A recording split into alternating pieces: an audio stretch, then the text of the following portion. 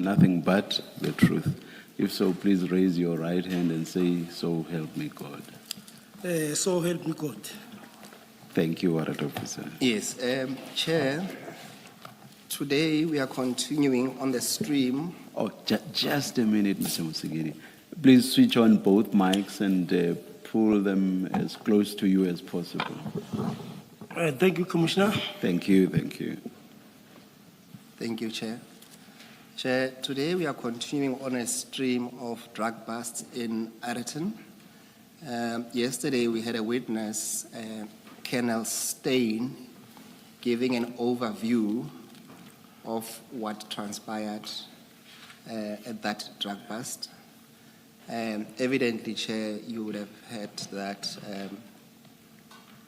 Colonel Stein arrived at 1 o'clock, which was towards the tail end of that drug bust.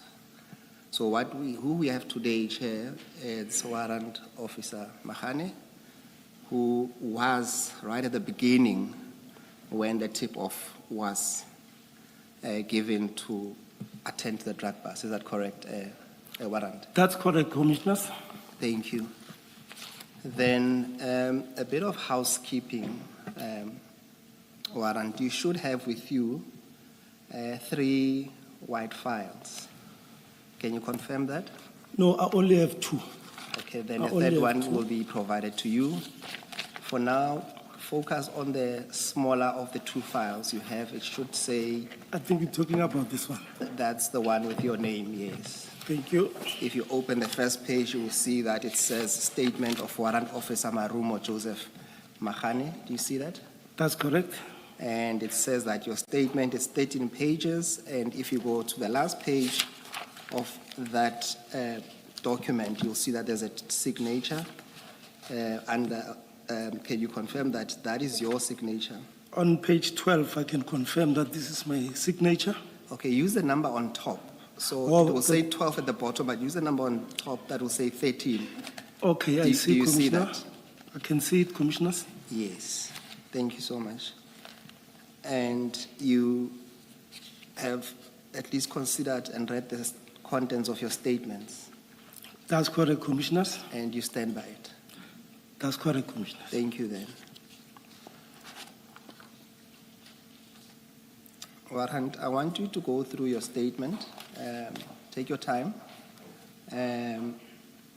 Firstly, I would want you to assist the Commission in a number of documents and probably in some of the presentation. Your name has come across with different spelling and pronunciations, from Mohana to Mohano to Mahana, and here it's written Magane. Can you just clarify so that we know we're speaking of one and the same a person in these proceedings? Thank you, Commissioners. When I first applied for my identity document, it was back then in 1991. My surname was wrong spelled as Mohana. So I recently rectified my surname to Magane as it appears here. So when the incident took place in 2021, my surname was still written as Mohana. So that's why you'll see now it appears as Magane, which is the correct one. But for all intents and purposes, at least we're talking about one and the same person. Magane. Yes, thank you. Marumo Joseph Magane. That's correct, Commissioners. Yes, Warrant, can we then go through your statement? You will be provided with a third file when it's an opportune time to do so. But for now, let's focus on the file in front of you. Can you start with, probably for the record again, put your name on the record, and then you can take it from paragraph 1 on your statement. Okay, thank you, Commissioners. I am Marumo Joseph Magane, state under oath in English. I'm an adult male, age 56 years, born on the 2nd February 1970. I'm employed as a police officer stationed at Zonkizizwe Subs, and currently attached to SIMEC office since the 1st January 2005. I then joined the South African Police Services on the 5th October 1988 as a student constable. I attended my basic training in Pretoria West Police Academy and completed my basic training on the 12th November 1999. I then worked at Alberton Visible Policing, which is also known as VISPOL, until the 30th June 2003.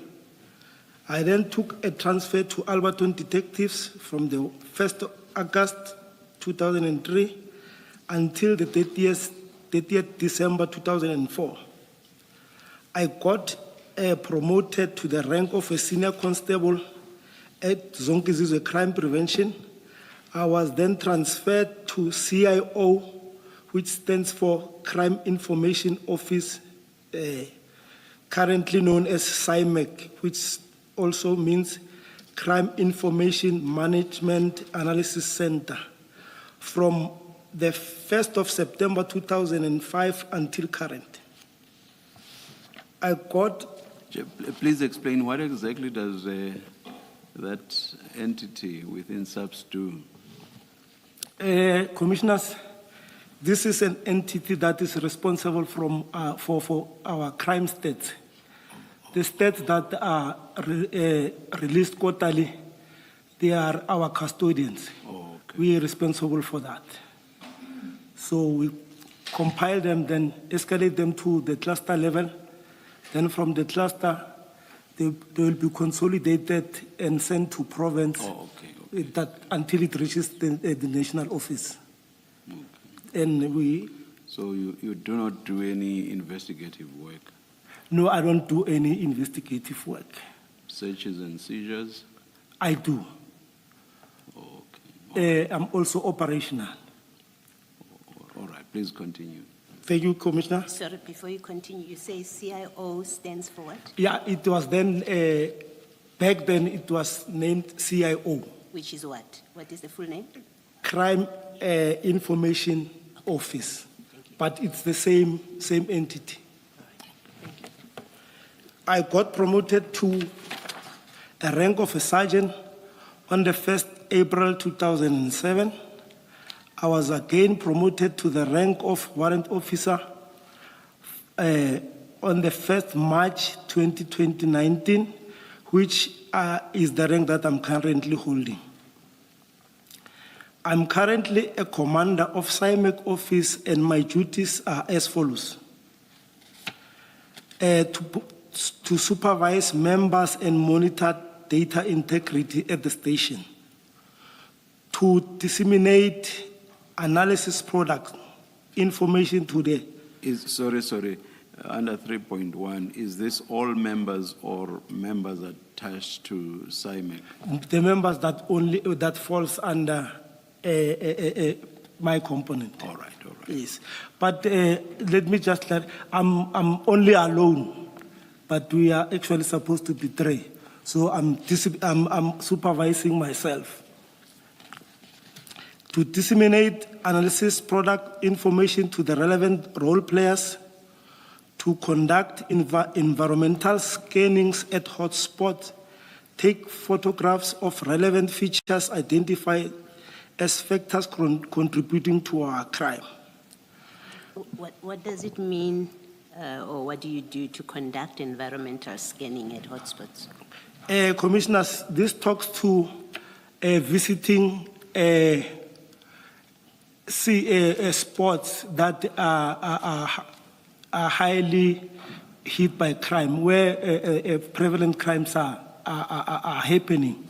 So I must visit those spots, ascertain what are the causative factors, and so that when and advise the operational manager as to where to focus and maybe give more information as to what are the causative factors.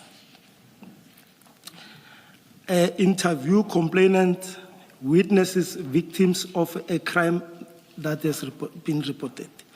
Can you please explain how that fits in within what I understand SIMEC to be?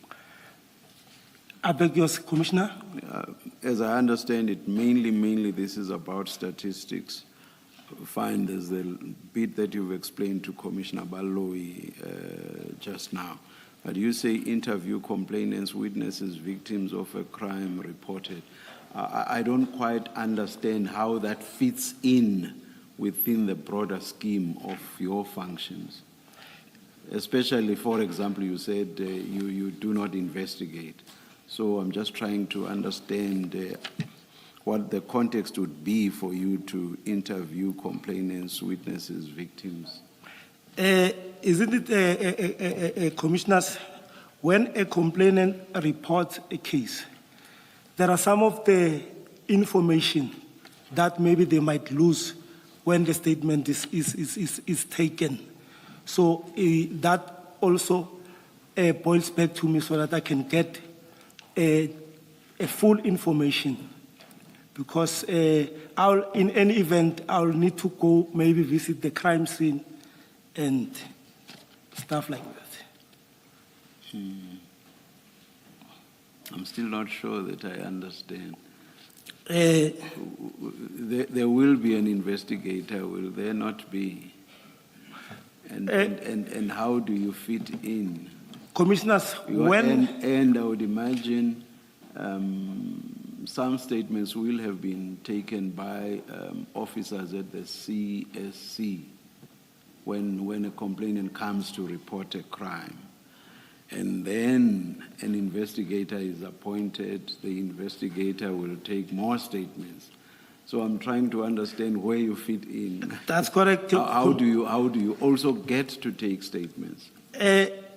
Commissioners, like, I'll give an example in a case of a hijacking. A complainant will come to the CSC.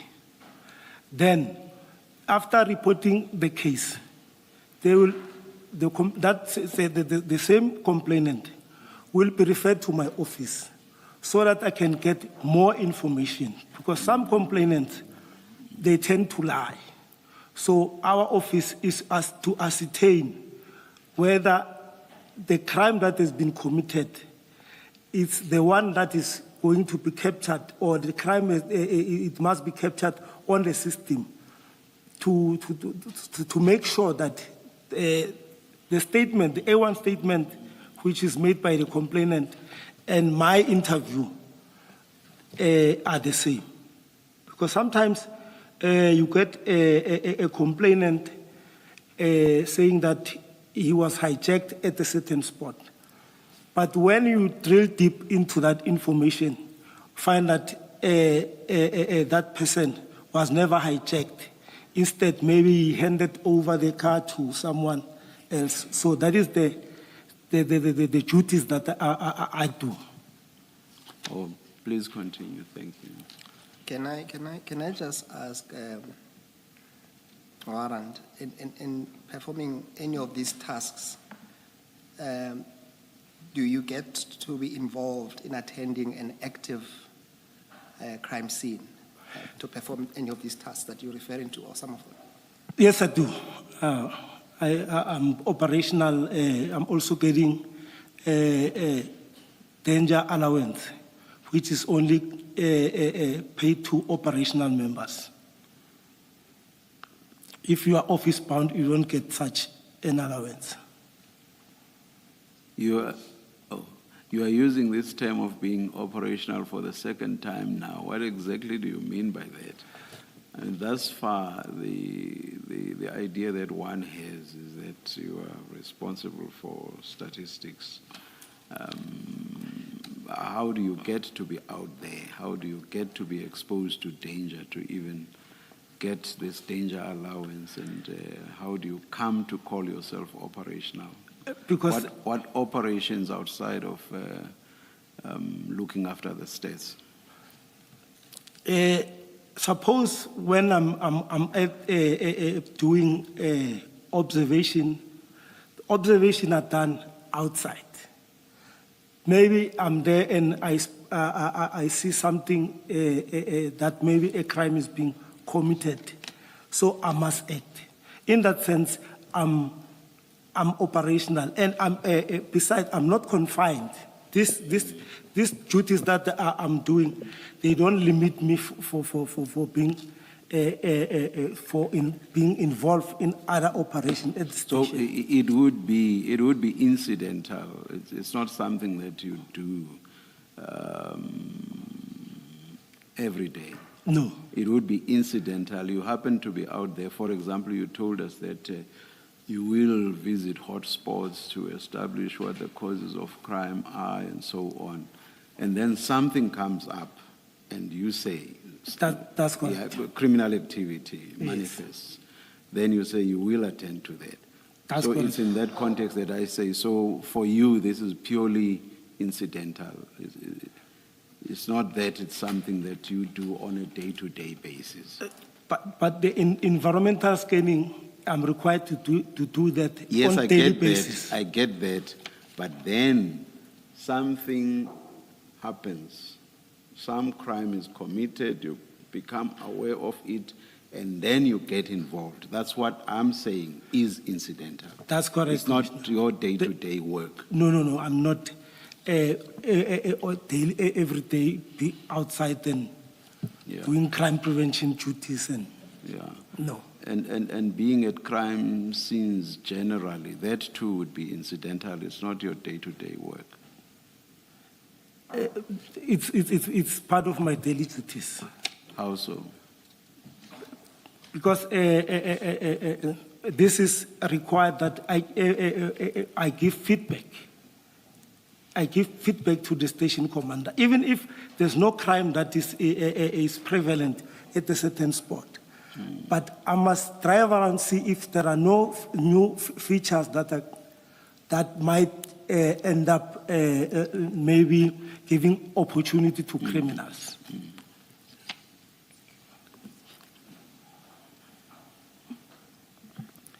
Thank you, Chair. And perhaps lastly, on that score, Warrant Officer, specifically when coming to this case, do you have any experience where you have encountered or you had to work with what we call drug busts No. prior to the incident that we want to talk about today?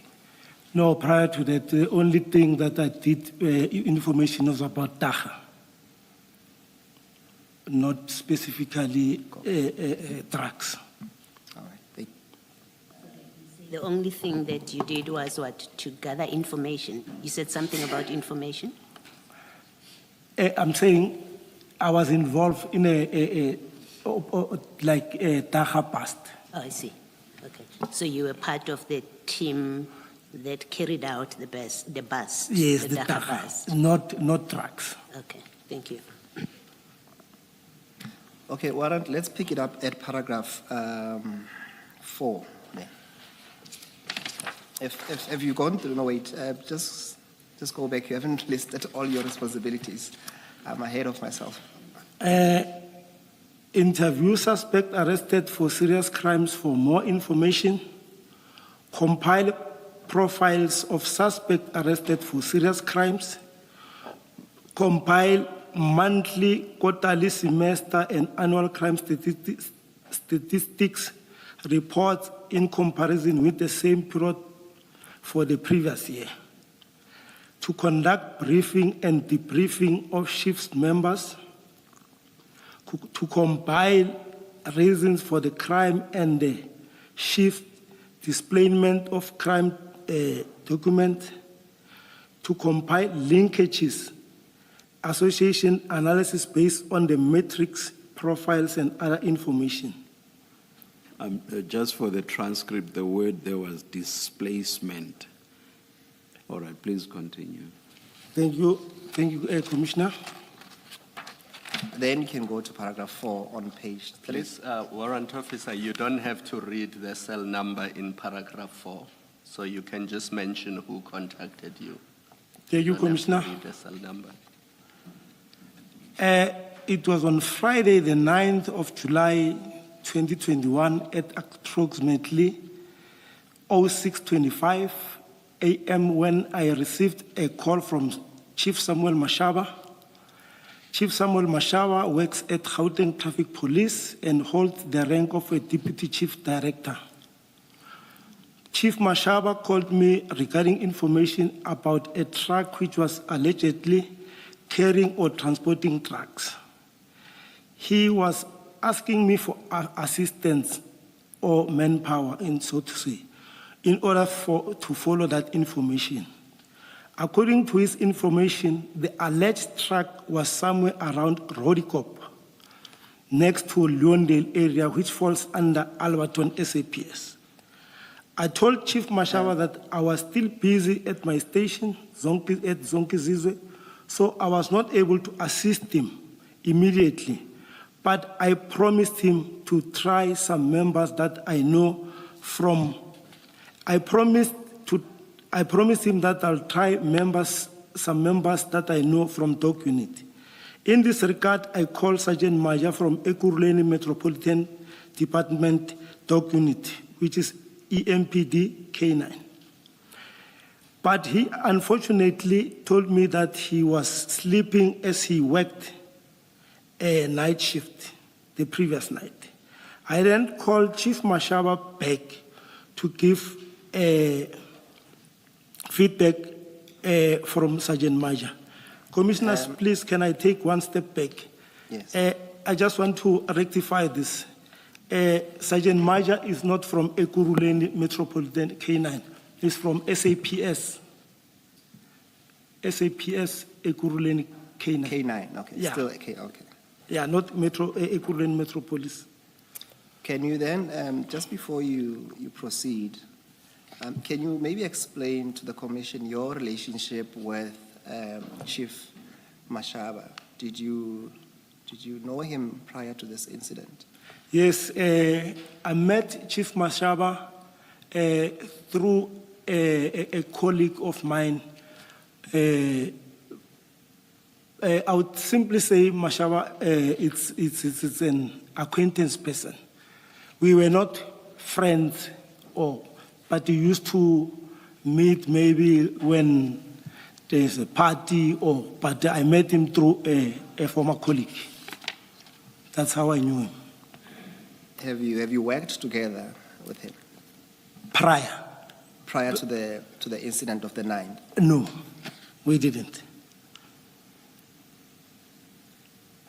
I then just before you proceed, just going back to understand the context of the call that you received on paragraph 4.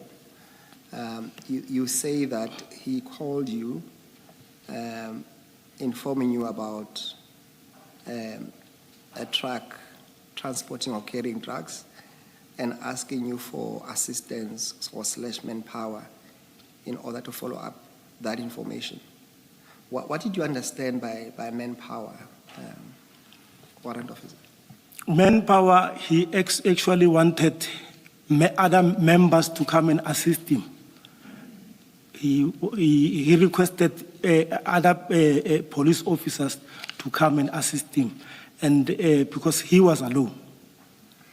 Given that it's drug-related and we have explored your experience, did it not occur to you perhaps to say to him, you can not assist, but you will seek someone who might assist? Like I said, I called Sergeant Maja, who is working with drugs. He's actually on drug unit. Yes, apart from Maja, did you call? Sorry.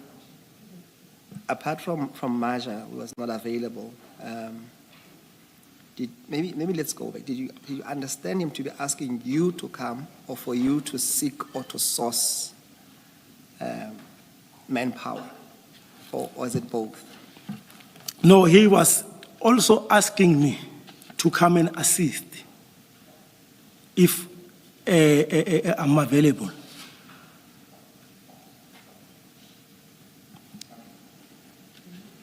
Warrant officer, let me first understand. You said Maja is subs Ekurhuleni. I thought subs was per station, as in subs Boysen, subs Zonki Zizwe, Phosphorus. What do you mean? Ekuruleni cluster. It doesn't belong to a station, No, it belongs to K9 at Ekuruleni. okay?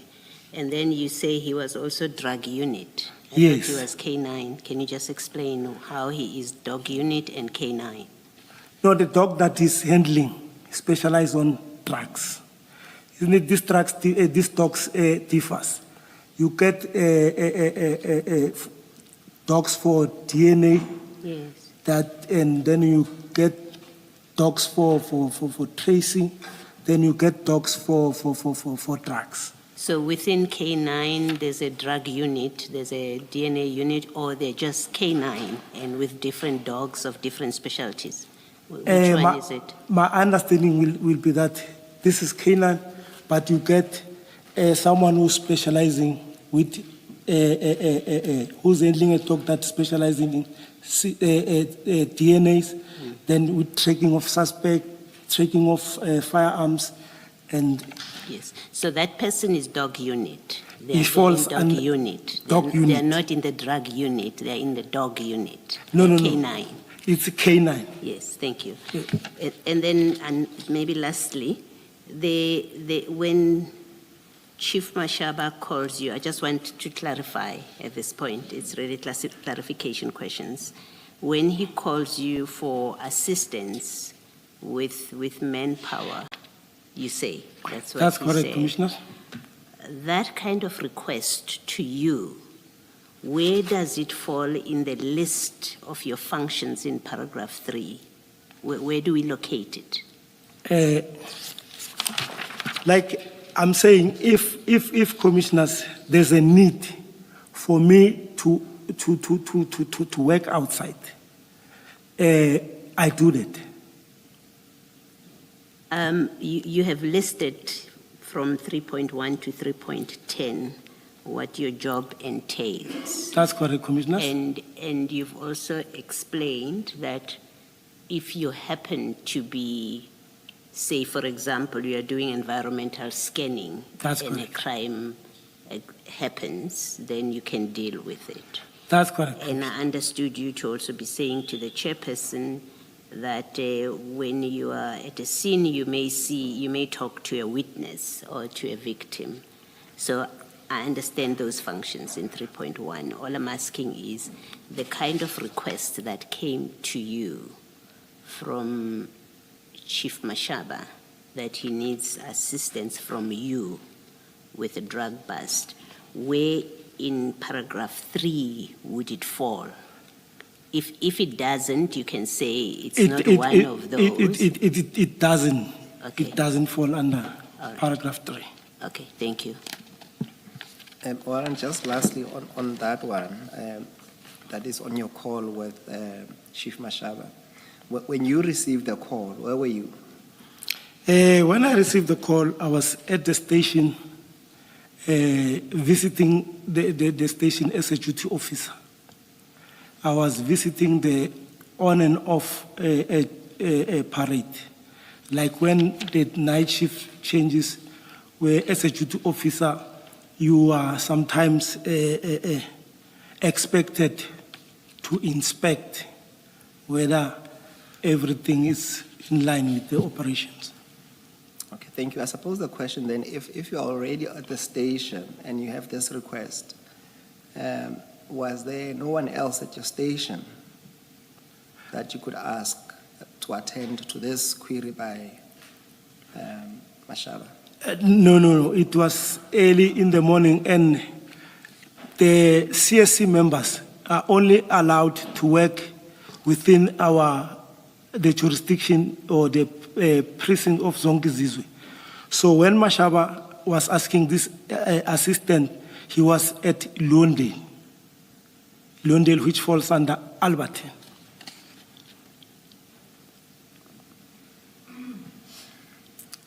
Okay, let's proceed to paragraph 6.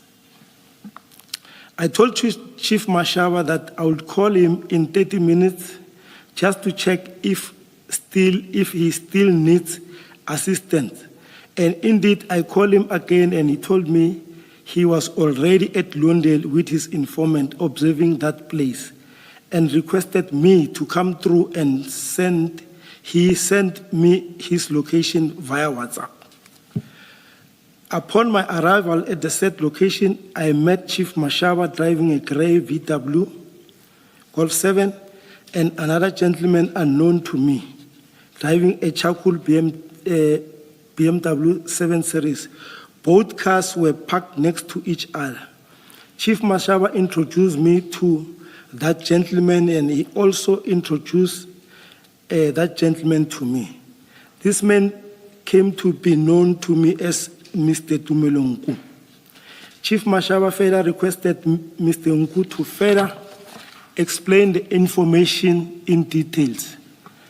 After a detailed explanation of the information, Mr. Nku, Chief Mashaba, and I decided to go inside. Commissioners, I think here the statement, it's only me and Chief Mashaba who went to that truck stop, not Mr. Nku. Mr. Nku was left behind. That's It what says, said. it says exactly It does that. accord, yeah. After a detailed explanation of the Mr. Nku, Chief Mashaba, By Mr. Nku. Then Chief Mashaba and you decided to go inside. okay. Just the two of you. Okay, thank you, Commissioners. Chief Mashaba and I decided to go inside the place where the truck was parked, which was not far from where our cars were parked. The name of that place, the name of that place where the truck was parked was Yellow Jersey Company. Warrant officer, just stop there. The gray VW that Chief Mashaba was driving, was it a police vehicle or was it his private vehicle? No, it was a police vehicle. It was a police vehicle. Yes. And then let's just get the place right. You say it's in Rodikop. Rodikop, And Rodikop is this industrial area near Spruitview. that's correct, So Commissioner. it falls under Alberton. It falls under Alberton area. All right, thank you. Before you continue, Warrant, can you just provide us with details as to what exactly you mean? You will see there when you say after a detailed explanation of the information. What information? What exact information did Nku and Mashaba give you? Thank you, Commissioners. Mr. Nku explained to me that he have received information about a truck which arrived a night before, which was on Thursday the 8th. And according to the Arrived information, where? arrived at Rodikop at Yellow Jersey.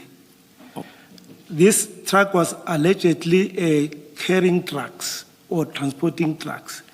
He also showed me the registration number and the number of that alleged container on his cell phone. Show me the picture of that container and the truck. And was he the informant? You said when Mr. Mashaba called you, he was with his Informant, yes, correct. So was this informant Mr. Nku? Mr. Nku, that's correct, Commissioners. And did you ask where he received that information that you saw on the SMS? No, I didn't ask that because it was going to be awkward. He's the informant of Mashaba. So the only relevant person which I can ask that it was Mr. Mashaba. Did you then ask Mashaba? Yes, I did. Where did he say the source of that information? Mr. Mashaba explained that Mr. Nku used to work at Transnet, so he still have information information about Transnet matters. That's what Mr. Mashaba told me. What did you understand by that? Because he didn't mention Transnet. My understanding is that the Yellow Jersey company, that's the logistics company, transporting the cargo. What's the relevance of, did you follow up, what was the relevance of mentioning that he used to work for Transnet? Transnet, I mean, the containers that comes, Yellow Jersey was contracted to transport containers from the harbor to various places. So that is a Transnet harbor.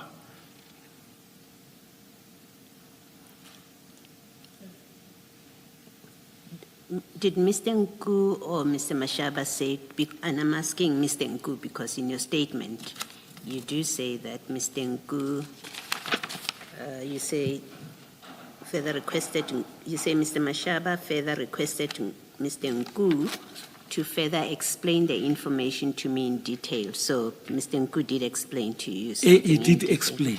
Did he say to you he got this information from Transnet? No. I'm trying to understand where, what his experience or his past employment with Transnet and still knowing things about Transnet, what that has to do with the kind of information that he's giving you. Commissioners, I didn't go deep into getting more information from Mr. Nku as to how is he getting this information because he was no longer working at Transnet.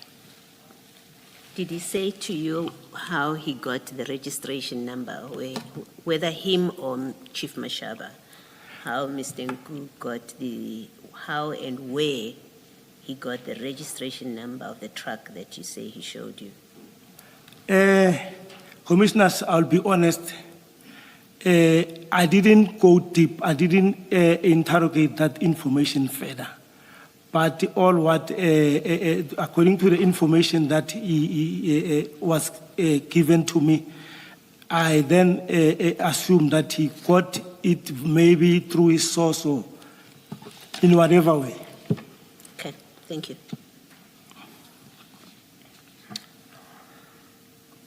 All right, let's proceed to paragraph 8, Warrant Officer. We proceeded to the Yellow Jersey company using Mashaba's vehicle and stopped at the security gate. I introduced ourselves and the reason for our visit at the premises. The security guards then referred us... Just before that, please explain the introduction. How did you introduce yourselves? By name, by work position, or what?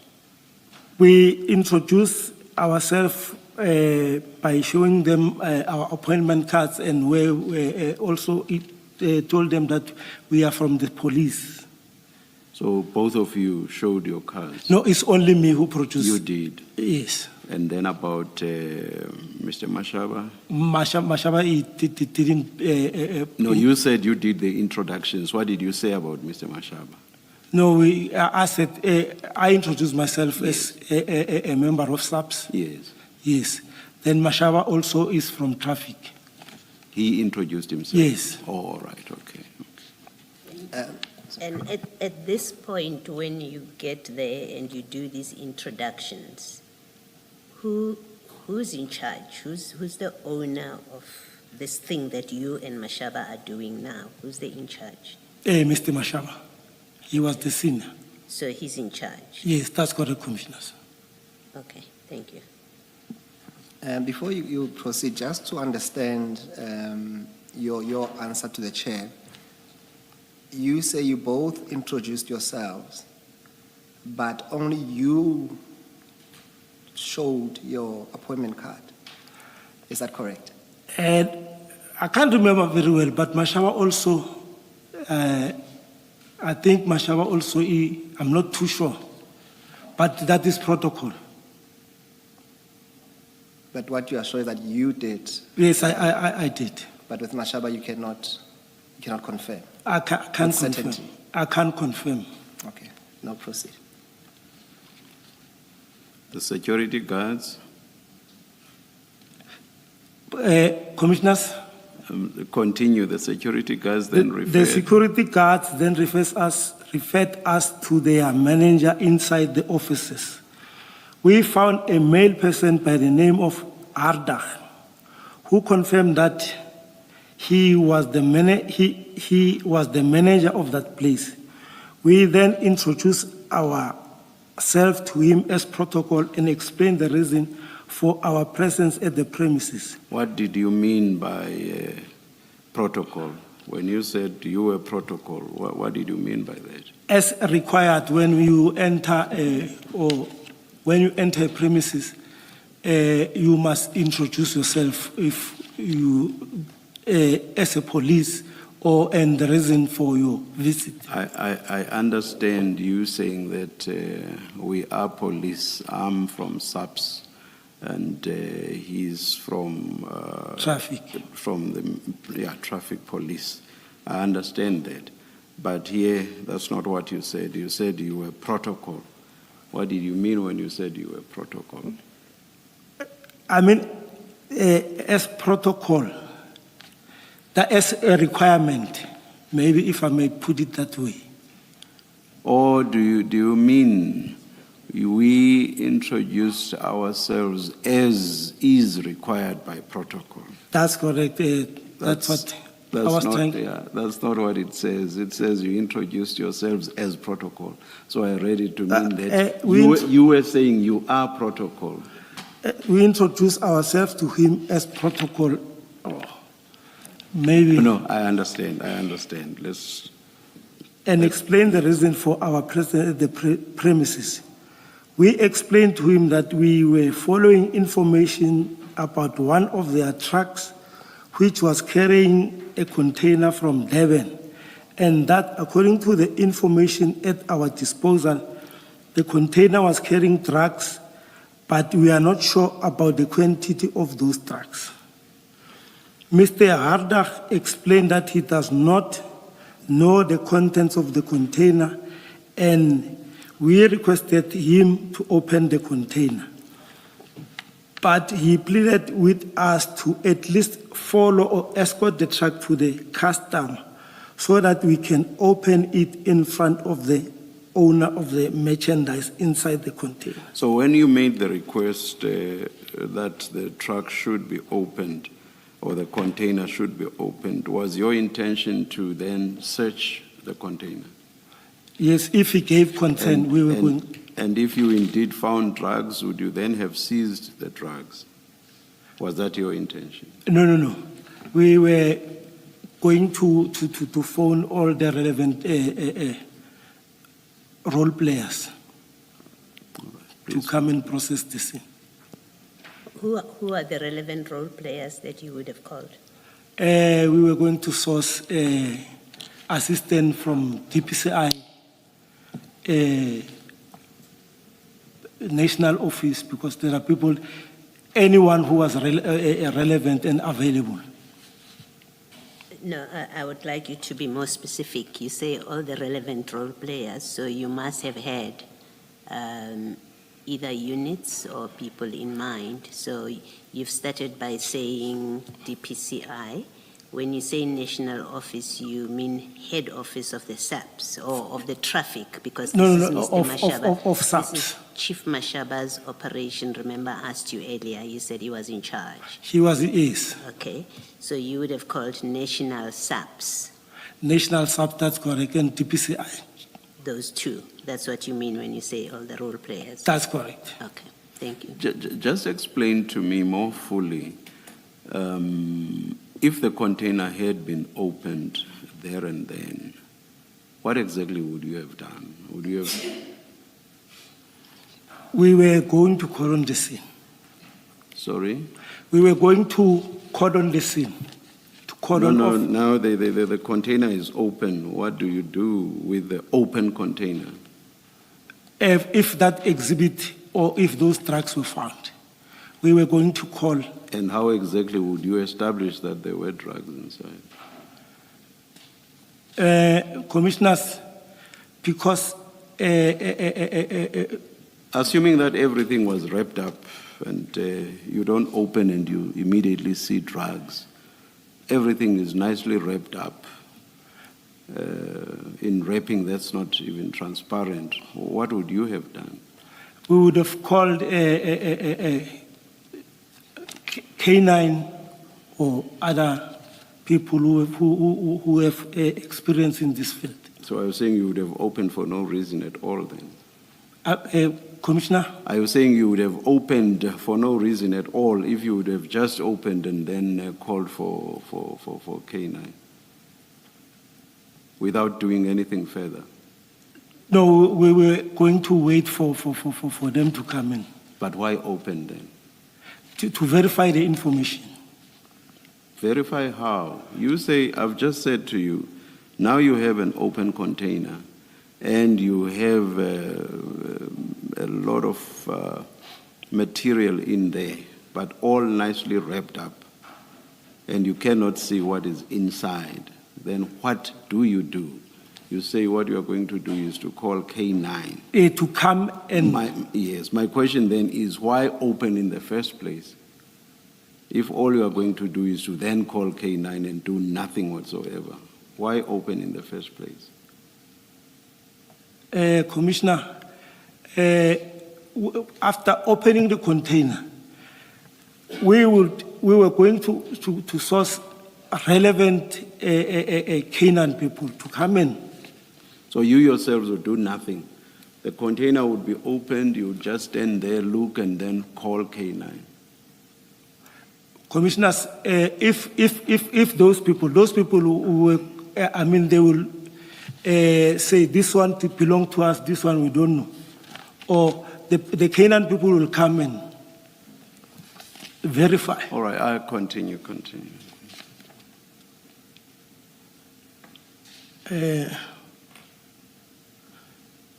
We explained to him that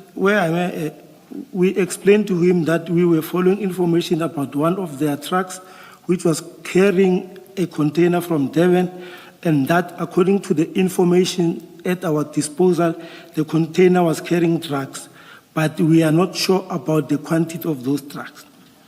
Mr. Hardak explained that he does not know the contents of the container, and we requested him to open the container, but he pleaded with us to at least follow or escort the truck to the customer so that we can open it in front of the owner of the merchandise.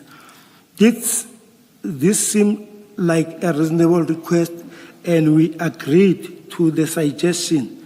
I also suggest that Mr. Hardak can also send their security personnel to accompany us to make sure the truck reaches its destination safely, and he agreed. Your informant, you obviously believed him. That's why you go to all these lengths about there being drugs. That's correct. In that container. Why do you allow this truck to get on the road when you're possessed with information that says there's illicit drugs in that truck? Well, why do you remove the truck from where it is parked and it has drugs in it? How did you think about it? Because you see, the owner of that premises actually was not giving us a concern to open the container, as he was not the owner. So we fell into that trap that no, at least let's follow this container to its destination, so that maybe upon its destination, then the owner maybe can give us a permission to search, because we were not having a search warrant. Okay. All right. Can I ask you, Warrant? As Commissioner Baloyi indicated, you had at least reasonable belief that there is suspicious material contained in that cargo. what I'm trying to understand, first of all, when you say we agreed to the suggestion that this truck be escorted, when you say we, did you agree personally to the idea? That's correct. I did agree with. And then my question is, what was stopping you from saying, call the intended customer, we are cordoning off this area, let him or her or them come here because this is a crime scene, because of your reasonable suspicion? Was it not something that you could have at least reasonably done? You see, information only become positive when we have verified. Sometimes information can be false. So we were trying to minimize a situation whereby we will find ourselves have opened the container and find nothing. But if you found nothing, that would have been the end of the matter, is it not? I beg your Commissioner? If you opened and you found nothing, that would have been the end of the matter. But And there was nothing inside. some people will take you on. You will get civil claims, and because we were not having a search warrant. So Section 22 gives a provision that if you've got a reasonable suspicion and you want to search the premises, if the owner of the premises is not giving consent, then you are going to see the problem. What do you do normally if the owner of the premises doesn't give you permission to search? We then apply for a search warrant, if that's an option. And why was that not done here? Because the truck is parked, you have your eyes on it, it's not going anywhere. Why didn't you consider applying for a warrant then, now that the Mr. Haddock is not giving you permission to open? No, Commissioners, I think it was an oversight from us because his suggestion for us to follow the truck up until to its end destination, we felt that at least we're getting a cooperation from him.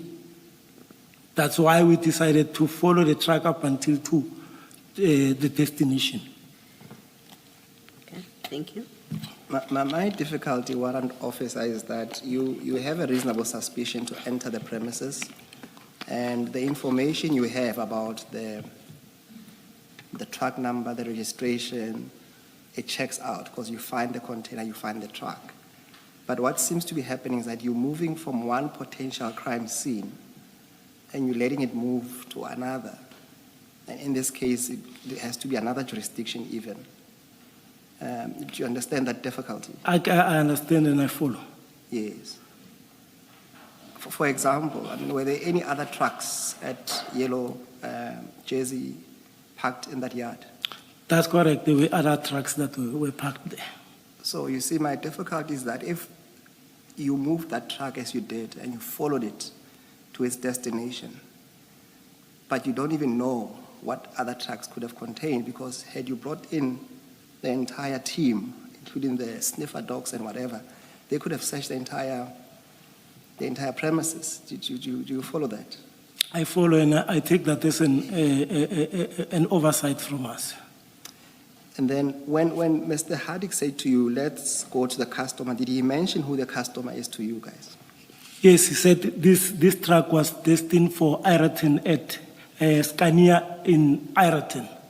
And you knew where Ireton was? Yes, I knew where Ireton was, but I didn't know the place where this the place where Scania is located. So did you know at least the distance that you'll be traveling escorting this truck? Yes, I know the distance was between 20 and 25 cases. Yes. But do you also appreciate that, in fact, you might have put yourself and your colleague in danger by allowing a truck to go to another destination where they could call and say, we have company. And when you get in there, you are met with other things. Did you accept that there was? I accept that, and I take this as, I don't take this, I take this as serious, and it definitely, if something might have happened, but God forbid it never happened. But there were possibilities. And that possibility arises because you've already now told Mr. Haddock that there are drugs in this truck. That possibility that, in fact, you could potentially have ended up with these illicit drugs being taken by somebody else, because now you've shared the information that this truck is carrying drugs. I agree with you, Commissioners. You didn't consider that risk, that by moving this truck onto the road when you have now revealed to someone outside your circle that there are drugs in this truck, that you actually have created a risk that someone else might just take those drugs from you on the road. Commissioners, I'll be honest with you, that we didn't think of, but possibilities, I don't rule out the possibilities of that happening. Yeah, no, it's a possibility it didn't happen. I really we're more concerned about your own conduct and thought processes, how you thought and why you would have thought this is appropriate. Having disclosed already to the security at the gate that there's a truck that has drugs on it, you've now disclosed to Mr. Haddock in there, and then you deem it appropriate, and at this stage I'm not concerned about Chief Mashaba, we're talking about you SAPS, that you think it's appropriate. You didn't consider at all the risk of driving with those drugs in that truck. At that time, Commissioner, I would did say we not. didn't consider that as a risk. All right, thank you. I suppose on that score, Warrant Officer, is it something that you would consider to be an oversight, or it's something that you just did not have appreciation of the magnitude or situation that you were Commissioner, dealing with? I'll consider it as an oversight. And for the fact that at least Mr. Harder gave us his option, another option of maybe searching the truck. But I don't know if I'm answering you. I accept that. We can move on to paragraph 10. We left the premises and followed the truck as agreed. I used my unmarked NP300 black buggy. Chief Mashaba and Mr. Nku followed in their respective cars. I also noticed that the yellow buggy from Yellow Jersey also followed us from a distance. Can I just make a correction? Before we left the premises, the Yellow Jersey premises, I left my numbers with Mr. Harder, and he actually gave me his numbers, then I gave him a missed call so that he can have my numbers. Did Chief Mashaba do the same? No. Only me did that. Why you? It's not your operation. Why are you the one that's giving Mr. Haddock your number and not Chief Mashaba? It's not a SAPS operation, you've told us. the Yes. traffic department operation.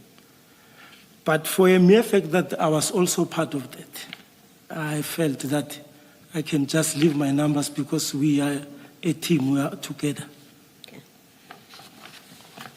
All right. Just on that score, before you proceed with paragraph 11, is there any reason why you allowed the informant, Mr. Nku, to follow you? Before we left, we went to our different cars. So we drove together. In my understanding, I thought maybe Mr. Nku, along the way, will take another, because we were now following the track to another destination. And That you- was not discussed whether Mr. Nku will be part of us or will follow us. And you will accept, at least for a moment, that it's not ideal for an informant, especially having given you the necessary information, to be part of your contingent to a potential second crime scene.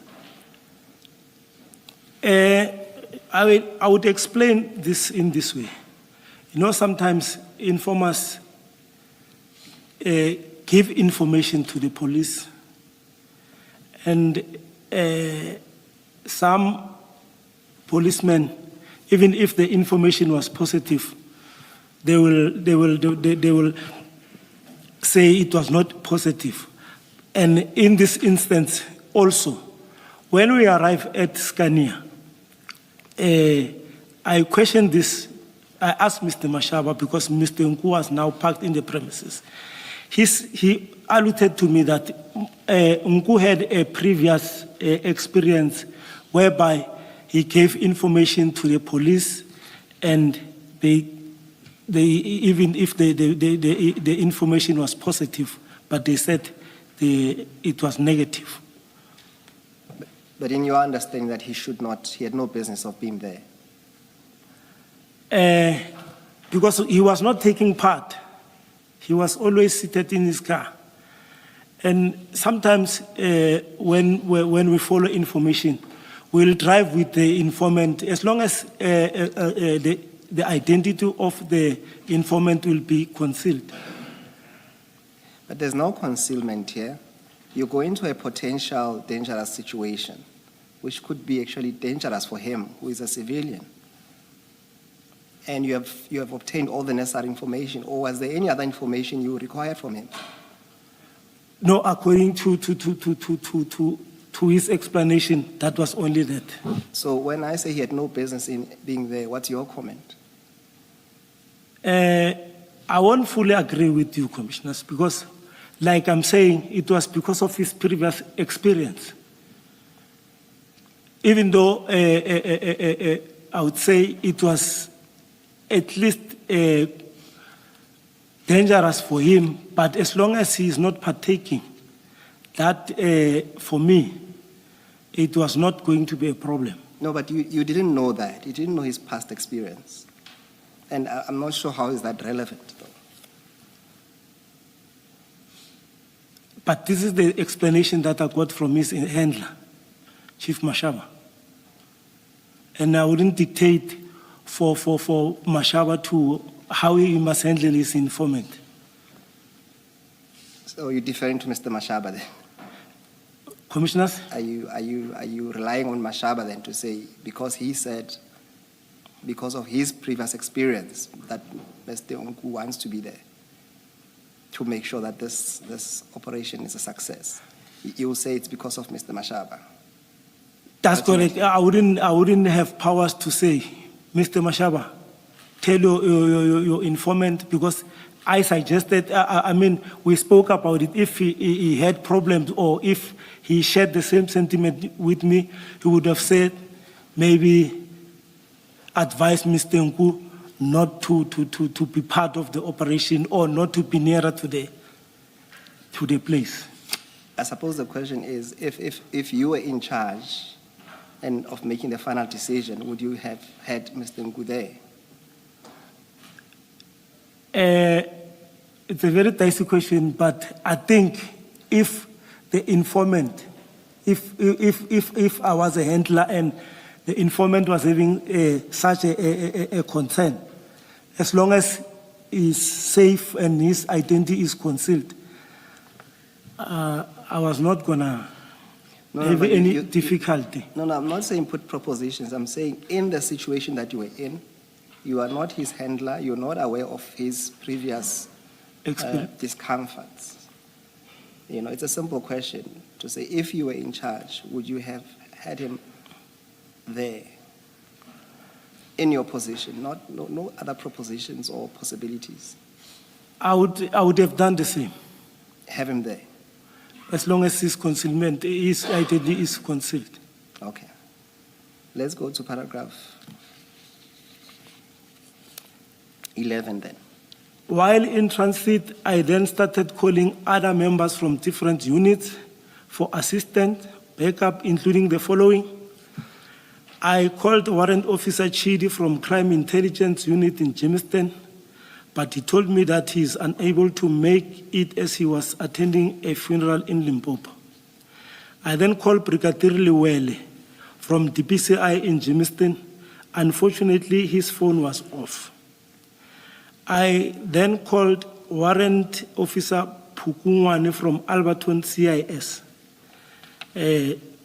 Maybe I must explain this. CIS stands for Crime Investigation Services, which is the detectives. He also could not assist because he said he was not feeling well after taking a COVID-19 vaccine and therefore indisposed. He also indicated he is the one who gave Mr. Mashaba my contacts, as Chief Mashaba called him before calling me for assistance. So maybe to explain this, before Chief Mashaba called me, this is the person that he called first, Warrant Officer Pukungwane of Alberton. That is how, because I didn't even have Mashaba's number, or Mashaba didn't even have my numbers. So he got my numbers from Warrant Officer Pukungwane.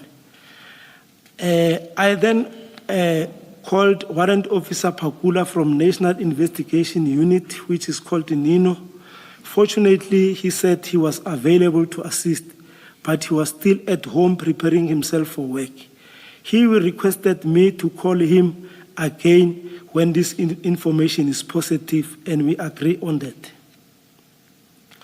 I then called my station commander, Lieutenant Colonel Risenga Albert Chauke, to report that I'm following an information with a member from Gauteng Traffic Police about a truck which is alleged to be carrying or transporting drugs to Ireton. He did not express any difficulty with what I was reporting, and he requested me to be update or provide him with a feedback on an opportunity time. Warrant Officer, none of these people that you have listed, and starting with Maja when you got the call the first time, and here in paragraph 11, none of them is from your Zonke Zizwe police station. You've called people outside. That's correct. I assume you're not the only member of Zonke Zizwe. There are other capable SEPS members there. To be honest with you, commissioners, at Zonke Zizwe at that time, because I left Zonke Zizwe at, I think, before 7. Yes. Other office members were not available. It's only a sector vehicle. And we're operating with only one vehicle for the complaints and CSC duties. Sorry about that. So, well, my question was going to be, why did you not call anyone from Zonke Zizwe when you were making these calls? How come there's no one from your police station that you called, and then have them tell you, I'm unavailable, I don't have a car, or they're not answering their phones? You've gone to everybody accept anyone from your police station? Is that because, since I'm explaining that we only have one vehicle from Zonke which is doing sectors.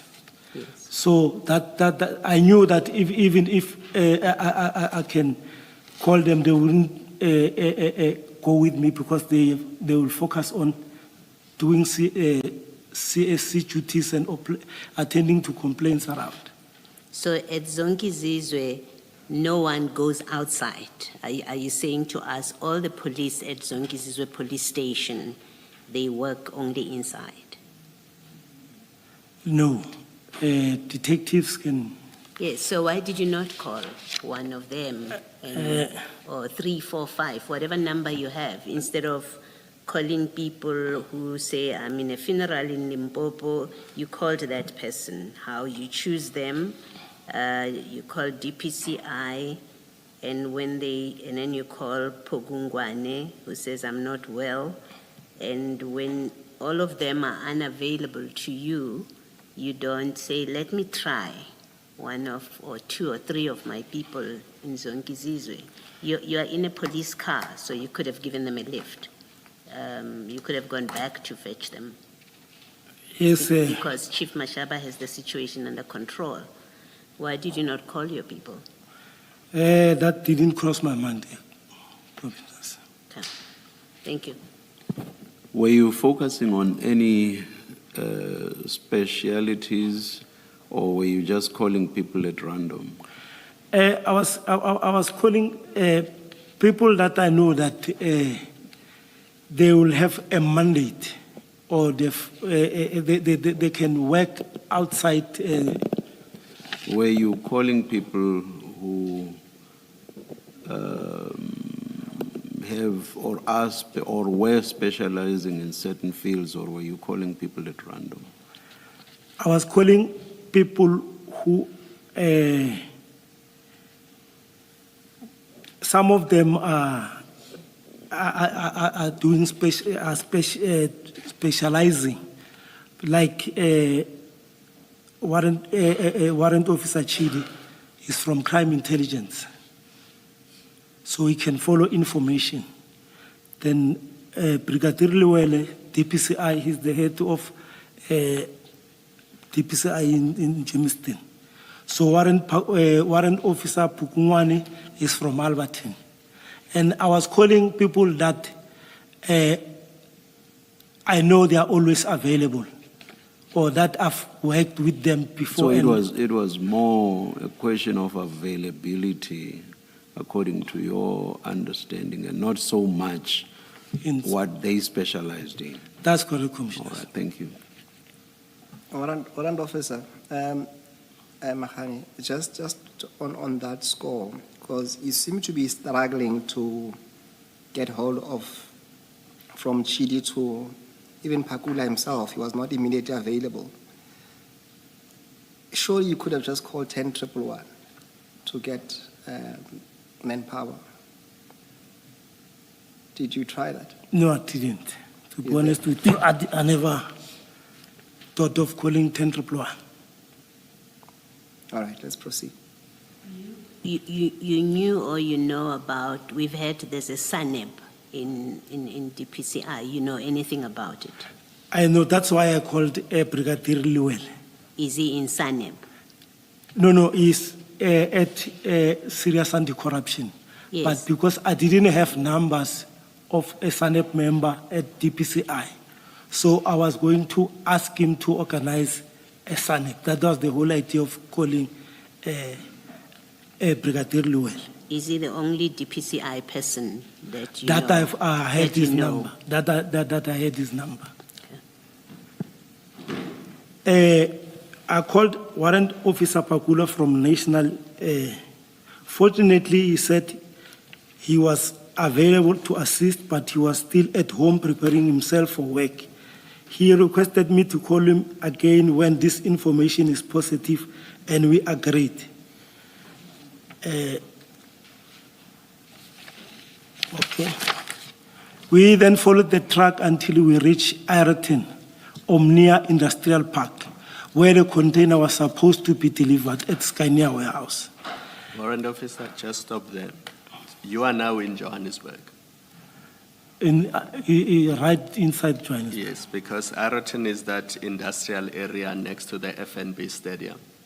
That's It's about correct. 2 Commissioner. kilometers from the FNB Stadium. Now you are in Johannesburg jurisdiction. You've got Boyson's police station nearby. You've got Deep Kloof, you've got Omonde, you've got Mondio, you've got Central Johannesburg possibly. Even Lenesia. Lenesia is a bit off. Did you call any of those stations to say, we are people from Ekurhuleni, we are now going to be conducting a search operation in your area of jurisdiction. Please give us permission and support. I'll tell you why I'm asking this. We've heard from other witnesses in a different stream who said, because they were from Ekurhuleni, specifically EMPD, when they needed to come and conduct an operation within the Johannesburg area, they reported at the nearest police station to the station commander that we will be conducting an operation in your area. And they signed a book in that station. And that's how they were able to continue to conduct an operation. Now, in this case, you are now in Johannesburg. You are there to search and look for drugs. And you did not contact the police stations that are actually responsible for that area. Let me try and understand whether you contacted them, and if you did not, why you did not contact them. No, I didn't contacted them Why did you not contact them? because already Warrant Officer Pakula, who also has a mandate to handle cases of drugs related and other high profile cases, agreed to say no, he's willing to come and assist. But you say he was only willing to come and assist if the information was positive. That's correct. Meaning you would have had to open the container and establish that the information is positive before you called him. That's correct. Now, Commissioner. how were you going to open that container and, as the chair asked you earlier, verify that there are indeed drugs in that container? Because that's the only way you can verify that the information is positive and then call Pakula. But my main concern is the mere fact of you opening the container. It means you are conducting a search operation in the Joburg jurisdiction, and you are doing so without notifying the police stations that are responsible for that area. True, Commissioners. And you did not even ask for backup. What if there was a shootout or something even more serious? No, Commissioners, if you follow information that is not violence related, sometimes we take things very easy. When to calls, you tend to even forget that the so-called death. You just tell yourself that whatever happened, because we were not, if this thing was like a robbery or what we'd have called for backup. But you're following a container that comes from a foreign country and landed at a port in Durban. And according to the information you have, it is carrying drugs. You don't consider that situation to be dangerous? No. Don't you think the owners of those drugs, assuming there were drugs in the container, would want to get hold of their drugs, and they would do anything to stop you from getting hold of them? That was possible. You didn't apply your mind to that at all? No, I'll be honest with you. That never come to. It never come to that extent. And this Nissan van you were driving in, I'm sorry to say, doesn't seem like a fast vehicle. It looks like one of those slow tortoise-type vehicles that would take you forever to get anywhere. Commissioners, you know, like I was alluding that when duty calls, sometimes you tend to forget about the dangers that you might face. I would expect a trained policeman to be alert to those things. That's correct. That's why we need a refresher course. Because I was at the college in 1998. The other basic things, we tend to forget them and we don't apply them anymore. I agree. It's a very important remark that the commissioner is making. Also, it was not your area of function. You are a statistics person. It's simply not your area of function. Commissioners, I would like to explain this. The CIMEC, or my duties as an analyst, doesn't confine me from doing other duties out of that scope. I only get rated for those that are on my those that are my primary duties. But I can still do other things which are out of that. But from the answers you've given in response to my colleagues, Commissioners Baloyi and Khumalo, it's quite plain that you were at sea, you were lost as to what needed to be done. It's not your area, as I say. I would agree. And also, you said you go out of the office when you do the environmental assessments, and that you would then attend to whatever may arise incidentally whilst you happen to be out there doing your assigned duties. Do you remember that? That's correct, Commissioners. Now, do you agree that what you were doing here was not incidental? You left your office upon being called and you went to involve yourself in this operation. It's unlike what you told us earlier, which is being involved with something, if something happens incidentally. This was totally different. Do you agree? Sorry to interject, sorry. Do you agree? I agree, but to explain this further, Commissioner. I'm happy with the agreement, but you may continue. Okay, thank you, Commissioner. My primary duties, it does not confine me from doing other duties which are operational. You see, we gave you an opportunity, we gave you latitude to explain what more you may do outside of the office, and you explained. And that had nothing to do with something like this, and you've just agreed that this had nothing to do with what you would ordinarily do outside of the office. You have already said so. So you cannot now try to bring this within the fold of what you can do outside of the office. Do you understand me? I understand you, Commissioner. Do you agree with me? I agree. Thank you. Well, I was going to add that, in fact, your commander, in his statement, says your duties are office-bound. That's how he describes your duties. That is Chauke that you've referred to. No, that's incorrect.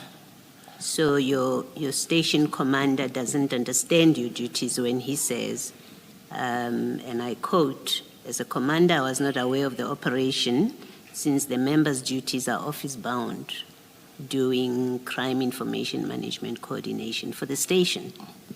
That's what he says about your duties. Like I'm saying, my station commander, I know he wouldn't give a positive statement about me. If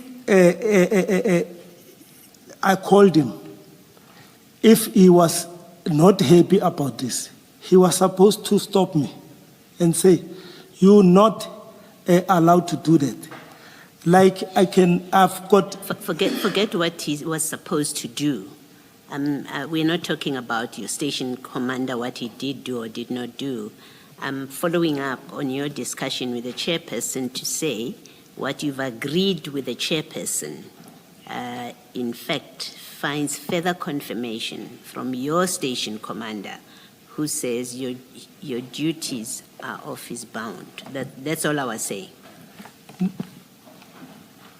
can I say something, Commissioner? Like I say, I fully disagree with my station commander. All right, thank you, Mr. Msikiri. Thank you, Warrant Officer Magane. Let's proceed. I think we are about to enter the premises of Eriton. You are at paragraph 12. Okay, just, Commissioner. Had 13. just read 12. Next one is 13. Paragraph 12. Move to 13. At Scania, we found a person who introduced himself as Miss Jolene Wenzel, and that she was working at Scania as a warehouse supervisor, and she also confirmed that the container was carrying their staff from Brazil. Equally so, Sorry, can I just understand something? The truck, who did it belong to? Was it a Scania truck? Was it a yellow jersey truck? No, the truck, the container was a load for Scania. Yes, I know. Then that the truck belongs to Yellow Jersey. I see. Thank you.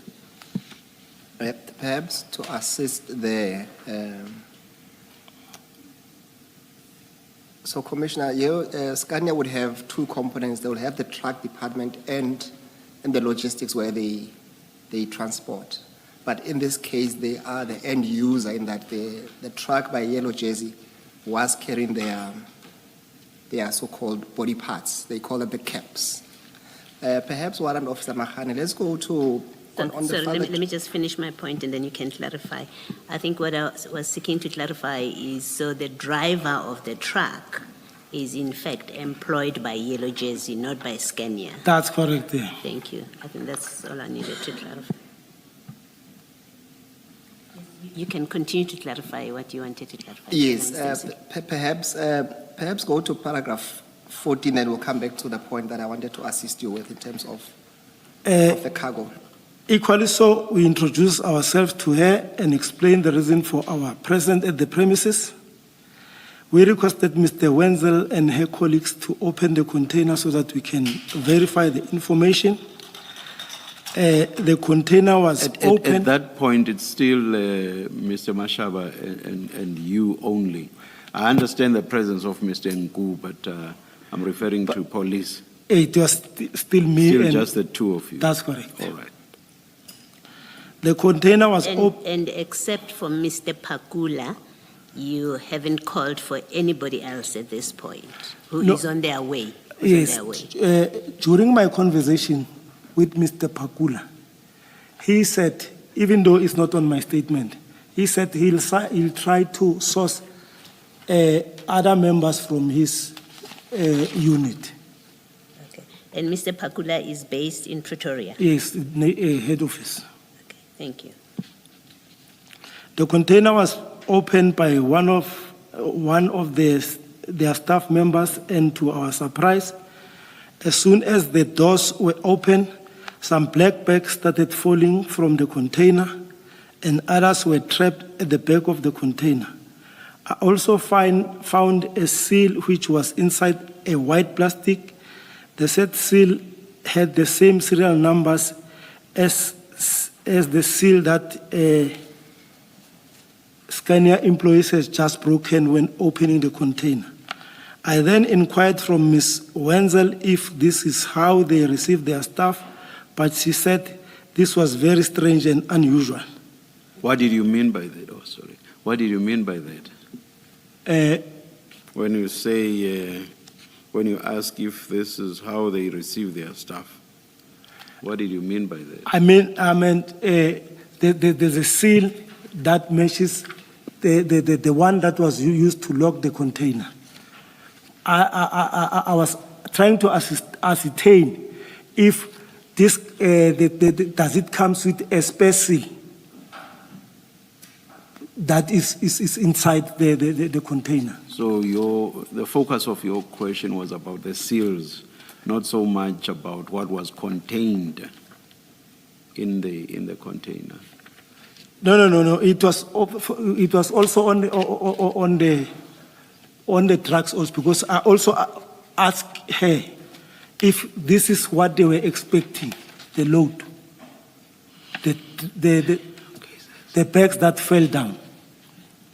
Do you want to maybe go to page 35 and then answer Chair's question with reference to the photo? So in the annexures after your statement, there's page 35 and 36.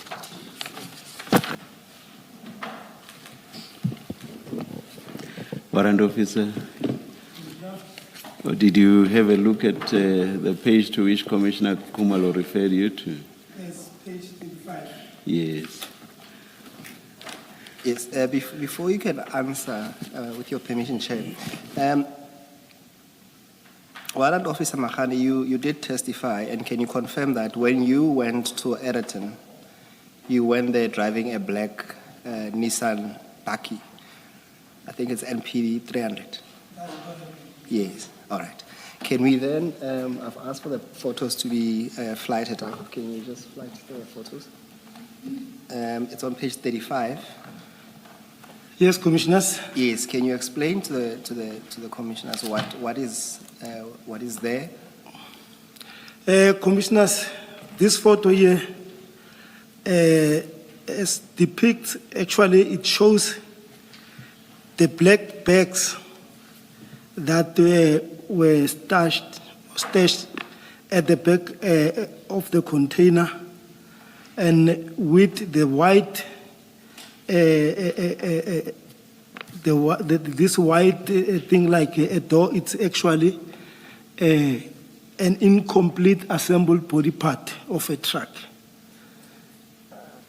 And these bags, as you can see, they are just next to the wall. I mean, next to the doors of the container. Warrant Officer, let's maybe do this. Scania is a trucking company. That's correct. They are trucks. So this is a door panel. It's a part of a truck. It's a door panel of a truck. No, it's not. It's you see, you get this truck cap. Yes. The whole the complete structure. Yes. So it's a complete structure, but without wheels and engine. But the doors, the doors are there. It's only the windscreen and the axle. It still needs to be assembled. So it's the front part of the truck. It's the front part. That's correct, Yes. Commissioners. And what we are looking at there, maybe if we go back to page 9. Is this a container? I mean, I see the lights. There seems to be lights. Is this inside the container? Yes, it's inside the container. Yeah. So I think page 9 is the one that shows clearly what Commissioner Baloyi is asking. Are we able to flight page 9?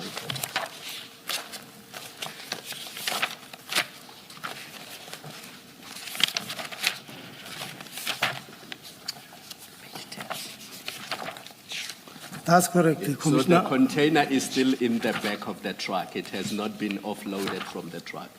No, it's still at the container is still attached to the truck. Yes. That's correct. So what we are looking at there on page 9 is the bottom part of the truck with the container on top of it. That's correct, But the Commissioner. container is already open. It's opened. Yes. And Warrant Officer Magane, just on that score, who took these particular pictures? These pictures were taken by myself. By yourself, okay. Yes. And it is at this stage when you say when you opened the doors to the trailer to the truck, that's when the bags fell off. That's when the bags fell off. Yes, I think it's page 9 and 10. That's correct. Yes. And then can you then pick it up because you were on paragraph 15, and the question that I wanted to ask you, it's about the emphasis on the where you say that the said seal had the same serial numbers as the seal the Scania employees had just broken when opening the container. What is the relevance of that, warrant officer? Page 6. Page 6, paragraph 15. Yes. So now we're back to your statement. The container was opened by one of the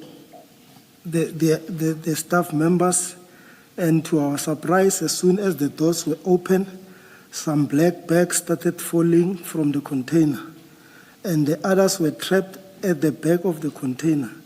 I also found a seal which was inside the white plastic. The said seal had the same serial numbers as the Scania employees had just broken when opening. I then inquired from Mr. Wenzel if this is how they received their stuff, but she said this was very strange and unusual. Yes. Can you tell us the relevance of this seal that you mentioned, that it had the same serial number to the one that was cut off to open the doors? What is the relevance of that? Because this was making actually, I was asking myself if this seal will be inside, and the other one it's locked. So that's why I asked Ms. Wenzel, as when their stuff is delivered, do they also get a spare seal? I don't know if I'm answering you correctly. So you yourself had no idea what this was about? That You yourself had no idea what this was about? the seal, I had no idea. All right. It just happened to catch your attention, as it were. That's correct. Okay. We'll come back to the seal. And is it because you didn't know what it was about, and that must be because you've never done a drug bust before? That also added to my confusion. And Okay. I think we will have a later discussion with you, and you'll realize that is the only explanation why you didn't know the significance of this seal. It's because you've never done a drug bust. that's correct, Commissioners. Okay, thank you. Chair, just for completeness, warrant officer, go to. So there's a file that you should have 3 files now. There's one that says file 1. It will say exhibit file. So it's one of the thicker files. This one. Yes, just if you turn it on the spine, just check it should say exhibit 1. Just assist.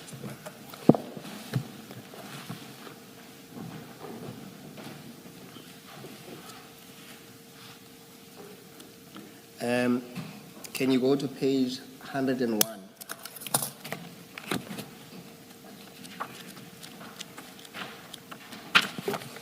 Before you do that, while they're still trying to get you to page 101, since this operation, have you learned anything about the significance of another seal that is in the container, which has exactly the same number as the one that you say was at the door? Have you inquired and learned anything about it? No, Commissioner, you say since after this operation. Yeah, we know that at the time of the operation you didn't know anything about the significance of there being another seal in the car, in the cargo or in the container. You didn't know anything about it. That's why you asked Ms. Wenzel. That's correct, Ms. Okay. So I'm asking you, since after this operation, have you learned anything about the significance or the meaning of there being a seal, another seal in the container which has the same number as the seal at the door? That's correct, Commissioners. As I'm always following this commission, Okay. and there were witnesses that were called to this before this commission, and when they testified, I was listening and following it. This special, it's meant to. It's actually is supposed to be used when or criminals or whoever intercept the drugs along the way, then so that when it's they broke it open, they can seal, they can use the space seal, so that the end user cannot suspect that there was some the original seal was cut open along the way before it reaches. Okay. So you've learned that through the process of the I commission. only learned from this commission. Thank you. Thank you then. Warrant Officer Magane, then go to page 101. Are you there? It's triple one. I don't know if I'm at there. Maybe if you can just help me.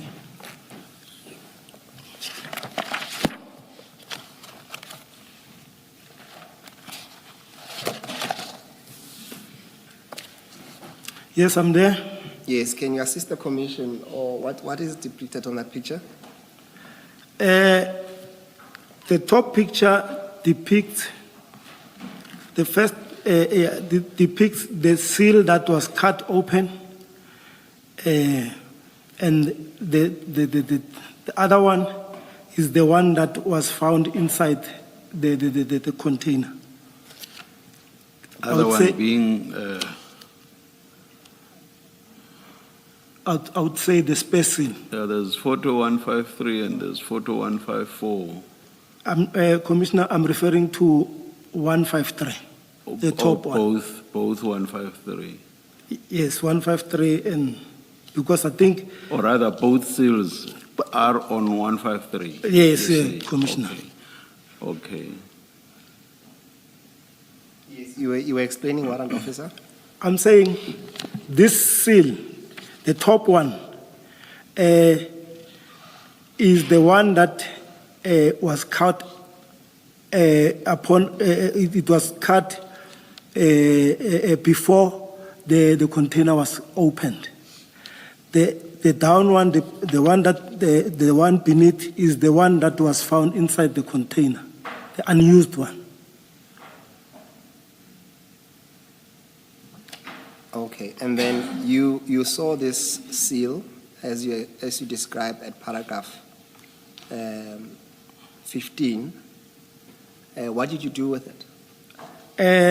Firstly, I called Jolene, the warehouse manager, and showed her the seal, that this seal, like I was explaining that, I asked her if this is how, and I was also including the black bags, that this is how you receive your stuff. Then she was also confused as where this thing coming from. She didn't have any idea about the space seal that was found inside the container. Okay, we'll come back again to the seal. Can we then proceed with your conversation with Ms. Wenzel? So you go back to the first file.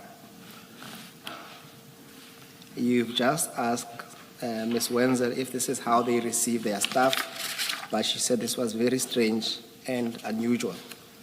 That's correct. Can you pick it up from there then?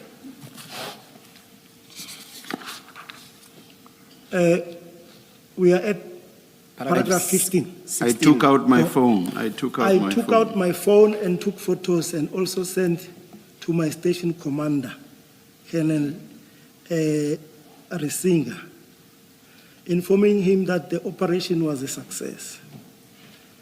We had to use... Sorry, before this, And before you opened the truck, when you got there and the container is closed and sealed, did you take any pictures so that you have evidence that shows that you found the truck locked with a seal?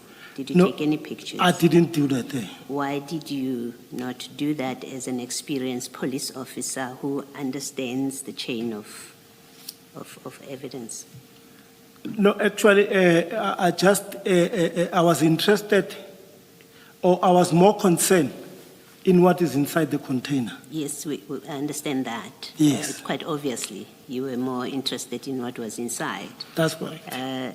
But you arrive there, you want to see what is inside, but it is locked. Why did you not take a picture to show, so that you have evidence that shows that when you got there, you found this container locked with a serial number, and here's evidence of it before we open it? Why did you not do that? I would say, Commissioners, that was an oversight from me. Okay. Thank you. This warrant officer, are you familiar with the National Instruction on Crime Scene Management, Instruction 1 of 2015? That's correct. Were you familiar with it at the time when you went to Eraton? I was, even though some of the aspects where I was no longer, I couldn't remember everything, but all what I know that a crime scene must be preserved and all the exhibits must be kept safe. Yes, it follows up on Commissioner Baloyi's question that you have now contaminated the crime scene by instructing people to open the truck and things fall out, and you're looking at the seals and things are then being taken out. But in all of that, you do not follow what the national instruction requires that a person must do. And I think it's a function of you simply not being familiar with what happens at crime scenes.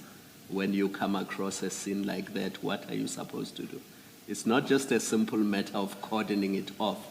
It's also preserving the scene so that if it has to be used as evidence in future criminal proceedings, people need to know, what did the truck look like before? What did the container look like before it was opened? Who opened it? What happened after it was opened? What did you do after it was opened? And all of that evidently was not followed in this case. Commissioners, I'm not disputing that, but I took a few photos. I took few photos to have the originality of the scene, the original scene, so to say, how it looked like. The only omission that I think I made is not by taking a photo of the original seal. Yes, because and that's Commissioner Baloyi's point. I agree with that. The scene is contaminated. Simply by doing that, it means there's a problem. I fully agree. Thank you.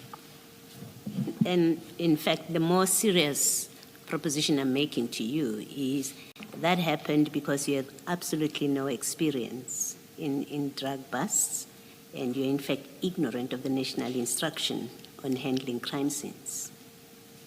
It happened because of that. Otherwise, you were if that's not the reason, then you were being deliberate in compromising the crime scene. So I'm giving you propositions that, one, you were either deliberately compromising the crime scene by contaminating it from the get-go, or you were ignorant about handling a crime scene such as this, because you have absolutely no experience in drug busts. It's not part of your job, and you are ignorant of the national instruction on how to handle a crime scene. Which one is it? I'll take the second one, that maybe I wouldn't be comfortable to say ignorant. But all this, all what happened, it was not through intention of contaminating the scene. By then I thought I'm trying to preserve the scene at the best of my ability. Thank you.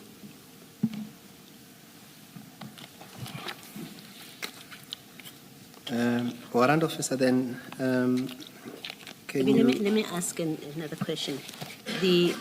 Now that the truck is open, and I mean, it's open and the container is open, and these things fall out, why did you not wait for the other components that are relevant to this? You didn't wait for K9 to come and check before you do anything. You didn't wait for, you say, DPCI. You didn't wait for anybody. It's just the two of you, one SAPS member and one traffic officer. Why did you not wait for the relevant components, as you referred to them, to come to the scene before you do anything else? Commissioner, my explanation will be that we further wanted, because there were other bags that were stacked inside. So we thought it will be relevant to take all the drugs, or I mean the bags, sorry to say the drugs, to take all the bags and keep them at one place. Yes, my question is, why did you think that? Why did you not wait for the other components before you do that? Yes, that was going to have to happen eventually. But why just the two of you, one SAPS member, who it's not his everyday job to do this. We can see already you have compromised the scene, but you admit it's not your everyday job. You have one traffic officer. You've now opened the container. Bags have fallen out. You think there might be something else to look at. Why did you not wait for the other components? There was nothing urgent at that point. I agree, Commissioner. Okay. Do you know who LCRC is? That's correct. I know LCRC. Please indulge me. It's a local criminal record center. Yes, and we've had evidence that whenever there are scenes like this, it is their responsibility to come to the scene and take photographs. Do you That's agree correct. with that? That's correct, Commissioner. So why did you not call them to come and take photographs before you started removing these bags from the container? Commissioners, I did call them, but it was after all the bags were taken from the container. So after you and your team had put your fingerprints all over? That's correct. Scania employees had put their fingerprints They all over also, the stuff. we also requested them to help us to load the bags. And I noticed that throughout that process, this 7 Series BMW without number plates is right there on the scene. That 7 Series BMW belongs. Without number plates, can you just confirm that it did not have number plates? It did not have number plate, but it had a valid A permit? a permit. Yes, Yes, it had a valid permit. yes. But as we all know, the permit is in the back window of the vehicle. And if the windows are tinted, you would have to be really smart to read the handwritten registration numbers in that permit, wouldn't you? That's correct, Commissioner. And you allowed that vehicle to be near the scene of a drug bust, and as a policeman, you didn't have difficulty with that? Because I knew who the vehicle belongs to, Commissioners, to be quite honest with you, and the occupant of that BMW was not even taking part. You had just met the person that morning. You didn't know who it was. If I asked you what is his address, you wouldn't be able to tell me. That's correct. But Because you had just met him that very morning. That- And you said it was Mashaba's informant. that's correct, Commissioner. Now you go to a crime scene, a drug bust, a major drug bust, with somebody who's driving a BMW 7 Series, and it has no number plates, and it parks right next to the very container that is being searched, and things are being pulled out of the container. Isn't that problematic? Commissioner, I'm not trying to be defensive, but the car that the Commissioner is referring to, it was not, it was parked, but inside the vicinity, but it was not closer to the scene of crime. It was about 300 meters from the scene. No, but it's inside the Scania. I happen to know where the Scania premises in Eroton are. It's right inside. Can we just look at page 28 or 30 of the exhibits bundle? Page 28, can we just fly to that photo of the exhibit?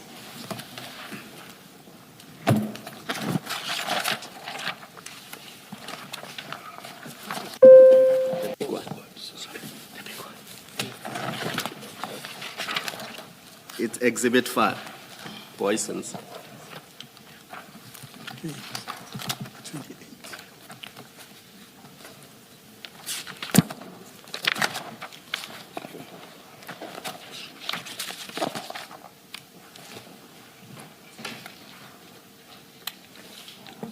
Perhaps, are you there? All right. I've got it there, Commissioners. This is the 7 Series vehicle that accompanied you. And if you look, it's inside the premises.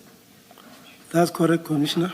And it is near the scene of this major drug bust. And for all that the Scania people know, this vehicle is there with you because it's accompanying you and Mashaba. Now, in terms of crime scene management, isn't that in itself a problem? Because in your response to Commissioner Baloyi, you said one of your duties was to cordon off the scene. But if you are allowing this vehicle to be so close to the place of the drug bust, I mean, that in itself is a problem because bags can easily be taken and be put in the back of this vehicle. Do you see that? Can I respond there, Commissioner? Yes. Commissioner, like I've alluded, this car, this BMW, was about 300 meters. I agree it was in the same vicinity.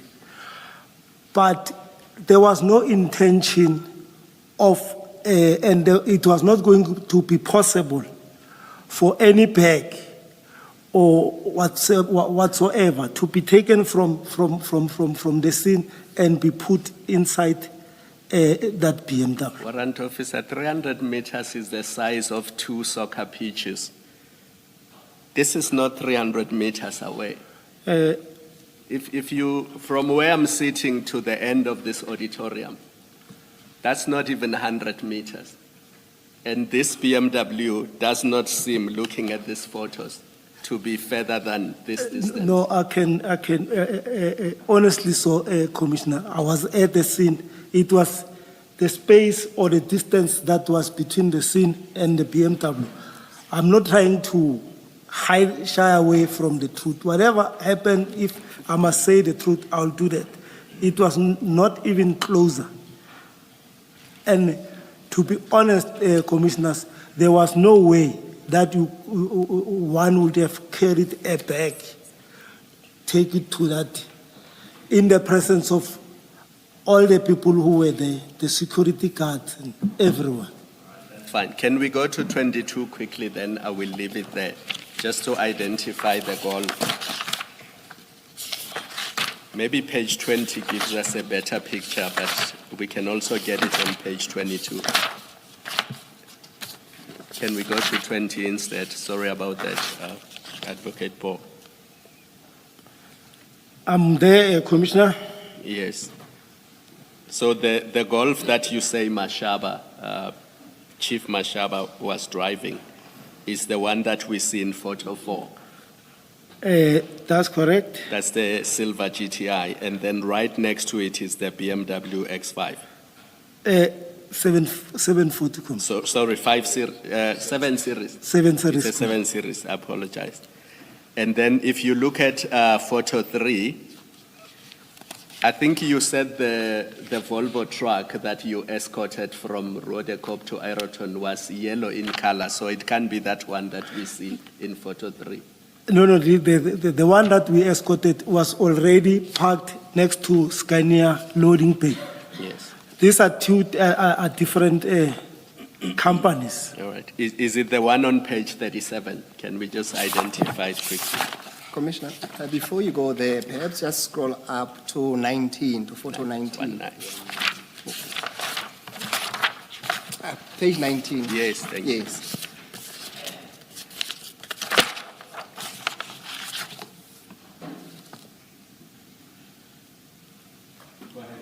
I'm there, Commissioner. No, I was trying to assist with the proximity of the yellow truck on your questioning. Yeah. Can you see the yellow truck in photo 19? That's correct. I can see it, Commissioner. Now, do you still insist that the distance from the BMW to the yellow truck is 300 meters? Commissioner, I'm not sure, but it was not closer to the yellow. It was far away. Warrant officer, you seemed sure earlier. Why are you suddenly not sure? No, I'm sure, Commissioner, even though I'm saying maybe I might not be right with the meters, Yeah. but it was not like this hall, this auditorium. No, this one is small. Yeah. Yes, that's because it's not even 100 meters, this one. I'm saying, looking at these photos, that cannot be 300 meters. Can we maybe suggest 150 meters? If not 300, Commissioner. So you give me half like Sergeant Nkosi, and you take that. No. Commissioners, me and Nkosi, please. Please. Warrant officer, I'm sorry. I just want to get an idea of what you and Mashaba thought you were doing. He's a traffic officer. I don't expect him to be skilled in handling drug busts. Your functions are mainly office bound. Yes, you do say from time to time you do go out, but doing anything regarding crime scenes is incidental. So both of you know nothing at all with handling drug busts. What on earth did you think you were doing when you started searching that truck, removing whatever it is you removed and loaded it onto your buggy? What did you think you were doing? With all honesty, Commissioners, the sole intention was to verify the information, have a success operation. Even though both of us were not having any experience in handling the drug bust, but relevant functionaries were sourced to come and assist. Is this verify information whether there were indeed drugs in the container? Is that what you are referring to when you say the purpose was to verify the information? If it's positive, exactly. Is that all that a crime scene is about? No, like Commissioners, like I alluded earlier, that I tried my level best to preserve and make sure that the scene is not contaminated until a warrant officer and other members arrive. That's a serious problem. That's a serious problem because Commissioner Baloyi said by opening that container, you are already tampering with the scene. and you agreed. For that, I take a punch. Yes. And then again, I'm not sure whether it was Commissioner Khumalo, you got everybody to handle what was inside, or at least what you were interested in. The bags that fell to the ground and others that remained stuck wherever it is they were stuck. You got a whole lot of people, including yourselves, to handle those. So that's a second stage of tampering with the crime scene. So I don't understand your statement when you say that you tried to preserve the crime scene. What are you talking about? Commissioner, here I'm trying to, actually, I'm talking about the exhibit. That because they were not even tampered with, they were still in its original shape. They are tampered with if a whole lot of people handle them with their bare hands. A number of people, you, the traffic officer, Mashaba, Scania employees, all of you handle all of those bags with your bare hands. That's serious tampering. I agree to that, Commissioner. So what are you talking about when you say you preserved, and add to that the very initial stage of opening, breaking the seal? That's the first stage of tampering. What are you talking about when you say you preserved the scene? I'll repeat the question. Commissioners, maybe I'm talking about making sure that the exhibit are not stolen. You were clueless, and you knew that you were clueless. That's correct, Commissioner. Mashaba was clueless, and you must have known that he too was clueless. Correct? Correct, Commissioner. What on earth were you doing handling any of the objects there, the container and the contents? What on earth were you doing? Commissioner, we were innocently trying to process this. Now, having tampered with the scene in the manner in which you did, what did you expect you say you called the LCRC later when the bags were already in your van, I assume, your buggy? That's correct, Commissioner. Yes. What did you still expect the LCRC to do after tampered with the scene in the manner in which you did?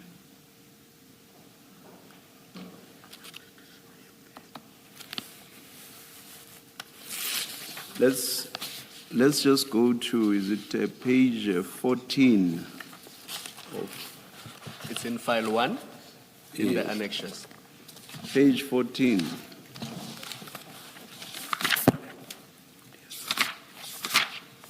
The statement file.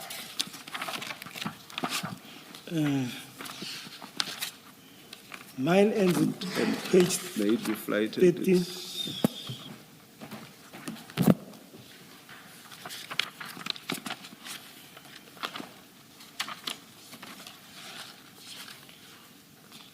Under the tab item 4.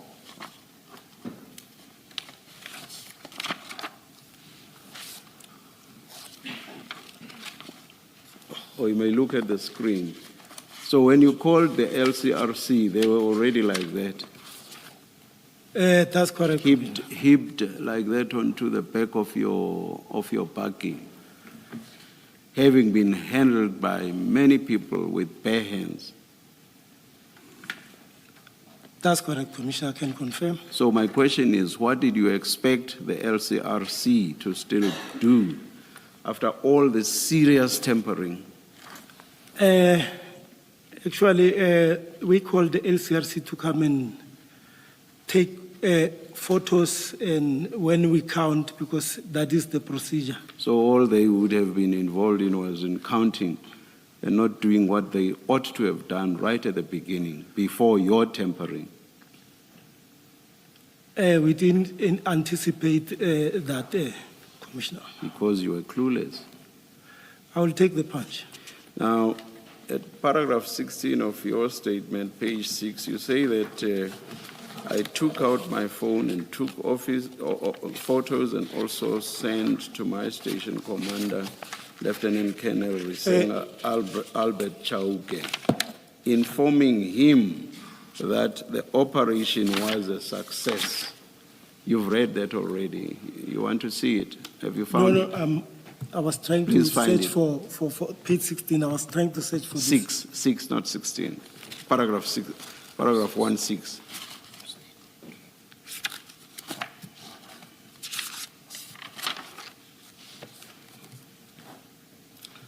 Yes, I'm there, Yeah, you Commissioner. remember reading this, but there's that part, and that's my interest. And you say you informed your commander that the operation was a success. What did you mean by that? I was referring to that the information that we're following about those trucks, the trucks we found inside the container. That is what Had you seen any drugs? No, by the bags. I assumed that these bags contained the drugs. But you had not actually seen any drugs? Not, isn't it when I called him, Yes. I informed him that we were following an information Yes, about yes. I'm drugs. asking, but you had not seen any drugs when you said the operation was a success? Yes, I was referring to the black bags. All right, all right. Of course, we know that. Let me leave it there. Thank you very much, Warrant Officer. Thank you. Warrant Officer, just to maybe wrap up the point at paragraph 16, what the chair referred you to, please go to page 13, 1-3 of the same file.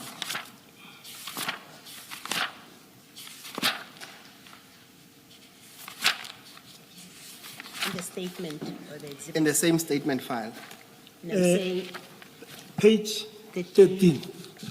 13, yes. Of what? Of the exhibits of the statement? There's a State. 13 in the statement. Of the exhibits on the exhibits.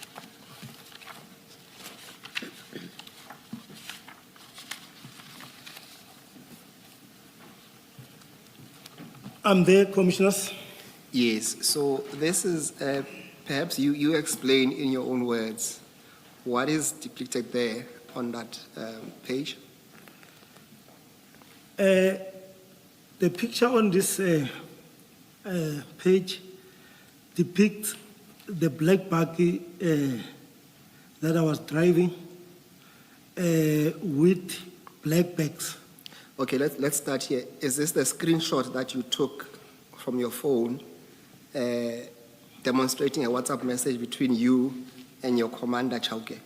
That's correct, Commissioners. Yes, and then on that WhatsApp screen, you see a buggy. And then can you continue what's there, what's written there? It's too much. How much is it? How much is too much? How much is the estimated value? We're still waiting for the people from drug unit. They will advise us. So what is happening there, you see you send him this message. You say, according to your statement, this is a success. And then he asked you, what is the estimated value? That's correct. And you say to him, you're still waiting for people from drug unit, they will advise you. What is the relevance of you discussing the value of whatever that it is there? Because we don't even know for a fact at that time. This question was coming from the station commander. I think out of curiosity or interest, so to say, he is the one who was asking. Hence, my answer to that was, we're still waiting for the people from drug unit. They'll advise us. Would you say that's a relevant question at that stage? From the station commander. Between the two, well, the sender of the message is the station commander, Chauke, yes. I think I wouldn't answer for him, but for me, there was nothing sinister. Okay. All right, let's go to paragraph 17 then of your statement. It's on page 6. on. Page 6. So this, Maybe before you do paragraphs, I mean, just to confirm a small detail, can we confirm that when, still to do with your removing of the drugs onto the van, that when all of you that carried those bags did not have any gloves on? Definitely, yes, Commissioners. None of you had None of gloves us. on? Okay. So you would have left your DNA onto the plastic bags Most possibly. and fingerprints onto the bags? DNA fingerprints. And you accept that in the process you would have destroyed any, or in fact, what do you call it? Reduce the quality of any DNA and fingerprints that may have been on those plastic bags originally, That's correct. and so made it difficult for LCRC later on to conduct a proper job of lifting fingerprints and DNA from those bags, because now it's contaminated with yours. You accept that? I accept that, but can I also say something? Yes, you can. Commissioners, you know, according to my information that I've got, one cannot lift fingerprints from a plastic. You can easily lift a fingerprint from a metal,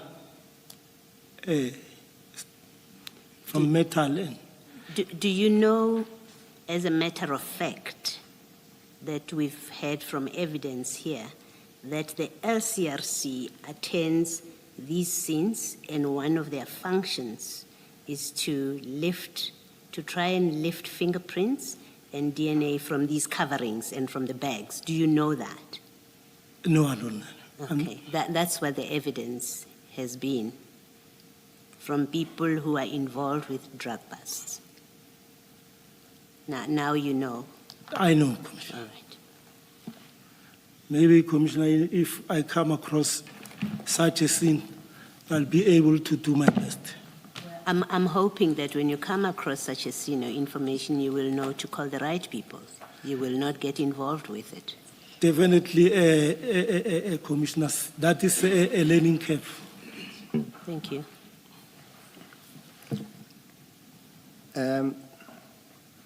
Warrant Officer, let's continue on paragraph 17 of your statement.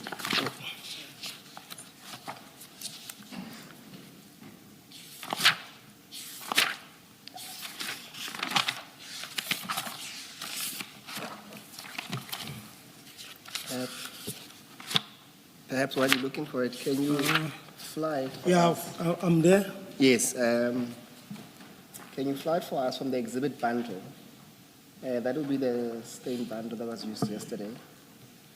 Page 4.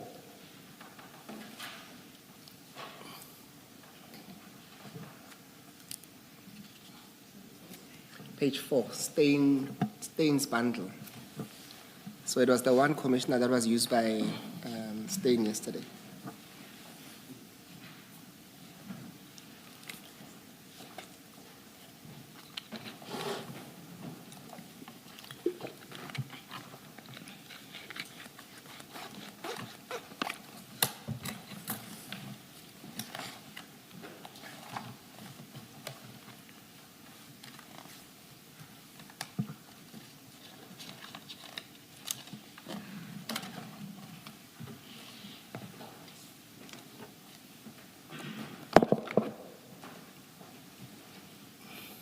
Are you there?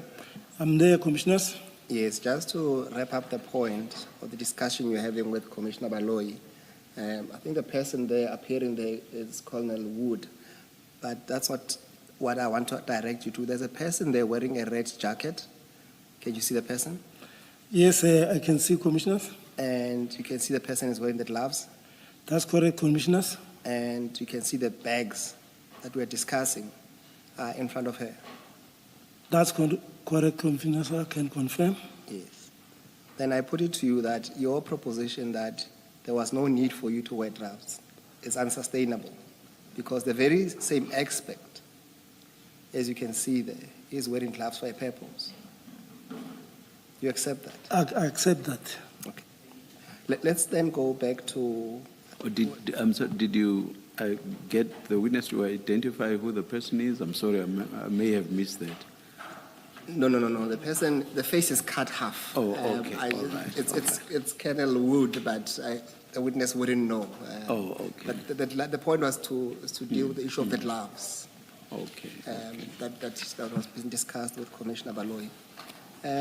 Warrant officer, let's go to, we've been stuck at paragraph 17, page 6. Of my statement. So go back to your statement. Yeah, Must I take your this one? statement 5. Yeah, put that one away. You say paragraph 17. 17. Oh, We had yeah. to use a forklift. We had to use a forklift to take out the truck caps, which were also loaded inside the container. Chief Mashaba and I realized that it was going to be impossible for the forklift to unload the truck on the loading bay, while there were bags already on the ground, stuck near the wheels of the trailer. As a result, we instructed Scania staff to load the bags at the back of my service park, while we were waiting for other members and so that the truck can reverse close to the loading bay. At this point, you're just waiting for Pakula, right? Because that's who you've spoken to. Yes, and he confirmed. No, Actually, I know you say he said he'll tell other people. That's but correct. You haven't called anyone else at this no, point. it was You're waiting for Pakula. That's correct. Who works in Pretoria. National Office Nino. Yes. That's correct. Ms. Wenzel confirmed that they were expecting a truck caps from Brazil, but denied any knowledge of the black bags, which were suspected to be carrying drugs. We also interviewed the driver, Mr. Brighton Vusimtembu, and he also denied any knowledge about those bags. It was 23 large bags of suspected cocaine. We then placed the driver of the truck, the warehouse supervisor, Ms. Wenzel, and the warehouse receiver, Mr. Cornelius, under arrest for dealing in drugs possession. At this stage, Now- you did not even know that it was drugs. For all you knew, it could have been blankets in those bags. Why did you place him under arrest for dealing with drugs or being in possession of drugs? You don't even say suspected. You say, we placed the driver of the truck under arrest for dealing in drugs / possession of drugs. But you didn't know that it was drugs in those bags at that stage, Commissioners, unless you were sure that it was drugs. Commissioners, can I take you back to the same paragraph where it says it was 23 large bags of suspected cocaine? I get that part. Okay, Now, good. you've got bags and you suspect that they are cocaine, but you take it a step further. You say you arrest him for dealing in drugs, not even possession. You arrest him for dealing in drugs / possession of drugs. That it's an alternative charge, possession of drugs. Yes, but I'm saying at this stage you don't even know that it's drugs in there. You still have a suspicion, but you don't even know. But you're already arresting people for being in possession of something you don't know. At this stage, I would say based on our suspicion, which were later confirmed. No, forget about what was confirmed later. You're already effecting an arrest. You're saying here you place the people under arrest for being in possession of drugs and for dealing in drugs. I mean, for you to arrest somebody for being in possession of drugs, you must know that they are drugs. I agree, Commissioner. And here you say the bags had not even been opened. So for all you know, it could have been blankets in those bags. some other powder. May have been any powder or even a brick in there. So you haven't opened the bags. All you have is the informer, who's not even your informer, is Mr. Mashaba's informer. But you SAPS, not Mr. Mashaba, you are the one that effects an arrest based on suspicion of matter that you haven't even had a look at. All you have is black bags. Explain how that makes sense and how that fits in with proper police procedures. Commissioners, I wouldn't say this was premature, but to bring more sense in this, I would say, because according to the information that was given by the informer, everything is confirmed. Not everything is confirmed. It's black bags. They mean nothing to me. Even as you're sitting there saying to me, there are drugs in there, I will ask you, did you open and look? Which you didn't ask your informer. You haven't told us that you asked your informer, the informer, did you see what's inside? You tell us you didn't open the bags. So we know as you sit there that all you have in front of you is bags. That's and correct, your Commissioner. informer has said there will be drugs in that truck. So the question that Commissioner Khumalo is asking you is, are you a seasoned policeman? How do you arrest people on the basis of what you haven't seen and confirmed for yourself, that this is indeed drugs? That's what you're being asked. How do you do that?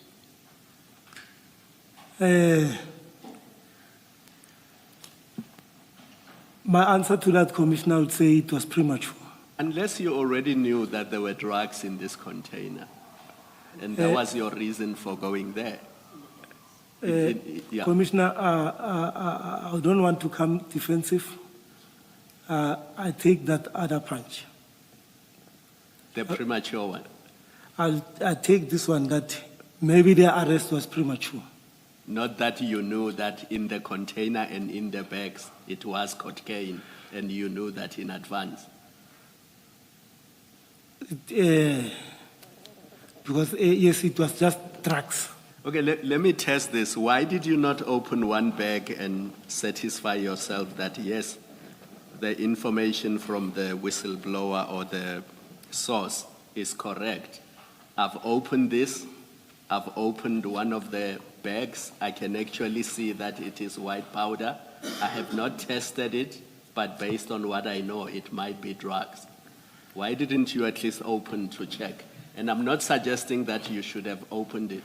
I'm just testing.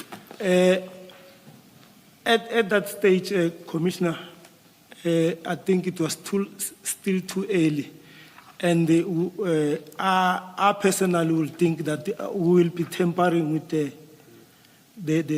evidence. And moreover, we don't have any experience. And just remind us last time, you may have said it already, so I apologize for asking again. What was your reason for loading these bags in your van, which does not have a canopy? And the reason I'm asking you this is you saw later on when the LCRC people arrived, the bags were put on the ground in the pavement and photos were taken of the bags. I'm trying to understand why you did not pack these bags on the pavement so that you wait for LCRC or other people to arrive and attend to them. Why did you see the need to load them in the back of your van? Commissioner, I think at this stage, when the bags were loaded at the back of the park, it was only me and Mashaba at the scene. And Yes, what was the reason for that? Why did you not pack them on the ground? I'm trying to get the Commissioner. Being that the case, the scene, it was now getting more chaotic. So for us to safeguard, because if the scene, I mean, if the bags were loaded at the back of, we could easily see if someone will go in, maybe try and grab one. No? That was the main idea.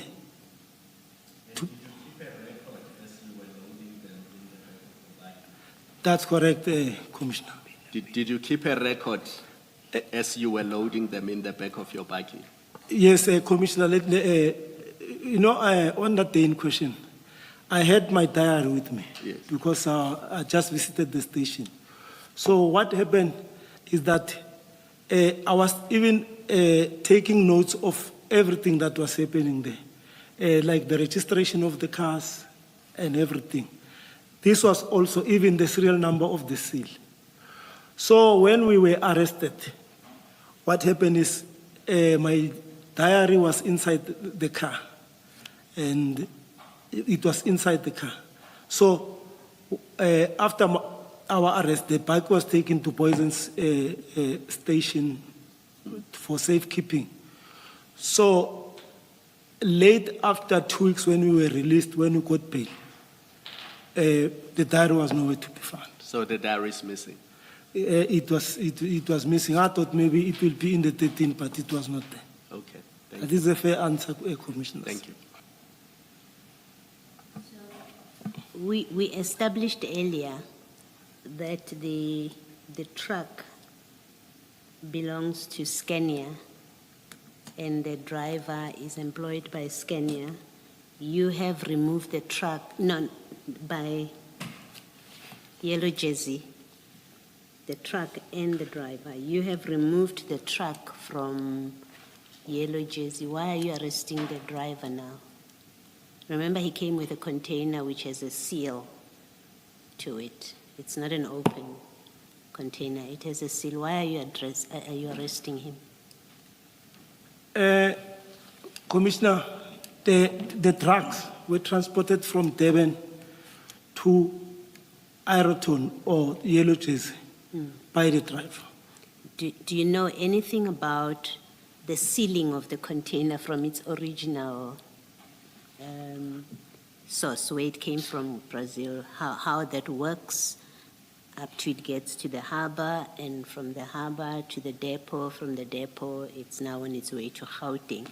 That seal there, do you know whether it was broken by the driver along the way or that it was actually as it came from Brazil? Did you know anything about it? Did you ask any questions?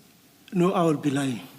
So you arrest the driver even though the container has an original seal, presumably from the original point of departure in Brazil. You arrest the driver even though he didn't put in these drugs in the truck. By the virtue of him being the driver from Durban, we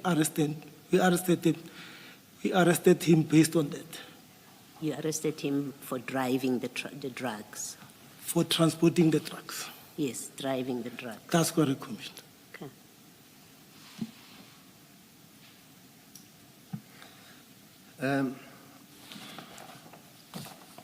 Warrant Officer Magane, you came here to testify and assist the Commission to the best of your, at least, recollection of what transpired. What I really need is for you to be very pointed on some of the issues. More often you refer to the royal we, and you are here to testify for yourself. There come a point whether you did it or Mr. Mashaba or Chief Mashaba did it. So it can't be both. You can't be singing in unison at all times. I hear you, Commissioner. Yes. Now let's start at paragraph 18. When you say, so on page 7, paragraph 18, we say, we also interviewed the driver. Is it you or is it Chief Mashaba? Both of us. That can be, how's that possible? I mean, if you asking a question, I'm also here, and so it will be you asking a question, when you answer, then I also pose my question. Then the very same the very next sentence, you say, we placed the driver of the truck. No, this one, it was, the arrest part was done by Chief Mashaba. Mashallah. Yes. Okay. Please, the next time we see the word we, and where it's possible, let's try to identify whether it's you or Mashaba, as we move on, please. No, that's fine. For now, I'll take that. Let's move on to paragraph 19. I'm just saying, keep in mind when you see the word we, try to identify who said what, who did what. Point when you taken, can. Commissioners. Thank you so much. Let's go then to paragraph 18, while busy at the scene. While busy at the scene and waiting for other SAPS members to arrive, 2 members from Poisons Vispol, Sergeant Doe and Constable Mkwambiri, arrived in a marked police buggy and told us that they have received a call from 10-111 about people who were impersonating to be police officers. Just to be clear, while waiting for other SAPS members, you're still referring to Pakula. That's correct. And whoever you're hoping he has called. Yes. Because you haven't called anyone else. No, it was still Pakula. Thank you. We then identify ourselves and explain the reason for our presence at that premises, and even showed them the bags that were recovered. We also showed them the arrested suspect, and they understood and even gave feedback to 10-111 via radio control. Though immediately after, we had a bit of an argument with them, because without even asking how they can assist, they asked us where we are going to book the suspect and the exhibit. I told them that we were likely to go book the suspect and exhibit in Alberton area because the scene started in that area. But we were still waiting for relevant role players to come and decide. What do you mean the scene started in that area? I was referring to the fact that where we first went in Rodikop before we came to Ayrton. So you're being in Rodikop, you're saying that's what determines, that's where the scene started, your physical presence. Is that what it means, that the scene started there? I would say that, but technically so, commissioners. It brought some discomfort to us that members will come from Norway. We understand they got a complaint from 10-111. Upon arrival, they are now asking about the place where the exhibit will be booked and the suspect. I didn't meant that those things, I was just pulling their legs. So you were lying to them? Not lying necessarily. No, it is. Testing their... You were being untruthful to them. If now you say you were just pulling their leg, you were not telling them the truth when you said to them, we are going to book this in Alberton. You've just said it wasn't the truth as you said it. No, not in the context of telling lies. It wasn't the truth.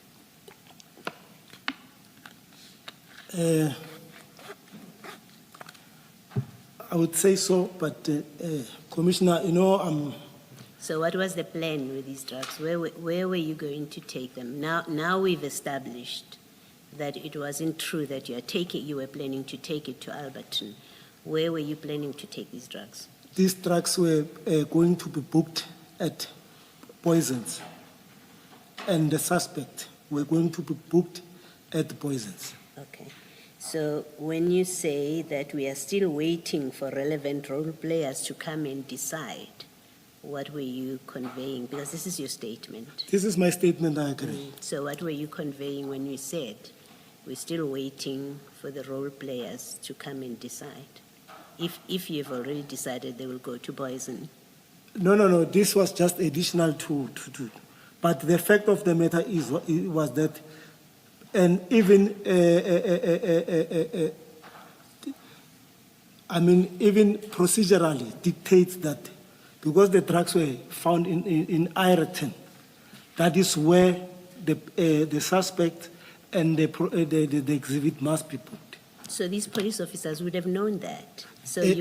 you were not pulling their legs in any meaningful way because you say procedurally.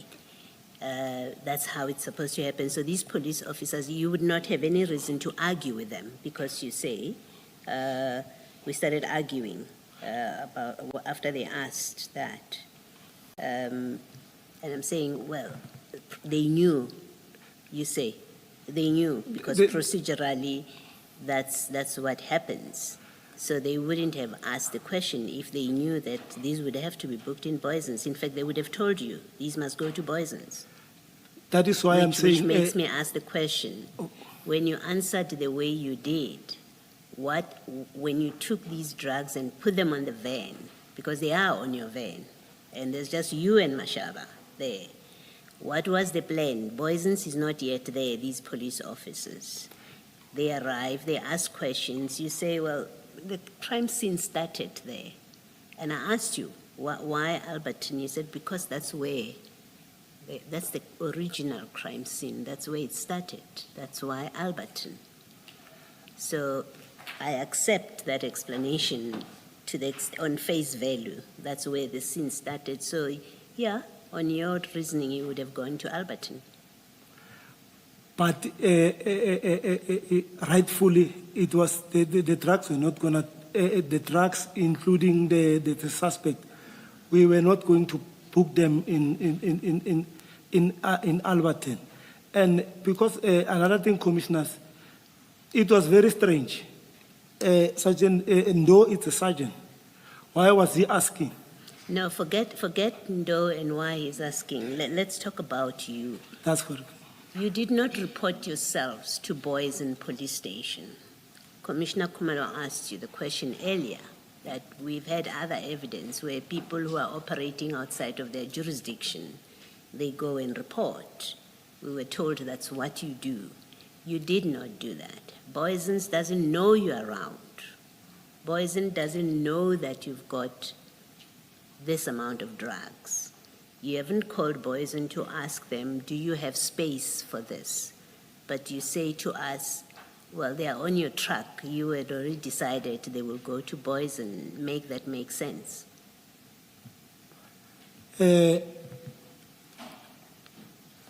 Commissioner, the answer that I'm giving to the commissioners is exactly what was going to happen. The drugs and the exhibit were going to be booked at Poison. And Commissioner, just to take one step back, I'm trying to answer to the question, the previous question that was raised, that why I didn't phone 10111. You know, as chaotic as the scene unfolded, it was because of this thing was sent to the radio control. That's why more police started flocking in. The question asked about 10111 was long before the chaos happened. You were asked the question. You have an informer, according to Mashaba, who says there are drugs there. You go there. You go to Yellow Jersey. It's just the two of you and your informer. And then you proceed from there. You go to Scania and it's you, Mashaba, and your informer, and the security from Scania, and the employee, from Yellow Jersey, the security man, and then you've got Scania people, Wenzel and somebody. So there's no chaos at that point. The question was asked in that context, that when you arrived there, why did you, as you are calling all of these other people on your way, and when you arrive there, you're calling all of these people to come and help you, and many of them are not available, why did you not call 10-111? The answer can't be because of chaos, because at that point there is no chaos. Nothing has happened yet. I agree. You haven't even opened the container. The drugs haven't yet fallen out. There's nobody else. So it's a different I agree. conversation altogether. So it has nothing to do with this. I agree. Yes. Thank you. Can I just understand this? Was it your intention to transport these bags either to Boyson's police station or Alberton in this bakkie of yours without a canopy uncovered? How did you plan to move those bags from Eroton to wherever you were going to book them? Commissioner, I would definitely wouldn't have risked to to transport these trucks without proper escort and without like in an open park like this. But you hadn't called any escort. No. You had only called Pakula, and if he hadn't arrived, what would you have done? No, Commissioner, the scene was still far from over. We were not going to leave until the scene was properly handled and everything processed at the scene. It was still very early. But you had taken no steps to call the people who were supposed to process the scene. You had only called Pakula, who said he was busy. And once you verified that there are drugs there, then he might make a turn. But at this point, as we had already agreed, all you knew was that you found bags in the container and you loaded them on your bakkie and you had arrested people. That's where you were. Commissioners, yeah, maybe because there's no timelines. It was not even an hour that we were at the scene. It was because if I must be approximate, we arrived at the scene between 8 and 10 past. The Poison's guys arrived maybe 20 minutes later, while the scene was still, while the scene was not even processed as yet. So it was still very early to say, no, this is how we're going to transport. The intention of loading these bags at the back of the parking was solely to secure them. Nothing else. There was no other ulterior motive. There's one thing I need to test with you before you deal with your interaction with other officers and even your arrest. I think it's in the stain exhibits.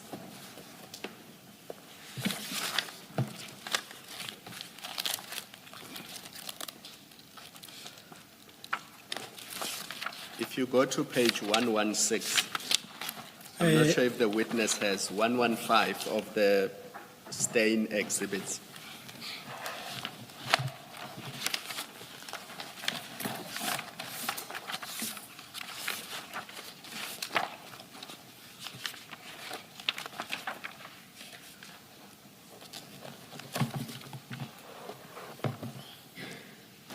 Maybe to be fair to you, Warrant Officer, for the purposes of the record, it's CJC 217. And then it starts on page 109. Just go back to 109.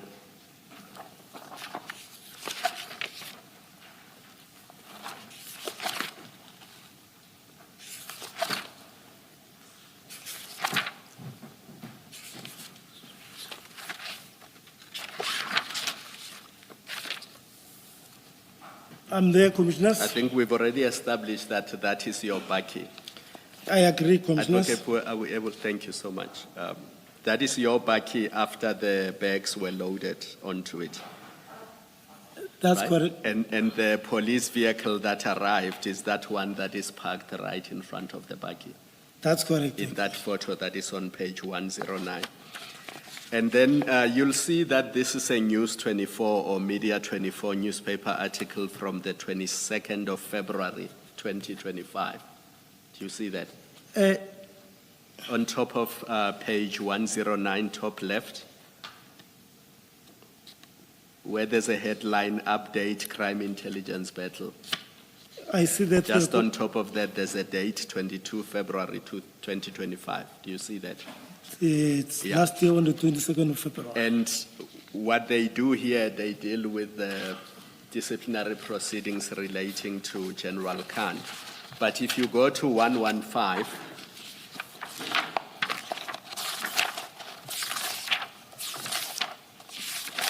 and this is what caused the confusion. Remember, I was confused about the 5 series, 7 series. If you go to the top of the page, you will see that the newspaper article 115. 115. Yes. Yes, I see it, Commissioner. 115, the newspaper article had identified the vehicle as a 5 series and not a 7 series. It's a 7 series. And I'm embarrassed to have fallen for it. I should know better. It is a 7 series. It's a human error, Commissioner. Yes, but I am embarrassed. And then halfway down that page, you will see that there is something that appears to be a WhatsApp chat between two people. Still on page 115. I see that, Commissioner. Yes. And we don't know who the source is because this is in a newspaper article. But I think it's only fair that I ask you because you are here. I don't want there to be insinuations that it is you if it's not you. So to be fair to you, I want you to respond to this You are more and than tell welcome. us whether it is you who's participating in those WhatsApp chats. Because what is clearly happening here is that these people know that there was cocaine and it belonged to somebody and they had located where it was and they were reporting back to the owner of this cocaine that it is at this place and this is what is happening with it. So I just want you to tell us if it is you who is participating in these chats. If it's not you, whether you know who is this person who is participating in these chats. I'll be honest with you, Commissioners. Yesterday, as I was following this, I was also, I don't have a knowledge as to where is this thing coming from and who are the people who were involved talking, who were chatting on this. I saw it for the first time yesterday while Colonel Stein was testifying. And I hope you did not fashion your evidence based on what you were watching yesterday. No, somehow you align yourself and see, I mean, if... No, you must tell the truth. There's no need No, to align. I'm telling the truth. That's why I'm so comfortable. But you can clearly see, looking at that chat, that it refers to the containers and that the containers are still there. And whoever the other person is, if you look at the blue bars, they say, then send the pics with the seal so I can show the people. I'm getting heavy threats. Give me till 7, boss. I'm pressing all these guys. Do you see that? Commissioner, maybe because I don't follow, I see this 2021, but this article was for last year, February. Am I correct? No, but remember the point is, this chat was taking place while the scene was still live on the 9th of July, 2021. That's the point of it. What time was this chat made? Warrant officer, let's not concern ourselves with the time. Remember my simple question was, are you participating in these chats? Not if at the all. answer is no, do you know who was participating in Not the chats? at all. And if you don't know, you don't know. I don't know. So don't try to analyze them. No, I'm sorry Because about as I that. said, we don't know what the source is. And I was only being fair to you by referring you to them so that we don't leave it unattended and people assume that it was you who was reporting back to the owners of this drug. Like I'm saying, on this day in question, on the 9th, I was the first one to be arrested, and so my phone was taken away at around 12 o'clock, and this chat, I will like to distance myself from this chat. I don't know the origin. If we manage to access your phone, we will not find the chats that put you in trouble. Not at all. I can even, this is the phone that I was using during my arrest. Even today, I'm still using the same. You know we can retrieve. The one-time view. Yes. Yeah, so it happened. Let's leave it there.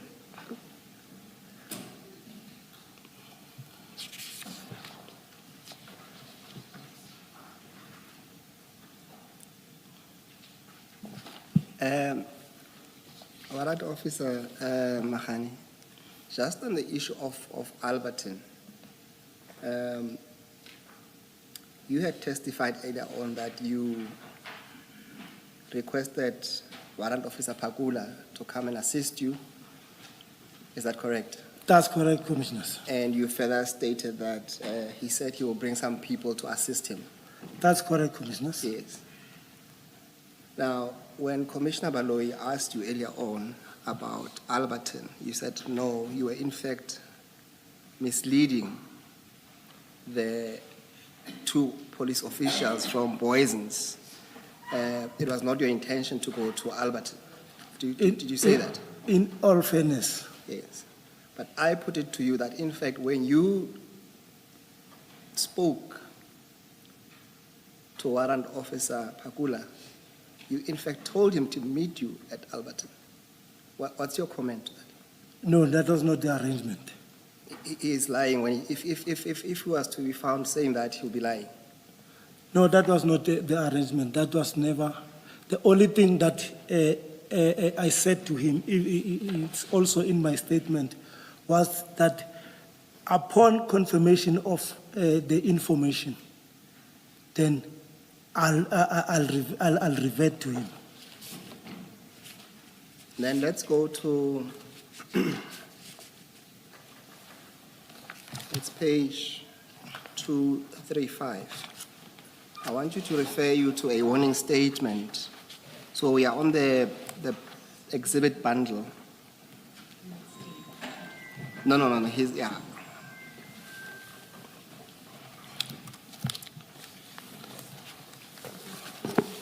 Two, 3, 5.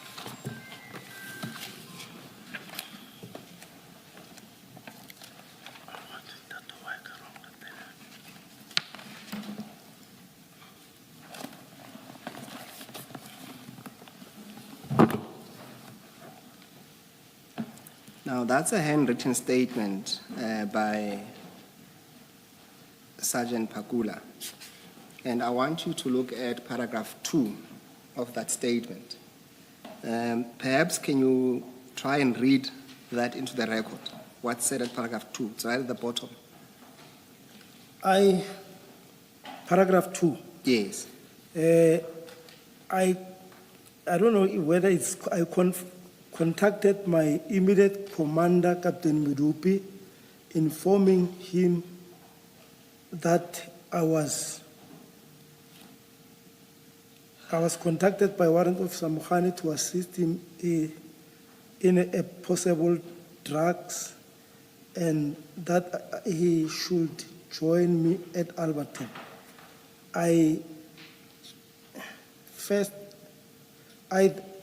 proceeded to Alberton SAPS.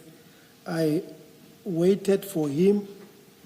I called Magane to ask if he will come, and I should wait for him. I think it says, let me assist you there, Warrant Officer.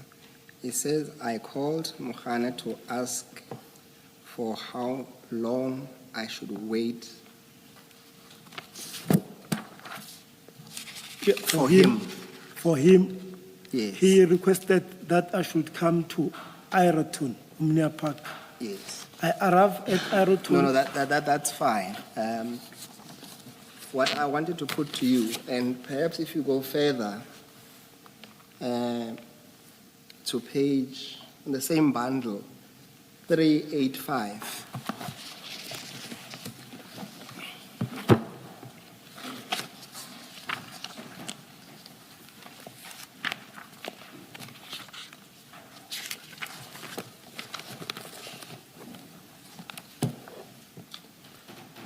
There, are you there?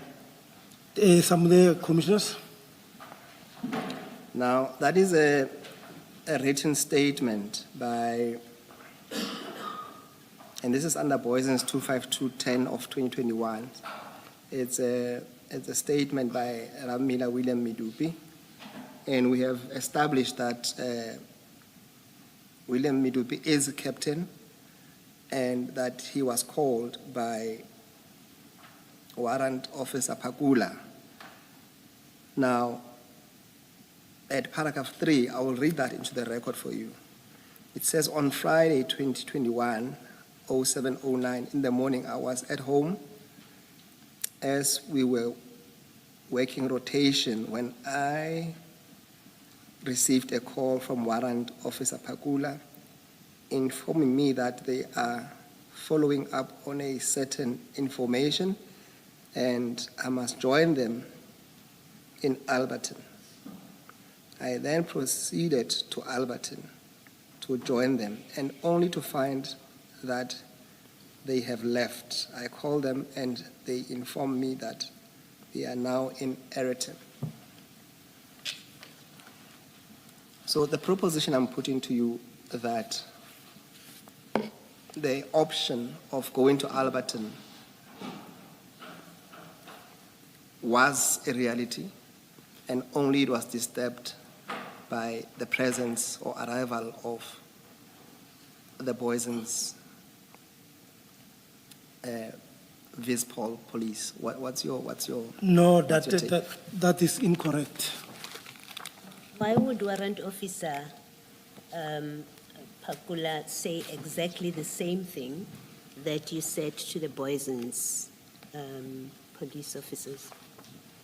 They are in completely different environments. And Warrant Officer Pakula refers to your conversation with him, including that he started from his original place. He was on his way to Alberton Subs because you had said to him, and I read at page 376, his type statement, that I then proceeded to Alberton Subs as I was informed that they might be bringing the truck and the driver to Alberton for detention as a place where the crime scene started initially. It's exactly what you say in your statement you told the Boyson's policemen.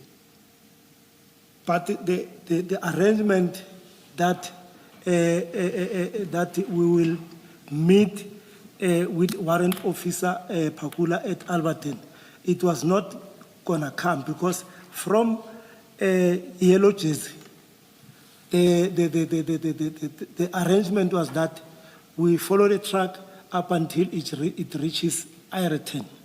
And upon verification of the information, then I will call Warrant Pakula to come through. That was the arrangement. You say that was the arrangement. With whom did you make that arrangement? With Warrant Officer Pakula. So Warrant Officer Pakula is being untruthful in his statement when he says that after he contacted his superior, Commander Sipunga, and informed him, received and gave permission to proceed and assist Warrant Officer Magane. That's what he says. I then proceeded to Alberton Subs as I was informed that they might be bringing the truck and the driver to Alberton for detention as a place where the crime scene started initially. That's exactly what you say in your statement that you said to the Boysons police officers, and you're not denying you said that to the Boysons. Exactly. What is the probability that Warrant Officer Pakula would say you told him exactly the same thing? Someone is being untruthful. Are you saying Warrant Officer Pakula is untruthful to say you repeated, to quote you as saying to him exactly what you tell us you said to the Boysons people? I would say so, because this was not part of our discussion. I want to put to you that it's improbable. You have not given a reason why he would either be mistaken to repeat exactly what you said to the Boysons people, that you said it to him, why he would be mistaken. You're not giving us a reason why he would be untruthful in his statement that is made in I'll tell you when that statement was made.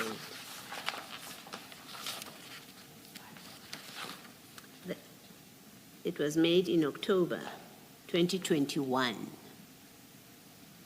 when this happened in July. You haven't provided an explanation why he's mistaken and why he would be untruthful about it. And I want to suggest to you that it indicates, or the probabilities, that you are the one that's being untruthful about what you said to Pakula, 1, 2, and the real intention about what was going to happen with those trucks. And in fact, the real intention was they were not going to Boysons. You were taking them elsewhere, you and Mashaba. And that's why it was your operation, just the two of you. That's why it is not your everyday job to do this. You go out of the office to go and assist with a drug bust about which you are completely inexperienced, know nothing about. You don't tell anyone of your colleagues at the station to say, come, let's go help. You leave alone, you call everybody else that has nothing to do with it, and then you go and you mess up the scene as badly as you did. You put these bags in an open bakkie that's going to transport them, and it's just the two of you. You haven't called LCRC. You haven't called TRT to come and escort you. You've done nothing that is about ensuring that these drugs are properly processed.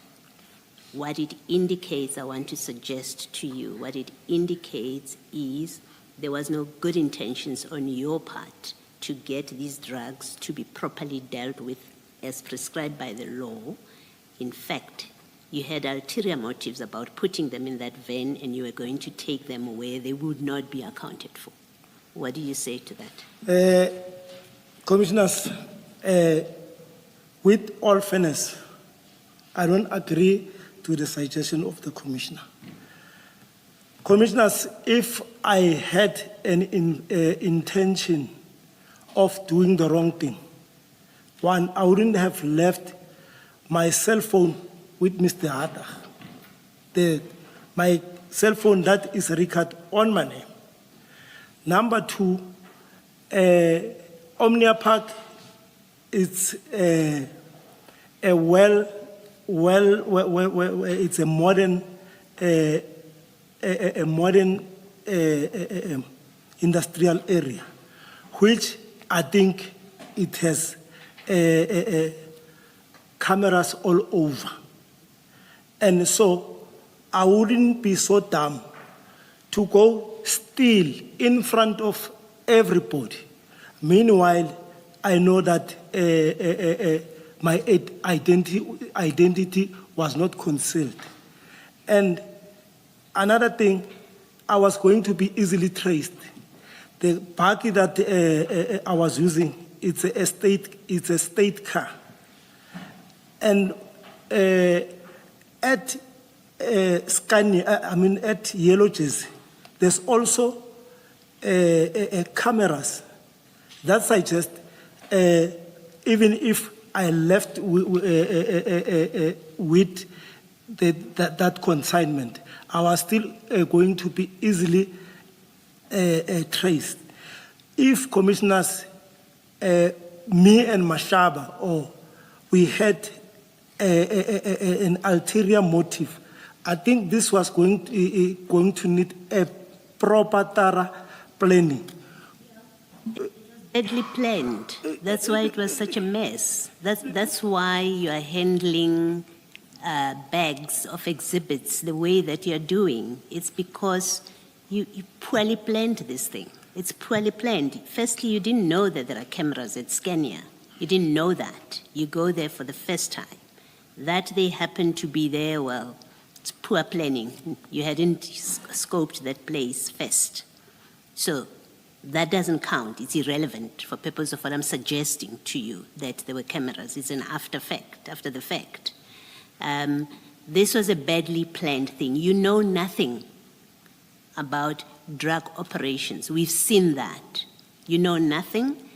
We've seen from your evidence and from what your commander says, you had no business to be there, to leave your office job and go there to assist someone that you say, well, I've met him before, I don't have a relationship with him. So you know nothing about him.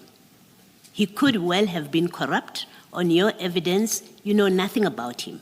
You say, I went there to help. So, and now Commissioner Khumalo has referred us to those WhatsApp messages that actually indicate that this loot, this consignment of drugs, there were people who had an interest in it. You so happened to be in the middle of it. You and Mashaba happened to be in the middle of it, but we know from those WhatsApp messages that that was somebody's consignment, and someone was being threatened and someone was under pressure to get it out and delivered to them. We know all of that. It happens to be a consignment that you, Magane, who has nothing to do with drug operations, are involved in a scene where you haven't called a single role player who is involved with drug enforcement. You haven't. There's no LCRC, there's no SANEP, there's nothing. You say we are in Boysen, you don't call Boysen. They surprise you, in fact, I want to say to you, because someone has called 10111, one of the Scania people. They surprise you by arriving there. You even argue with them, and you lie to them to say, we are going. You don't say, you know what, you have nothing to worry about. These are going to your station. You lie to them. You say they're going to Alberton. That's your first answer. Pakula says that's exactly what you told him. And these drugs had no business to go to Alberton, but you're being untruthful about this. So what I'm suggesting to you, or what I'm putting to you, is that this whole operation, it was never, otherwise you would have played things by the book. You would have done everything by the book as a seasoned police officer. There was never an intention for this loot to be properly, at least not all of it, to be properly accounted for. And in fact, I want to suggest to you, had you left before the Boysen's people arrived, you and Mashaba, had you left, you may well have accounted for some, but not all of it at your police station. That's what I'm suggesting to you, that there was no good intentions about it. You can comment if you want to. Commissioners, maybe, I don't know how to put this. Even from the bottom of my heart, I had no intention of driving away from the scene before the scene was properly processed. That's why, and I'll stand by the truth. If I had intention, I'm still repeating this, if I had intention of stealing the drugs, maybe I would have used, and like I'm saying, I only received the call from Mashaba that particular morning. And from there I was briefed. And honestly, I contacted the trail of calls that I made were from different people. Unfortunately, Warrant Officer Chidi. Warrant Officer Chidi is from Crime Intelligence. And Warrant Officer Pukungwane is from Alberton. So I'm trying to demonstrate my fairness of saying I had no intention of stealing the drugs or taking them elsewhere. Hence, I'm saying I'm not lying to the commission. I'm not part of this conversation between whoever is here. That's my innocency. I'm trying to demonstrate that I had no intention of taking the drugs from where they were recovered and to another destination. That is with people that, I mean, Nku, I've only known Nku that morning. So why would I risk with my career with someone that I don't even know? It was for the first time that I met Nku. And to further demonstrate my innocence in this involvement of a drug bust, I had not even a clue as to how much is the consignment.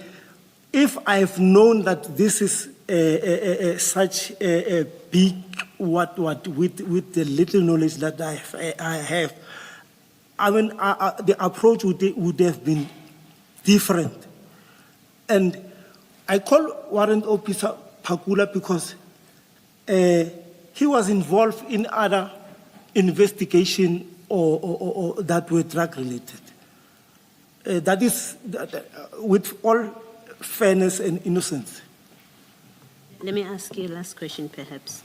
When you say you had no intention of leaving the scene with those drugs in your baggie before the scene was properly processed, we know that by the time, even before Pakula arrived, you had already put the bags onto your baggie. You say so in paragraph 20 of your statement.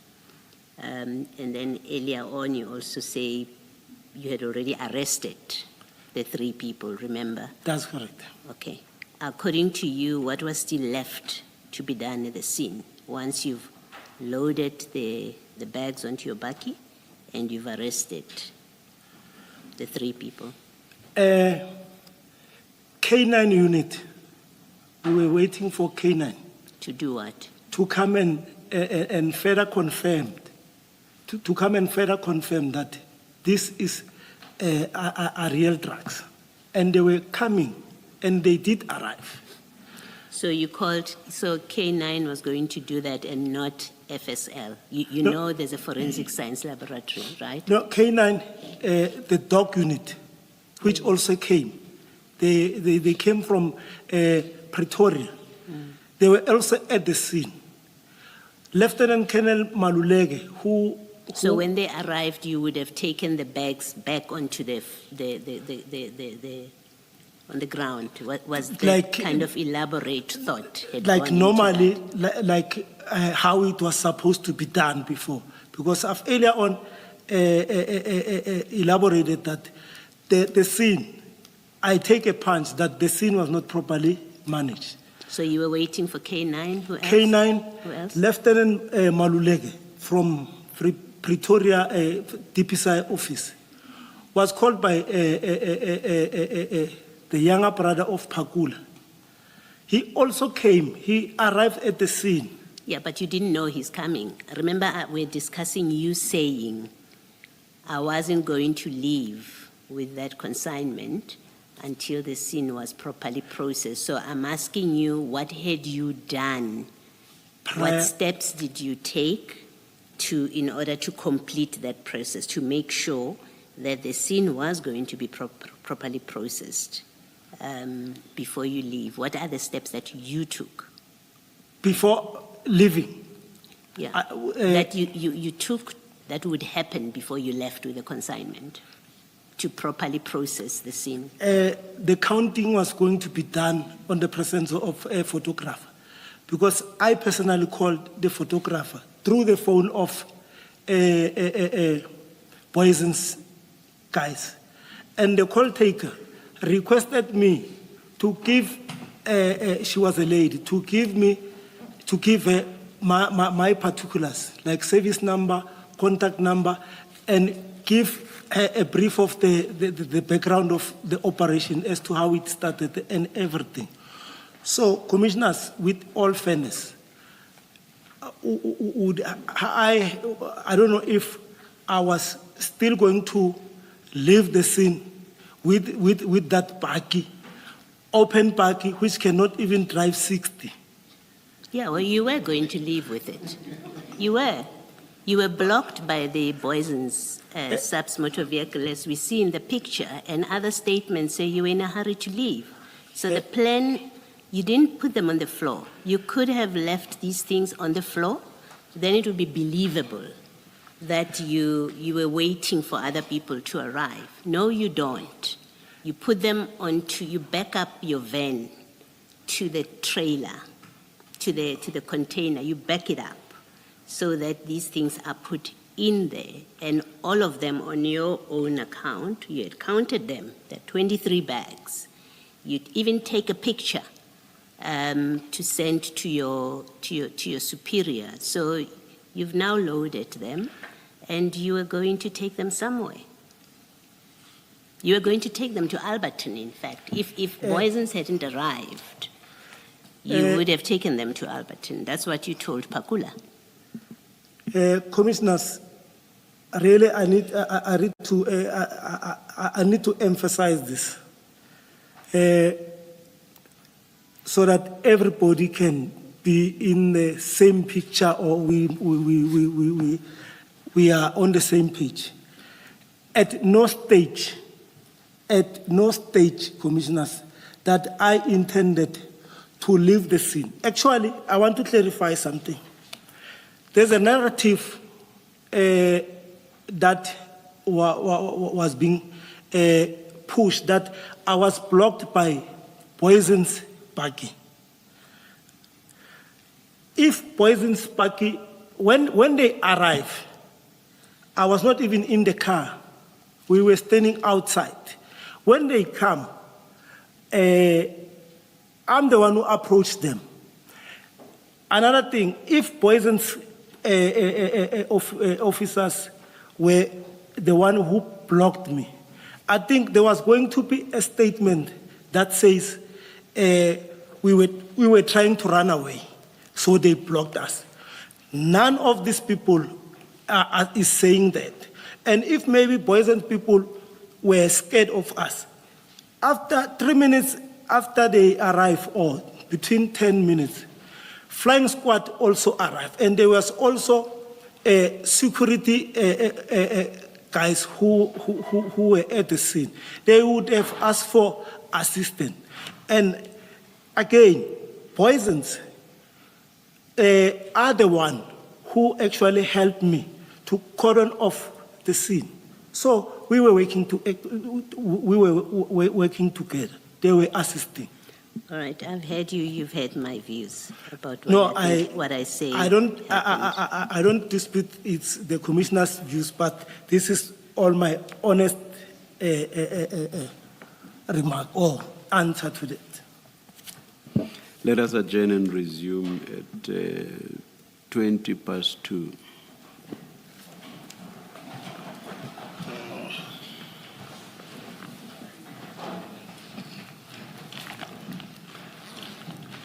I never.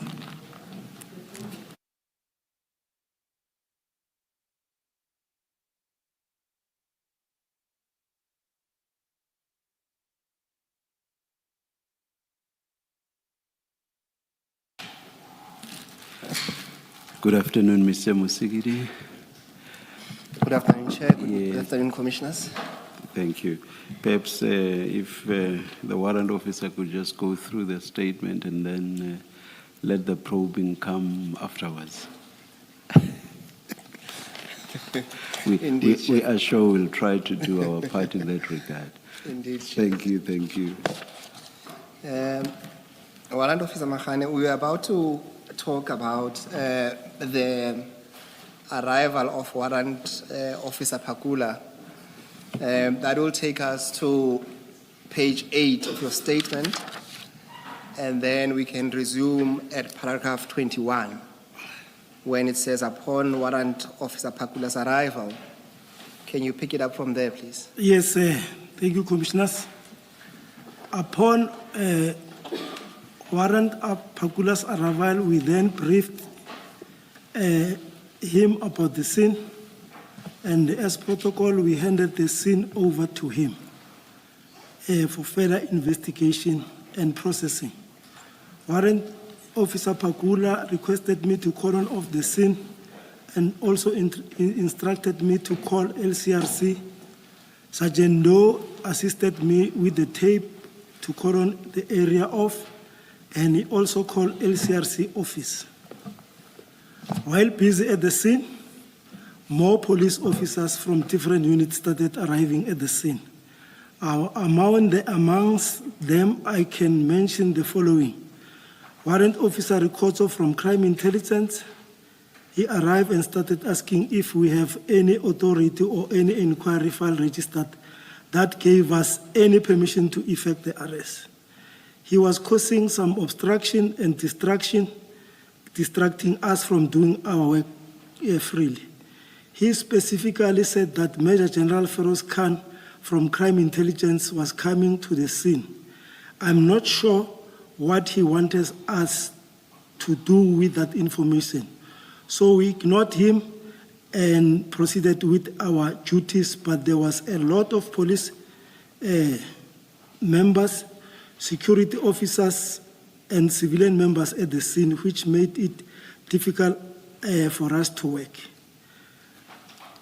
Colonel Baloyi from Crime Intelligence also arrived at the scene, and she was more than happy about the arrest and even complimented of the good work that we have done.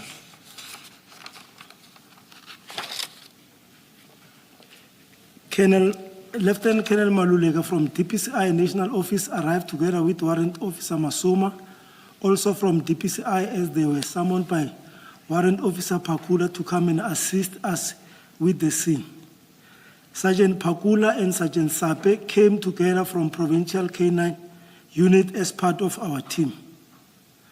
Major General Khan arrived immediately after Warrant Pakula,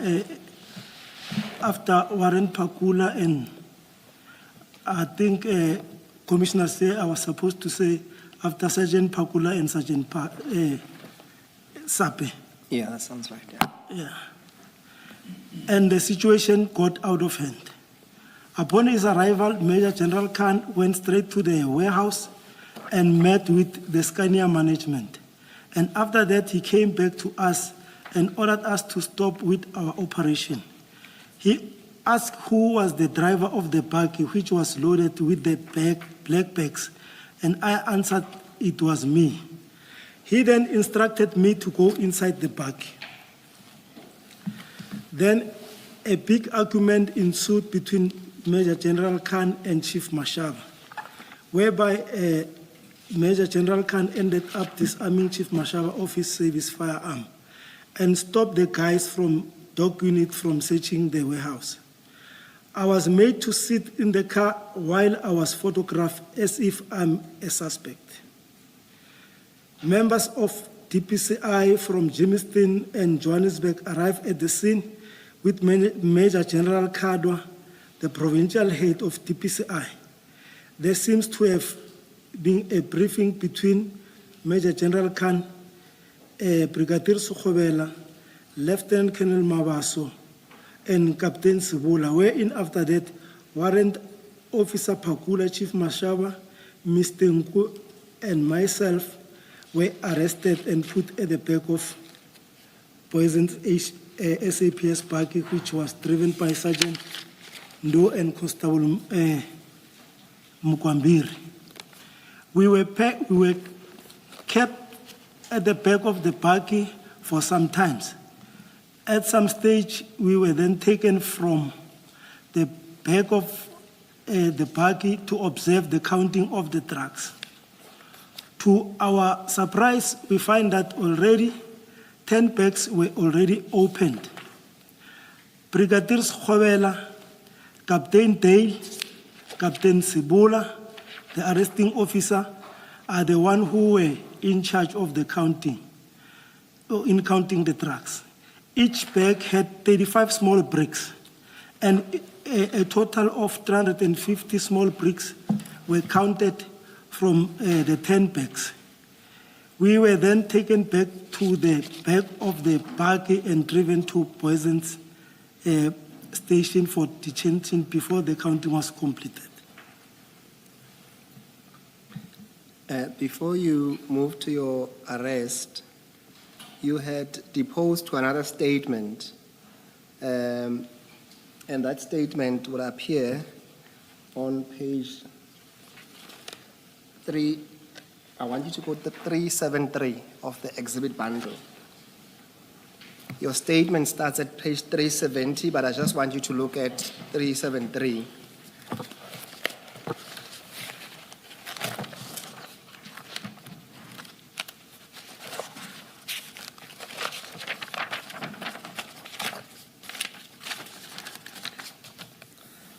Now, on that statement, I want you to focus only on paragraph 23, 24, 25, where you speak of your encounter with General Khan. Can you just read that into the record? As a result of General Khan's unprofessional behavior and obstruction, the driver... No, sorry, just that paragraph up, ne? Which one? Paragraph 23. While busy at the scene, a certain Indian male who was later known to me as General Khan of Crime Intelligence arrived with his crew, and all hell broke loose. As he started giving instruction, he asked who was the driver of the black Nissan buggy, and I told him I was the driver. He then ordered me to go sit in the buggy. I did as instructed, and General Khan, started calling us Zotsi police and said, he's going to teach us a lesson. I was not even allowed to move and talk to my colleagues, not even to go to the toilet. I was escorted. Different police officers, among the Colonel Mawaso, came to interview me and explained to him how I got information and came to the scene. I was also interviewed by Brigadier Sekhobela, and later a certain gentleman who introduced himself as Captain Sibula placed me under arrest. Photos were taken of me while seated in the car. As a result of General Khan's unprofessional behavior and obstruction, the driver, Brighton Mtembu, who was already placed under arrest, was released. The lady called Jolene and Cornelius were no longer cooperative. Information on who the receiver was no longer pursued, as we were now considered as suspect. All right. When you say General Khan told you to sit inside the car, how long did you have to sit inside the car? Rough estimate. I was made to sit in the car I'm not too sure as to what time did the general arrive, but I was made to sit inside the car for almost 2 hours. And how was it in the car? What was the situation? The situation was uncomfortable. I was sitting there, the sun, it was hot and everything. And you also mentioned in that paragraph that you had to be escorted. What does that mean? At some stage, commissioners, I wanted to go to the toilet, or yes, to the loo. So one gentleman who arrived with General Khan escorted me to the loo, back to the park. Did you feel that you couldn't leave at your own volition or accord? I beg yours, Commissioners. Did you have a sense that you could not just leave unattended? That's correct, Commissioners, because that's correct. All right, let's then go back to your statement. I want us to go to paragraph 23. So we are on page 10. So you go back to your statement file, and then you talk about the our arrest and detention. That's the topic there. So must I start at paragraph 23? Yes, start with we were detained. We were detained at Boysen Station for a weekend until Monday, the 12th July 2021, when we appeared at court. While at Boysen Station holding cell, we were told, allegedly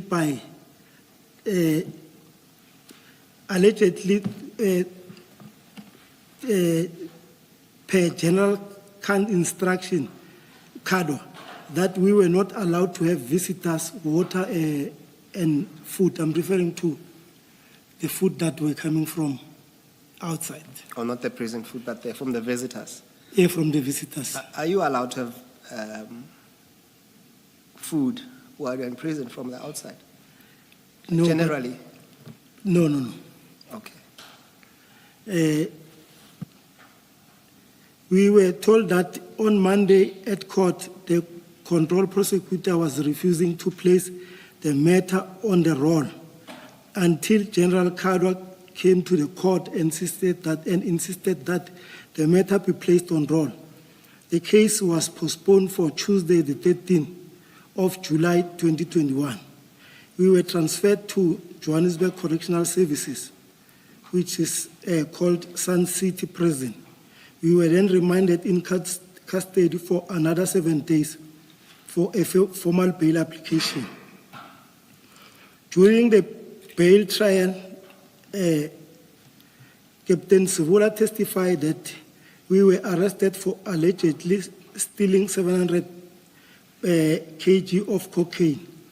The presiding magistrate asked him if the exhibit were weighed and what method of weighing was used, of which Captain Sivula could not answer.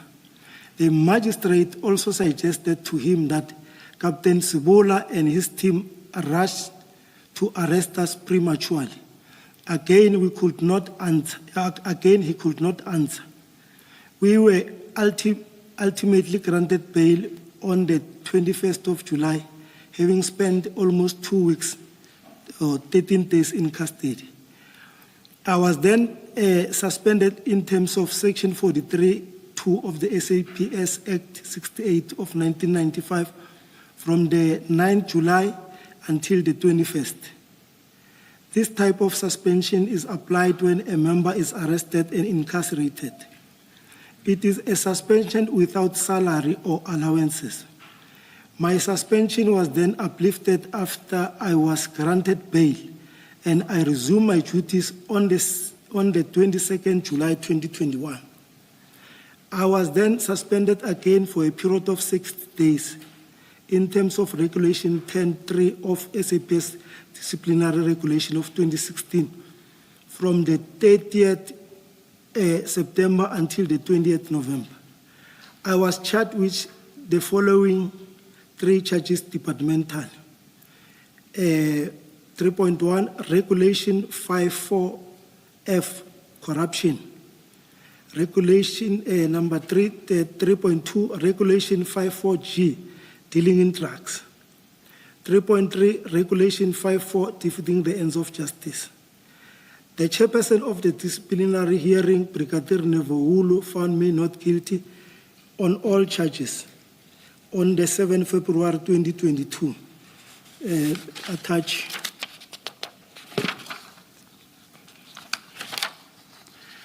Then can I proceed? Do you want to go to that ruling or you want to proceed? I don't know. You direct me. Okay, let's proceed. If you want to come back to it, we can. But let's proceed to the next paragraph. And that will be 31 under the topic Boysen's CAS 25210 of 2021. Poisons Cast 252 of 10/2021, defeating the ends of justice and obstruction of police officers from executing their lawful duties. This case emanates from our arrest and detention at Aeroton as overseen by General Khan, Major General Kadwa, Brigadier Schobela, and Captain Sibula.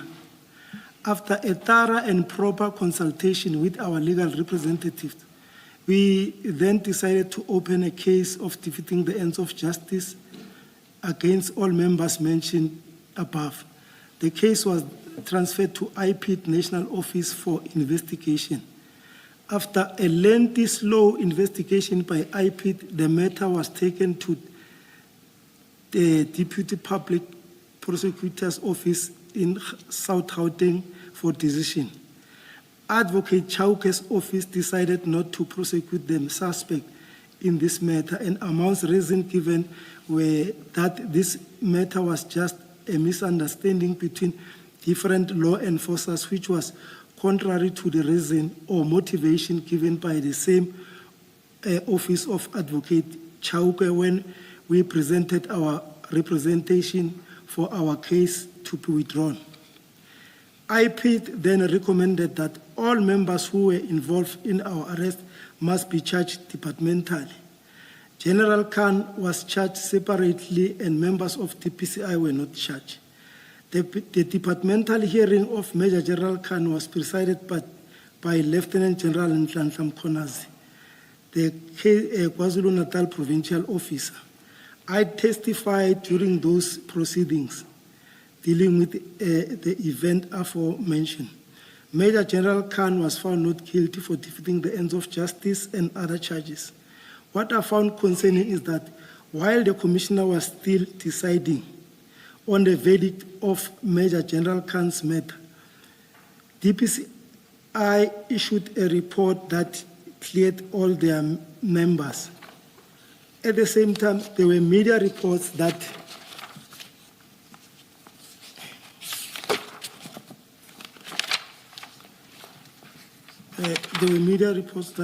I think when you go to paragraph 34, it's a repeat. So what you can do is that if you go to, at the same time, you see on that paragraph, then you can pick it up from there. Perhaps what we should do, Advocate Msikiti, we must just scratch out the first paragraph 34 on page 12, and he reads the complete paragraph 34 on page 13. That seems to be practical. Thank you, Commissioner Khumalo. So, Warrant Officer, just go to page 13 and read that paragraph in its entirety. from the beginning. Yes. 34 years. Thank you. IPID then recommended that all members who were involved in our arrest must be charged departmentally. General Khan was charged separately and members of DPCI were not charged. The departmental hearing of Major General Khan was presided by Lieutenant General Nhlanhla Mkhonazi, KwaZulu-Natal Provincial Commissioner. I testified during those proceedings dealing with the events aforementioned. Major General Khan was found not guilty for defeating the ends of justice and other charges. What I found concerning is that while the Commissioner was still deciding on the verdict of Major General Khan's matter, DPCI issued a report that cleared all their members. At the same time, there were media reports that the witnesses of Major General Khan's hearing, which is us, were facing an imminent re-enrollment of their case. Our case was provisionally withdrawn on the 12th November 2022. I know and understand the contents of this statement. I regard the contents of this statement to be binding on my conscience. I have no objection in taking the prescribed oath. That's the end of my statement. Thank you, Warrant Officer Mahani. Can I just ask you, when you spoke about your arrest and detention, what are the charges that are proffered against you? I think you read the charges that were proffered against you departmentally. In terms of the criminal proceedings. if I remember very well, dealing in drugs was one of the charges. I can't remember very well. Officer, you don't have to guess. Please go to page 19 of the annexures, item 6, after your statement. The charges are there.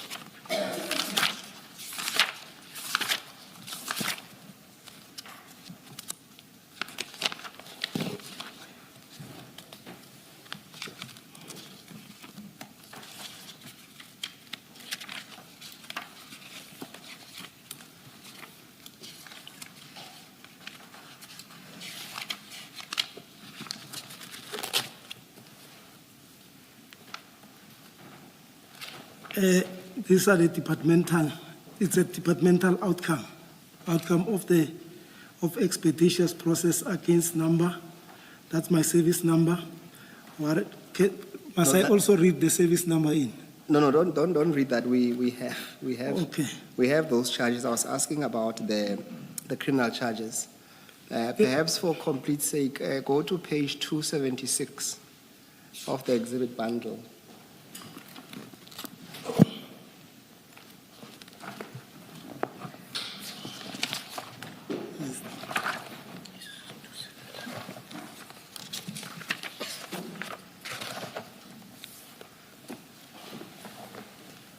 Yeah, notice of rights in terms of the Constitution, Section 35 of Act number 108 of 1996. You are being detained for the following reason: dealing in drugs. Yes, I wanted to find out were there any other charges added to that subsequently. No, it was only this one. Okay.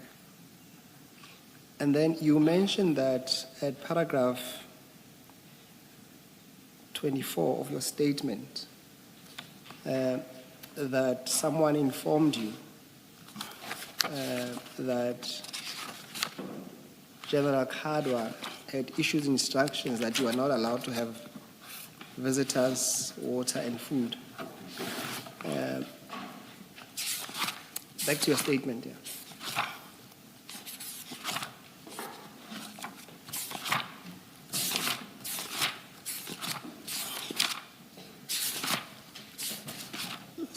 Paragraph 24. 24, yes. Yes. While at Boysen Station holding cell, we were told, allegedly as per General Kadwa's instruction, that we were not allowed to have visitors, water, and food. Yes, what I'm asking you is that, is there a reason to believe why would General Kadwa issue such an instructions?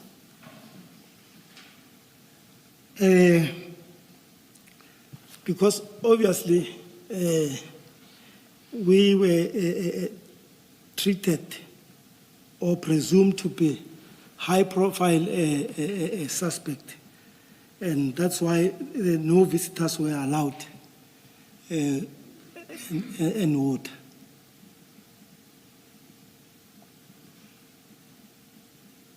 And also, you gave, you read in on the record that you and when you say we, because you say we opened a case against General Kadwa and them. Can you explain exactly who the we is? We is the four of us that were arrested. That will be myself, Chief Mashaba, Warrant Officer Pakula, and Mr. Tumelonku. And the complaint was against who? Can you remember all of them? The complaint was against General Kadwa, Major General Kadwa, Major General Khan, Brigadier Sukhobela, and Captain Sibula. Why would you open a case against, is it General Sekhulela? General Sekhulela, yes. Yes, why would you specifically open a case against General Sekhulela?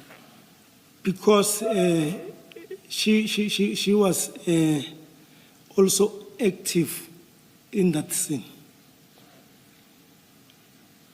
But being active does not necessarily warrant a criminal case being opened.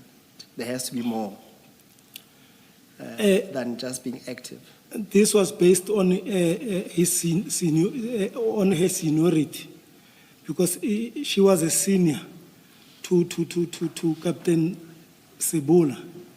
So by so saying, we assumed that maybe the instruction might have coming to her. And I think for the record, it's Brigadier, ne? Brigadier Sekhulela. Sekhulela, yes. I think we Yes. have to keep that correct. It's Brigadier. Brigadier Sekhulela. Yes, Yes, I'm talking about it. yes.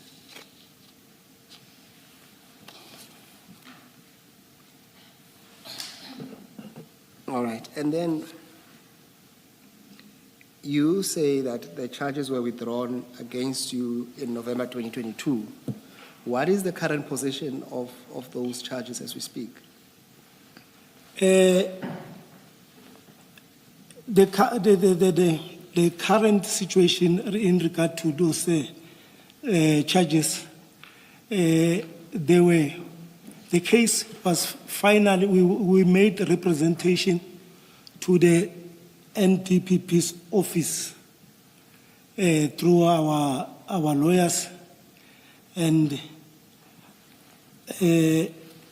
advocate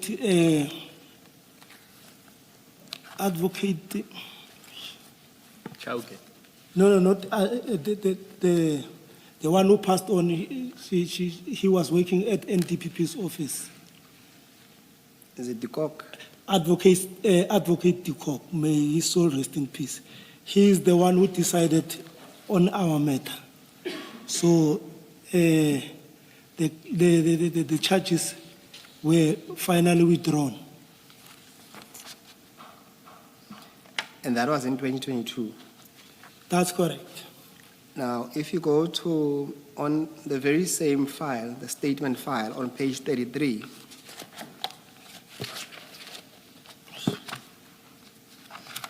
so the statement file you have with you, Yes, I've Yes. got it there.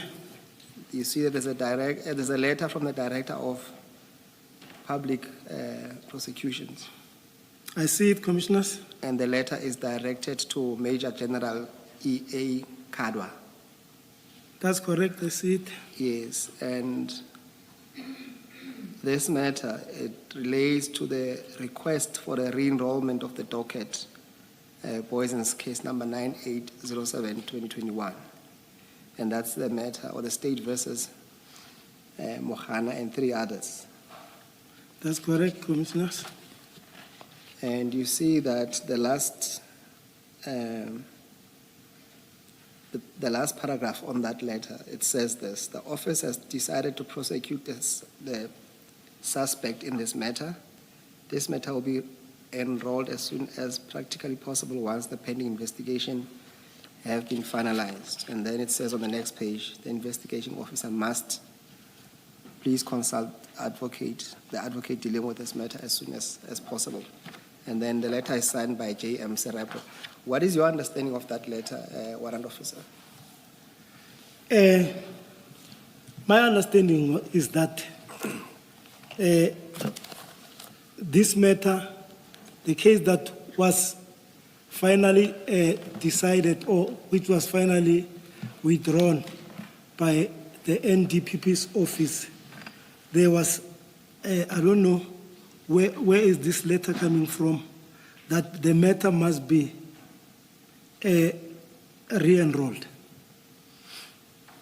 Have you been contacted since the letter in February 2025 No, about the possible re-enrollment? Not at all, Commissioners.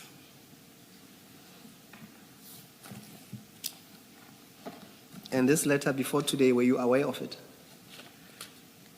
Yes, I was aware of this letter. How did you become aware of that letter?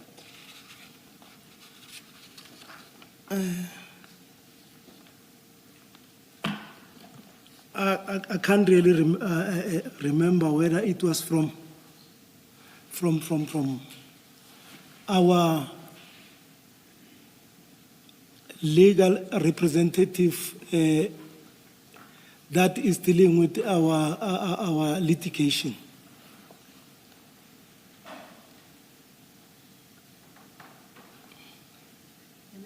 Can I just clarify?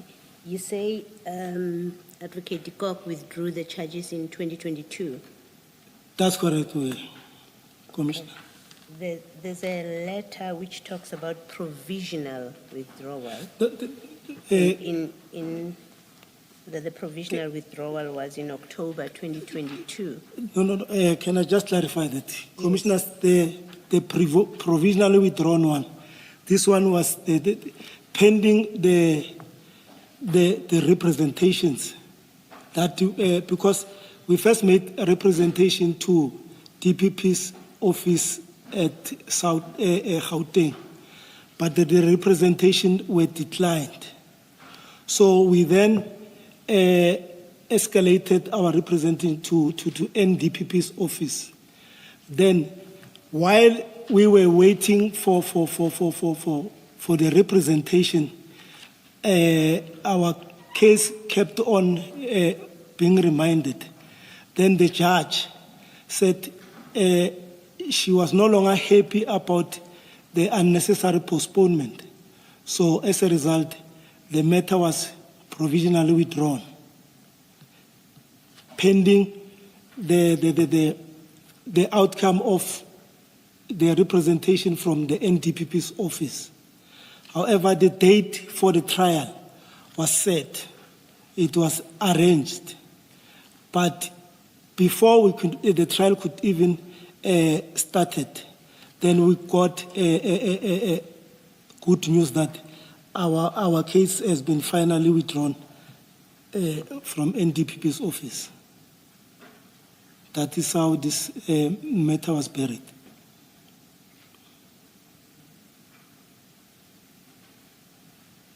Mr. Msikiri, do we have a letter that confirms that final withdrawal? No, Commissioner Baloyi, what we have is it's an order, that order of provisional withdrawal, nothing else. Perhaps to warrant Magane's benefit, there is a letter that was sent by his attorneys to follow up on this alleged re-enrollment. But that letter was never responded to, but that letter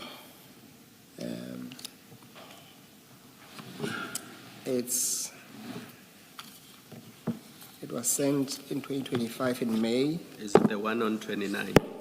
And it's the one from BDK on page 29 of the statement file. Yeah, but that letter speaks, from the attorney, speaks of a provisional withdrawal while awaiting the decision of the National Prosecuting Service. And then it speaks in paragraph 3 of correspondence in 2024. So it doesn't mention a final withdrawal in 2022. Yes, that's as far as we can take it, what, Commissioner. yeah. We're not aware of anything further than that. Thank you. Commissioners, sorry, can I just clarify something? I think I've shared this with the findings by Advocate de Kock with the evidence leader. So I don't know, maybe he might have missed it, but here's the ruling from the office of the NDPP. Just wait, I'll try and direct you to that. That should be the outcome of the representations and providing reasons why the state is not prosecuting. Is that what you are referring to? Yes. Yes, no, we Does have that not that. have a red pagination top right-hand corner? I beg your say, Commissioner. Does it not have a page number? A red No, page this one I just said. You took it from elsewhere. No, yes, but I shared All it, right, the evidence all leave. right, So all right. luckily I had, Look at the date on the last page of that letter. We will tell you if it's in the bundle or not. Is it 21 June 2024? It is in here.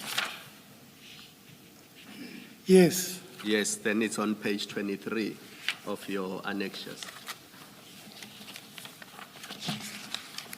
After item 8.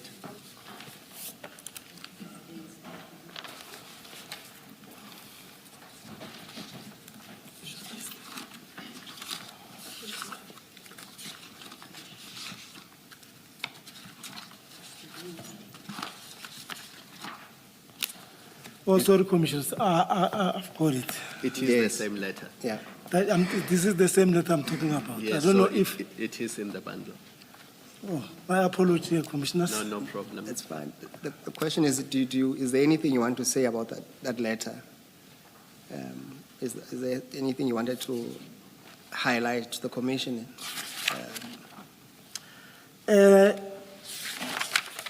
Commissioners, I'd like to take the commissioners to paragraph 6.6. This talks to the reasons as to why Advocate Kok decided to withdraw the matter. Captain Sibola alleged that Sergeant Doe's marked police vehicle was parked in such a way to block the way for Mohana's vehicle, that is a black Nissan buggy, not to leave the scene. 8.18. During the consultation with Mr. Brett, it became known that photographs were taken by Scania personnel when the container was open. The said photographs were sent to Mr. Brett, who made them available to the state during consultation. Among requests by the prosecutor, it is clear from the photographs that there was no vehicle blocking the way for Mohana's vehicle not to leave the scene. Upon request, not among. Commissioner? Please continue, please continue. Further, the photographs show the moment before the containers were opened until the contents were removed, clearly indicating that Scania's personnel were not prevented from the accused from taking photos, and suggesting that nothing untoward was taking place at the scene. Ms. Wenzel also confirmed that there was no interference from the accused when they were taking photos. It would have been impossible for the accused to deny the existence of the drugs in question at a later stage and to deny the allegation makes against them.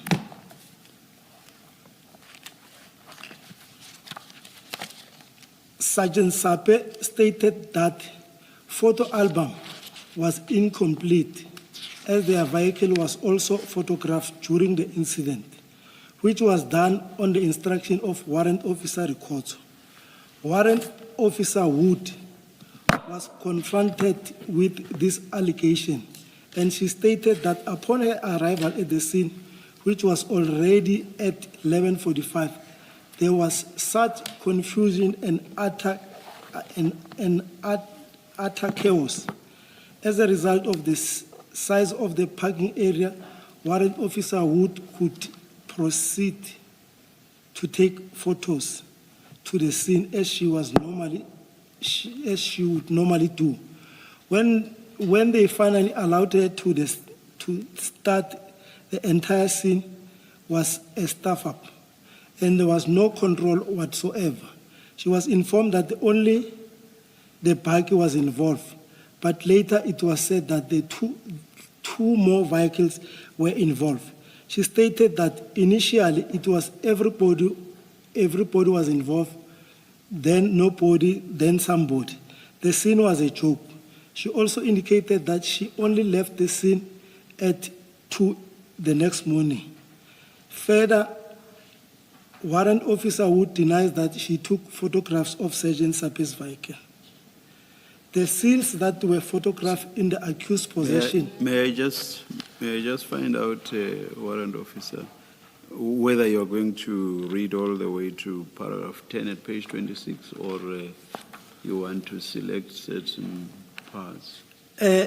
Commissioner, I'm being guided by the evidence leader. I don't know if I must proceed or think you can advise me. You are the one who said, I have a document that I have shared with the evidence leader. And so That's correct. I thought there were certain salient points that you wanted to No. Actually, to draw our attention to in that document. Now I see you are reading this entire document. actually, I wanted to read 6.6. No, because I thought the evidence leader will stop me.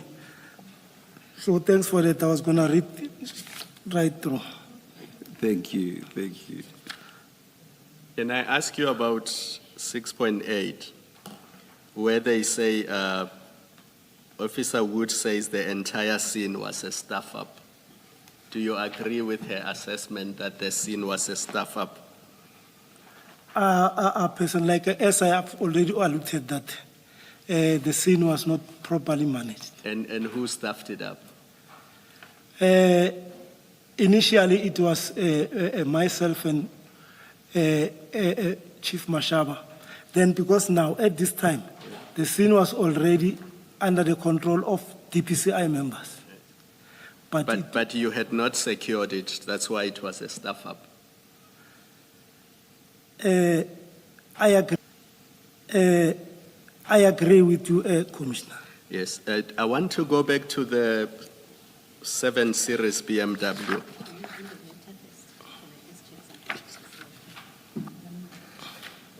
This letter, it's the letter that you say contained or advised a final withdrawal of the charges. That's correct. Okay.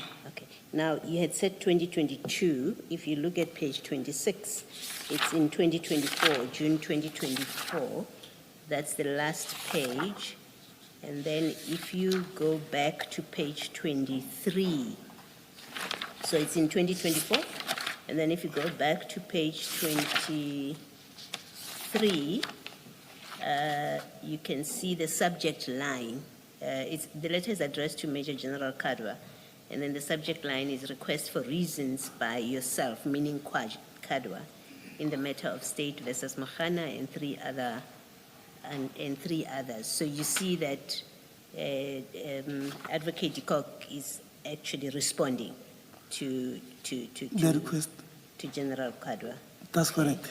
And then lastly, and perhaps importantly to what this letter is conveying, at paragraph 10, go back to paragraph 26.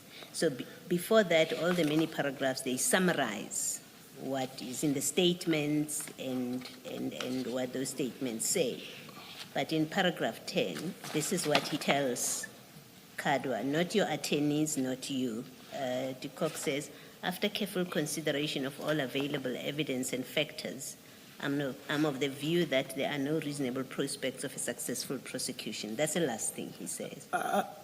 You see that? I see that, Commissioners. So this letter, on its face, does not convey that charges have been withdrawn provisionally. Do you accept that? Maybe It doesn't say that. it doesn't say that. Okay, all right, that's all I was clarifying. Okay, because maybe is that Because then the next thing that happened in 2025, in February 2025, is then Deputy Director of Public Prosecutions informs General Kadwa of the intention to reinstate. You see that? I see that there. And that you find at page 27.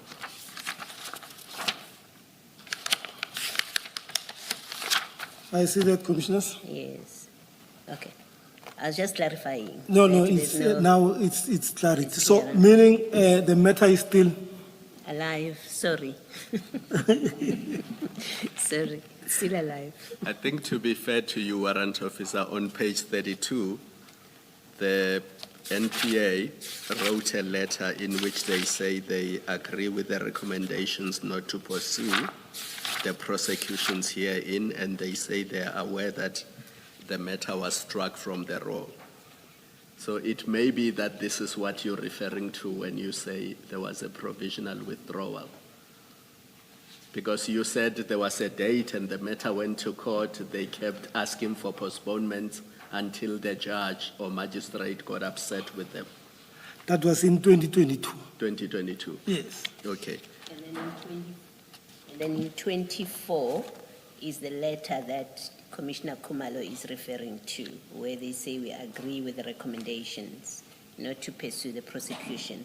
That's in January 24. You see that at page I see that and I 32. follow. Then in 25, you have the prosecution, the deputy director saying they will reinstate. At page 28, it ends at page I see it, page 33. Yeah. Is it the one that Commissioner is talking about? Yeah, there? it's the same letter actually there. Yes, it's exactly the same letter that is at page 27. So yes, that's in 2025. I see that, Commissioner. Okay, all right, thank you. Warrant Officer, I wanted to go back to the BMW 7 Series. It's not clear to me what happened to that vehicle and the occupant of that vehicle once the other police officers arrived at the scene and you were asked to sit in your car by General Khan, and at some point you were then detained and taken to Boysen's police station. That's correct. What happened to the BMW 7 Series and the occupant of that vehicle? Was he also arrested? Yes, that is Mr. Nku. He was arrested with you and taken to. To Boysens. To Boysens. Yes. And do you know what happened to the charges against him? No, we were all charged with the same charges. You were all charged He with was the same. accused number 4 Yes. in our case. And throughout the process, as you were instructing the Scania people to assist you to load the bags onto your van, what was the owner of this vehicle doing? Because we know he was there at the scene, we saw the vehicle. What was he doing as the bags were being loaded onto your buggy? He was sitting in his car Sitting in his car, the whole time. just observing. Yes, that's correct, Commissioners. And why did you not ask him to leave? Because you had now established that there were bags in the truck that were not supposed to be there. You've taken custody of them. They are now in the back of your Nissan buggy. What was he still doing there? Commissioners, as I've indicated earlier, that according to Mr. Nku's handler, which is Chief Mashaba, Yes. he explained that Nku had previously gave information to other police. So the outcome tends that the information was positive, but Nku was told that they didn't find anything. Yes. Now, we are at the stage where his information has checked out. You've now established that there are these bags in the container. You've asked that the truck be moved forward so that you can remove the bags from the container. The bags are being removed. You even said you effected arrest of 3 people, the driver and 2 other people. My question is, the information has checked out. What is the occupant of the BMW still doing there? Because now you know that he has given you the information with Mashaba. The information has checked out. Why do you not excuse him? Why does he remain at the scene together with these bags while all of you are there? Was the plan that you were going to leave together with him and go book these drugs in his presence? No. So what was he still doing there? I definitely cannot answer to that one. Because you now had custody of the drugs. They are in your van. They are not in Mashaba's car. That's That's correct, Commissioner. And you can explain why he remained at the crime scene. I would say so. But you're a police officer, warrant officer.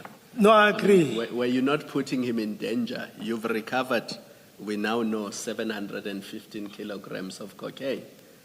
And you know who the informant is who assisted the police in that regard. Are you not exposing the informant to danger? Because if those drugs belonged to the people at Scania, then surely they would know who the informant was, because he's in plain sight, parked his car next to Mashaba's vehicle. Was that not a concern for you? No, it didn't cross my mind. I have a worry that the presence of that person there was to look at those drugs and to see what was to happen to them. And I put it no higher than that it is a worry and a suspicion. I'm not stating it as a fact, and I'm doing it only to test your thought on this issue. I want to hear what your comment is. Really, I won't have an honest answer to that. I would also say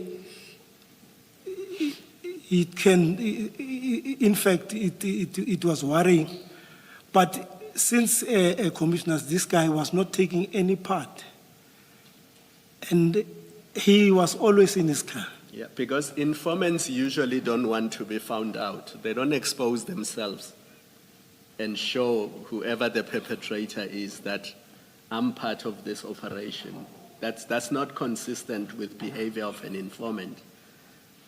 An informant gives information and they have nothing to do with the operation. But this one that follows the police and goes to the scene of the raid and remains until he's arrested later in the day, I find that really troubling. I don't have any comment for that, Commissioner. Thank you. We also heard from evidence here that, in fact, police officers refuse to tell other police officers who their informants are because they don't want to place their sources at risk. And here you are in full plain sight of everybody, the police, the Scania people who are members of the public, really, but as Commissioner Khumalo says, the person who has made a disclosure about the drugs, you, the one SAPS member who was early on the scene, do not see the risk or problem of exposing someone who has been said to be an informer. I share that concern. Do you know anything about handling informers? That's correct. I know I've attended the handling informer course. Okay, and you had no problem here? You didn't see the problem that you've got an informer who not only is exposed, but in fact ends up being arrested, actually? I would prefer to this question, Commissioners. Actually, it depends on the handler.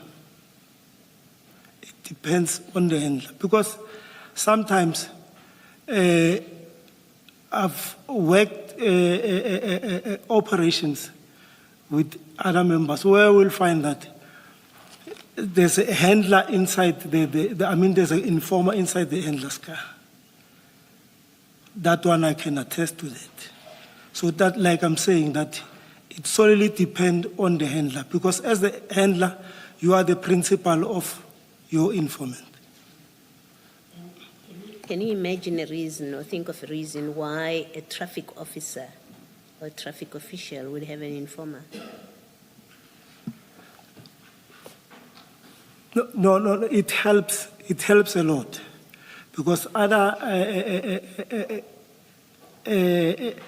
other cases, you need an informer to solve them. Like what? To issue tickets? No. Commissioners. Or to put up a speed trap. Just explain what role you see for an informer or for a traffic officer. You know the functions of a traffic officer, right? what role or what need you see would be served by a traffic officer having an informer? I ask genuinely because yes, and I'm also- I can't think of any reason. To be honest with the commissioners, Gauteng Traffic Police, they are the only thing that they don't do, of which I can put my neck on the block. They don't do investigation. They've got units like their crime intelligence within them. They've got a saturation unit that deals with hijackings and other crimes. And I understand from Mr. Mashaba is currently a provincial head of a unit called SLEU.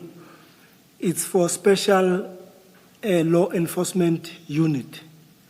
They do almost everything. That's why they even have an airwing. When there are CITs, they also respond. But thank you. Warrant Officer Magane, can you, on the exhibit file, go to page 31, 31. That's the bigger file, the 3.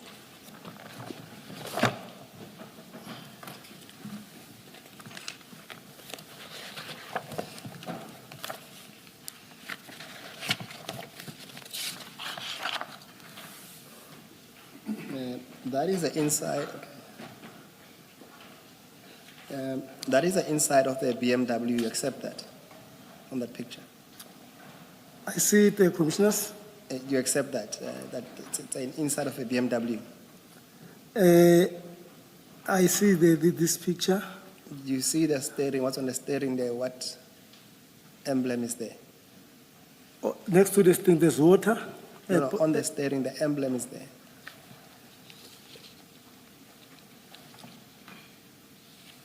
It's the BMW. Thank you. And then if you go to the next page, you will see that on photo 23 and 24, it's the same inside of the BMW, but in particular on photo 24, you will see that there in orange, there is what looks like amount of money. I see that, Commissioners. And then if you go on page 33, the top picture, there is it's quite clear there that there is an amount of money there. Do you know anything about that money? Not at all. I don't have any idea. Okay, what we are told is that that's Mr. Nku's car, and he had with him, that amount was a total of 60,000 rand. I heard about that. Yes, and what I wanted to ask you and get your comment is that the theory is that that money was possibly going to be used to pay either you or Mr. Mashaba or both of you as a reward for recovering the drugs. What's your comment? I totally disagree with that comment because, I mean, even if they say I'm very cheap, I wouldn't change drugs worth 200 million for a 60,000. That's my take. You did not know how much the drugs were worth at the time. So you cannot say I wouldn't change drugs worth 200 million for 60,000. You had not seen the drugs, so you don't know how much they were worth. No, I'm answering because I know that those drugs worth 250 million. Only know now. On the day you did not know. But to be quite honest with you, commissioners, I wouldn't do that. Is it not unusual for an informant to walk around with 60,000 rands in cash? Commissioners, to be honest with you, Mr. Nku, when he was introduced to me, because I wanted to have a background, but even though we didn't engage much because of time and everything, I was told he's a businessman who was in a distribution sector. He had some distribution companies in Limpopo. Distribution of what? Coke and Cocaine? No. Coca-Cola. Not Coke as in a cocaine. No, just clarifying. No, not that one. And because it was for the first time, I mean, he looked presentable and smart and everything, And driving a new 7 Series BMW. that's correct. You said you were told he's an informer. No. He's an informer. Besides being an informer, he was running his business, not that he was living as an informer. No. Let's go to page 396, warrant Officer Magane. Can you just, page 35 and 36? That is still the same BMW, and I could be wrong. Can you just clarify why is that money now in police bags? Is it after it was recovered by the police? Even though I'm not privy, because I didn't, but I will assume that it was now inside an evidence bag. So he did not have police exhibit bags. I think that's the point I'm driving at. No, but I think this was subsequent to his arrest. After it was recovered in his car. That's correct. All right, thank you. Thank you, Commissioner Baloyi. Can we go to page 396? We are on the same bundle, the exhibit bundle. Three.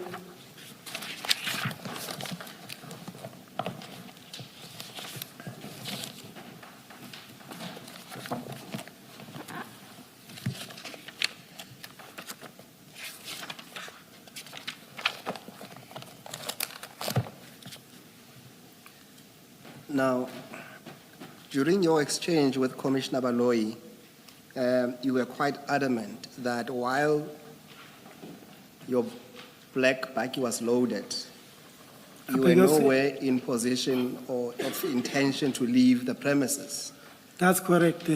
Can you then please, for the record, read in what is stated there at paragraph 6, just to assist you in terms of, this is a statement by one Jolene Wenzel or Kukamur, as it seems to be a maiden surname, of Scania.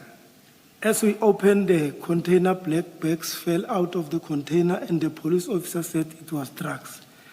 The police then instructed us to load them inside the Nissan buggy, and after loading them, the tall officer came with cable ties and said he is arresting us. You are arresting me for receiving the goods.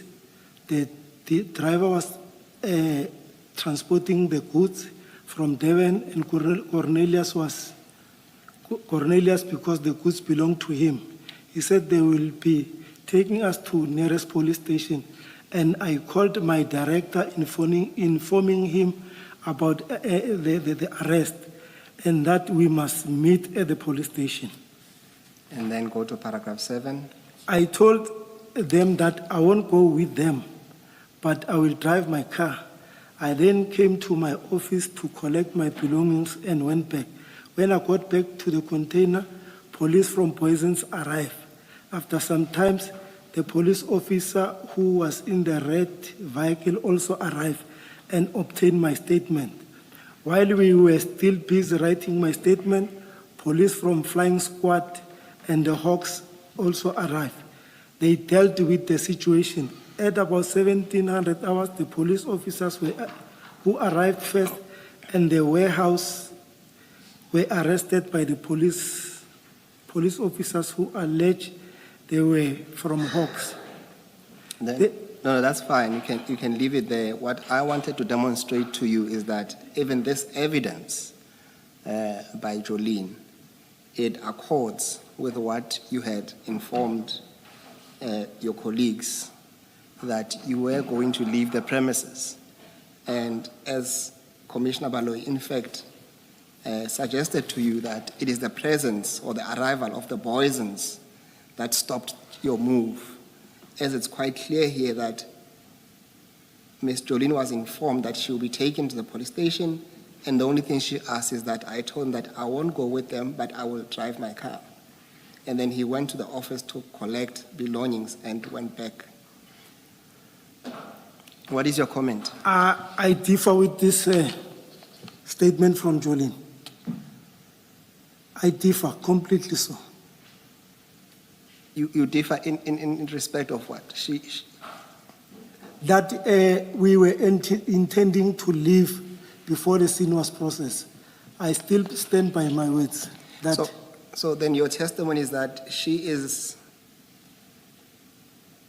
incorrect to say that, and then Warrant Officer Pakula has to be also incorrect, and also because the same information was relayed to Captain Midupi, that is also incorrect. So you have three people, according to you, that are lying about your intentions to leave.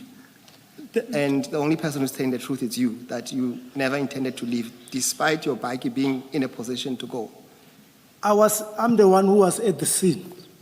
Like I'm saying, it was still early for us to leave the scene.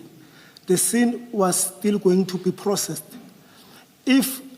I still maintain that if we had intention to leave, we would have left even before the Boysons arrived, because they came 30 minutes later. We'll come back to that, because it was what we know is that at least you were distracted by the falling of the bag. One of the bags was stuck. That's why you couldn't leave as quickly as you wanted to. What do you say to that? I also say that's not correct.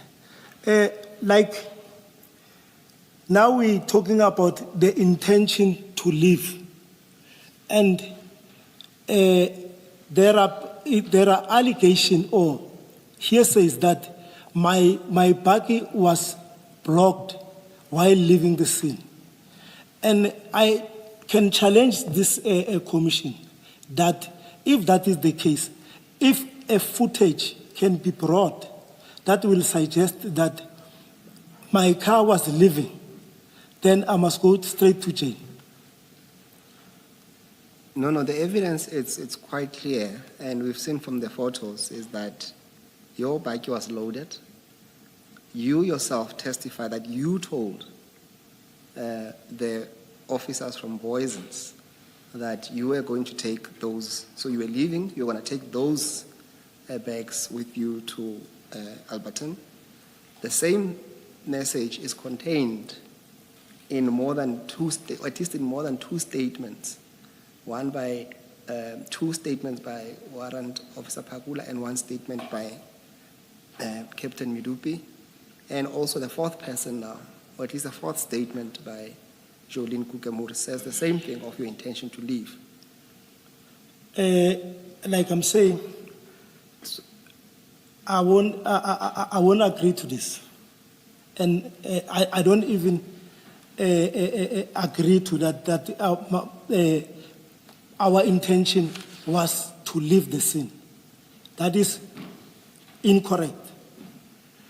I won't take it higher than that, except to say to you, your version, given what I have told you, and these are versions that were given under oath as well, it's highly improbable, given the overwhelming evidence in front of the commission, that you had every intention to leave.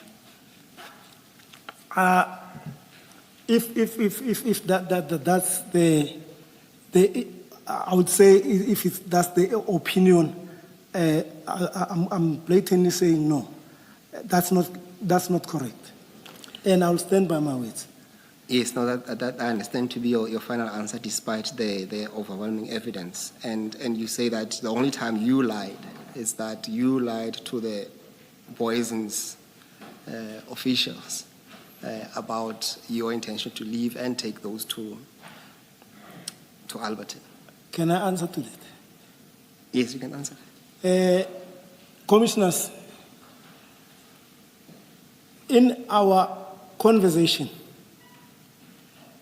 there's nowhere in our conversation between myself, Chief Mashaba, and the Poisons, there was nowhere I said or we said we're leaving. The only thing that we said, we were talking about the detention of the suspect and the booking of the exhibit. I won't belabor the point. Let's go to, there's a file, it should say on the spine, it should say Francois Stein file. Because? Yes, they will assist you to get to that file. I want you to get to page 137 of that file.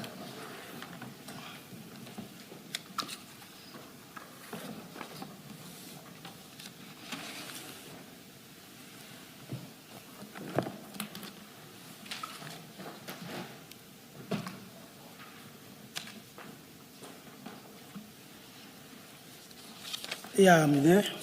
Yes, this is a National Instruction 1 of 2025, and it provides different phases that must be followed when handling exhibits in situations like this. But I want us to focus on, you will see if you go to page 136, just the page before, this phase is called the reporting phase. And then I want you to go to the next page on 137 and read into the record what it says there under 4. I'm lost. Where must I go to? 137. 137. Then there's let's go 4 up. Record of all action on the computerized system. No. Top of the page, Does it say any 137 member. on top? Or any member who arrives at the scene of crime first must take the responsibility of the first responder as set out in this national instruction until an appropriate member from the division, visible policing, or detective service takes over this responsibility. And at Arlington, at least you'll accept that you would be the first responder to the situation. That's correct. Now, please go to the bottom of the page at 10, says responding phase. Sorry, can he read B also? He read only A before he goes to the responding phase. Please read B on 4. So you did 4A, then do 4B. Report his or her arrival at the crime scene to the appropriate dispatcher at the community service center or 10111 center. Did you do that? No, I didn't. Then let's go to 10, responding phase. Then read 1. The first responder must approach the crime scene with due consideration to his or her own safety, the safety of others, and the preservation and the integrity of the crime scene. And according to your good self, did you do any of those? The preservation and integrity of the crime scene, that one I tried my level best. And the safety of others? No. You cannot even begin to say that, warrant officer. You accepted earlier when basically all three of us engaged you that... Commissioners, I would say it was an oversight. The container was opened, the seal was broken, in fact, and the container was opened. No pictures were taken before any of that was done. And then a number of people handled the bags with their bare hands and lumped them onto the back of your buggy. Everything was a stuffer, as one of the people who prepared these reports said, and you accepted that it was a stuffer. So you cannot even begin to say that you did your best to preserve the scene. You cannot. I agree, Commissioners. Thank you. Please try to remember your testimony so that you don't appear to be at least committing perjury or at least providing contradictory versions. Now, when you go to 1A and we talk about your own safety, you were asked earlier on by Commissioner Khumalo as well to say you did not consider or at least ensure that your own safety was intact, more so that you chose to drive to a position or to a situation where there could potentially, or there's a risk that there could be even an ambush because you are escorting a truck full with at least suspected drugs and without any protection. You accepted that? Accept that. Yes, and the same would apply when I asked you specifically to say to you, do you find it appropriate and safe for Mr. Nku himself to be there in situations where he had provided you with all the necessary information? Do you remember that? I remember that, Commissioners. And I say to his safety as well was not taken into account. You accept that? I accept that. Yes. Then let's go to the next page, 138. Page 138. 138. Yes, go on top. There's 3. The first responder must. The first responder must assess the situation with regard to initial observation, arrest the suspect as per the prescribed, maintain the first responder report, Annexure D2, and ensure that all unauthorized persons are removed from the crime scenes and they remain outside the outer cordon. And at least on this score, you'll accept that you did not, especially on the last one, you did not ensure that all unauthorized persons are removed from the scene and they remain outside the outer cordon of it. In fact, you did the opposite because you allowed the civilians to handle the exhibit. You accept that? I accept that. What is the first responder report, Annexure D2? What goes into that?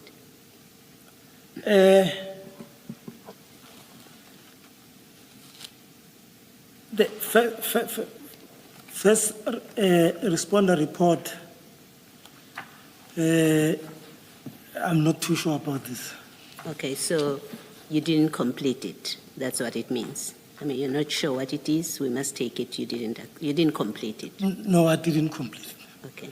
I think in this case, Commissioners, they are talking about, let's say, a murder scene whereby maybe this was dispatched from 10111. Why do you say that? You don't know what the report is, the D2 annexure, so you can't speak to when does it apply. I'm happy with your answer, or to leave it at you saying you're not sure. What is this D2? I'll take that. I'm not sure about it. Okay. This is broadly about crime scene management. That's what it is. So it's not about murder or any specific or particular thing. Crime scene management. Okay, you accept that? Accept that. It doesn't apply to just murder. Okay. And you've accepted to the evidence leader that you were the first responder at this scene. That's correct. Okay. Now, I'm a bit confused because much earlier you said this was Mr. Mashaba's scene. You said it was Chief Mashaba's scene. Now we know there's a national instruction that instructs every SAPS member that if you are the first one at the scene, here's what you get to do. You did not do that. You let Chief Mashaba be the owner of the scene. Can you just explain it, just to make sure that I don't misunderstand? By the virtue of Chief Mashaba being there, the custodian of the information, and a commission officer. He was also responsible or it was also So appropriate. are you saying what you read earlier doesn't apply to you?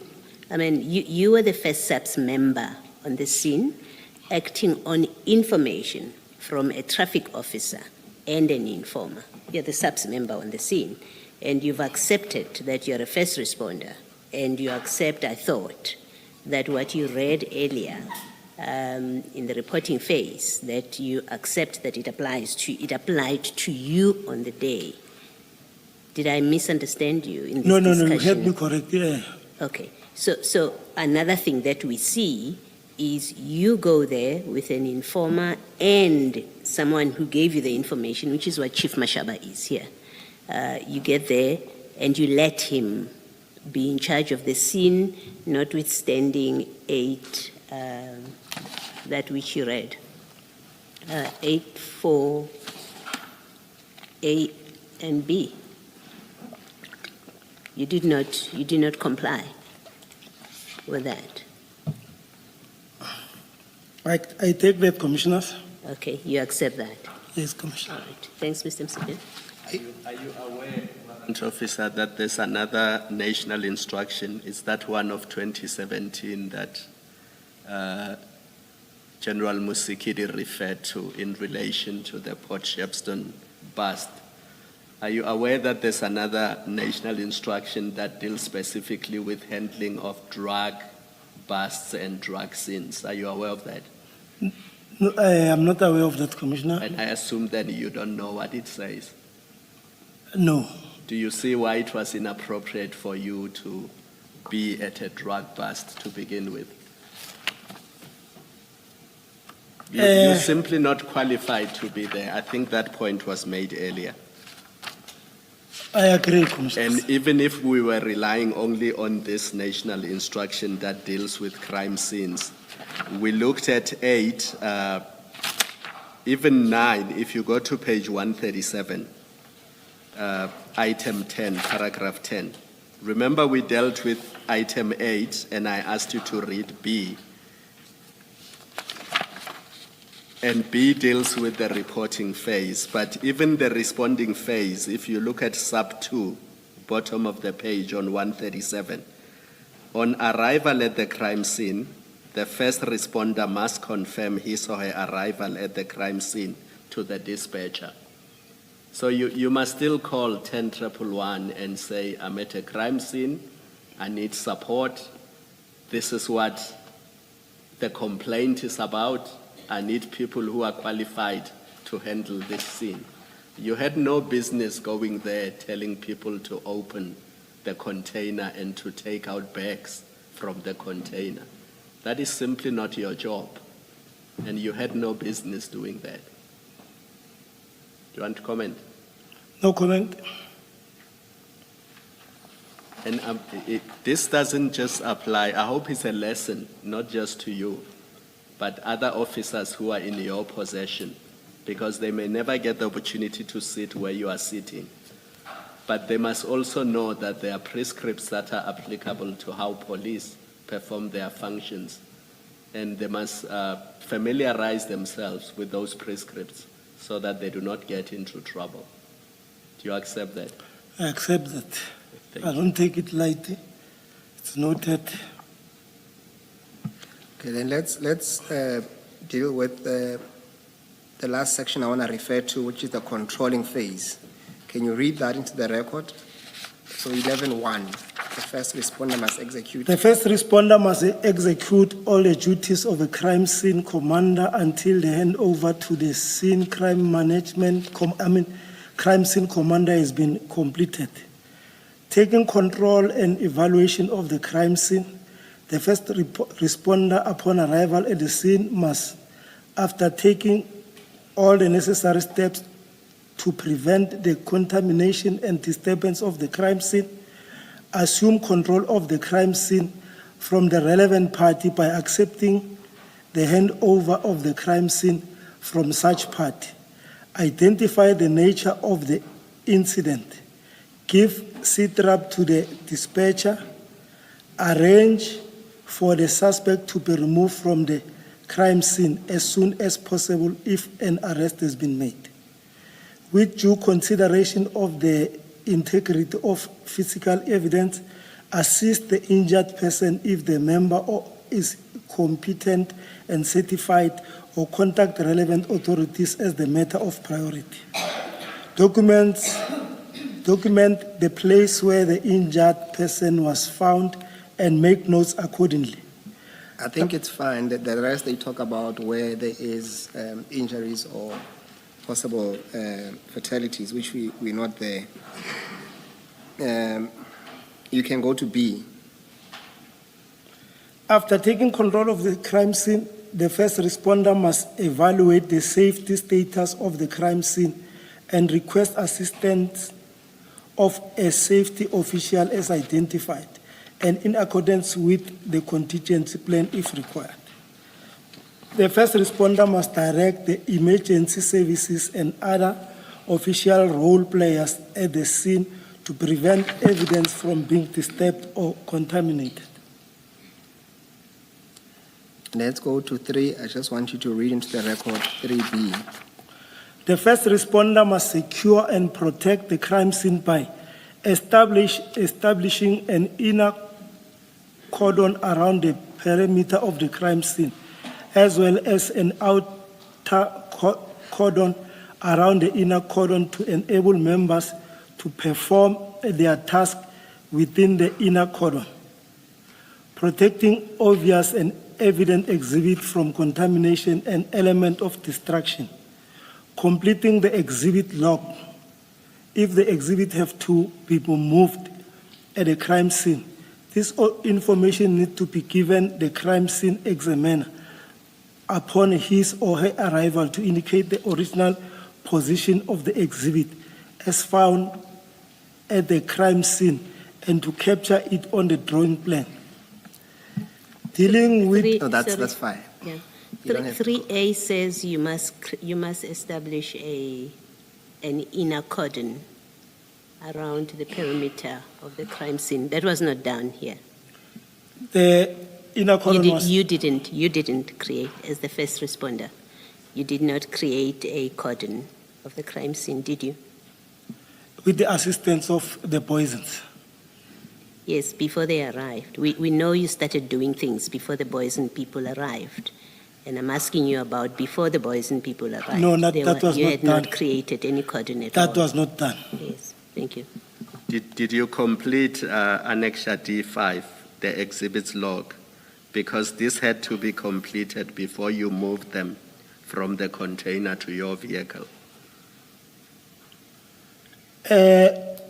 Commissioners, I don't know, but this is what is this? It is.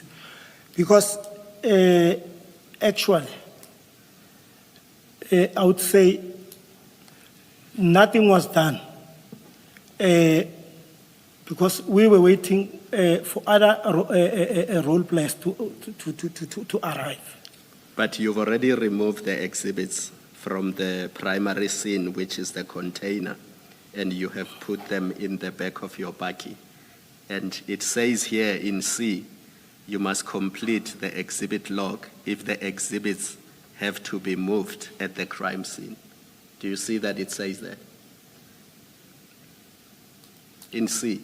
The exhibit was not yet moved and No, but you moved them from the container to your to a vehicle. bakkie, Yes. but we were still at the scene. So what then is the primary scene according to you? So the scene is the Scania complex. It's not the container. According to you, as long as they are in the Scania campus, for lack of a better word, they are still on the scene. They were not moved from the primary scene. I would say I will agree. So even if they were in the back of the 7 Series BMW, according to you, that would still be at the scene. There was no way that they would be. No, I qualified it with an if. I didn't suggest that they were there. I said if they were taken out of the container and put in the back of the 7 Series BMW, they would still not have moved from the primary scene, according to you? I'm having a problem with the 7 Series because it's not a state vehicle. I have a problem that it was there in the first place. So what I'm putting to you is a proposition. Because you are saying the scene is the entire Scania campus. Now, since the BMW was in the campus, within the campus, on your logic, even if these exhibits were put inside the BMW, they still would not have been moved from the primary scene because that whole place is the scene. Commissioner, you know, I don't want to associate or take the exhibit into the BMW because it's not a state vehicle. I will leave it there. Okay, let me try and help complete this. 3C says the information needs to be given to the crime scene examiner upon his arrival to indicate and underline this.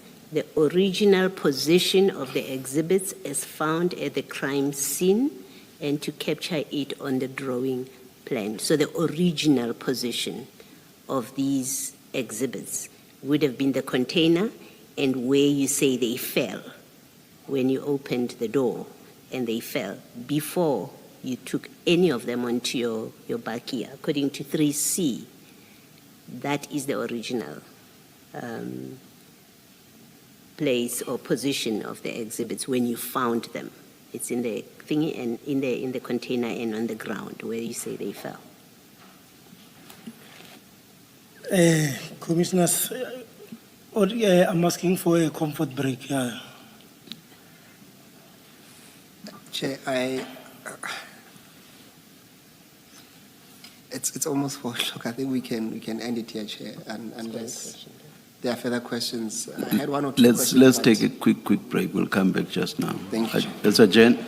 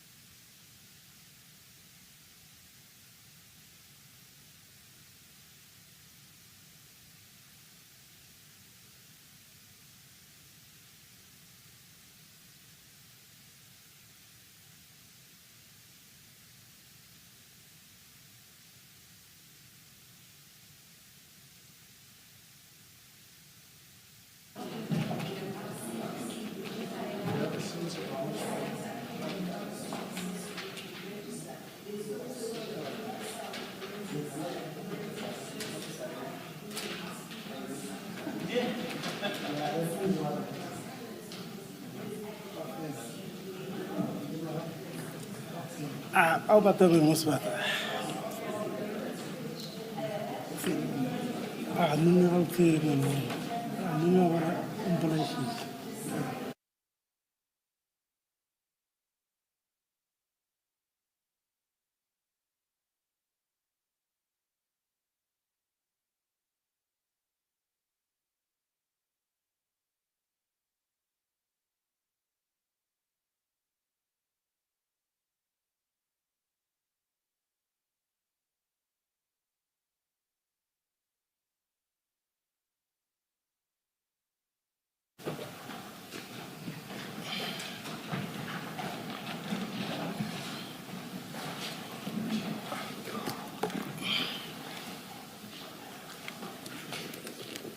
Thank you, Chair. Warrant Officer Magane, is it fair to say to you that in this whole incident at Ayrton, you did not fully appreciate the magnitude and probably the seriousness of the situation that you were dealing with at the end of the day? That is why you committed so many errors or oversights, as you call them.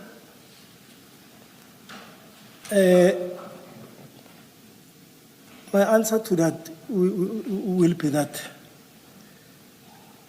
really, if I anticipated that the situation will turn out like that, I would have done better.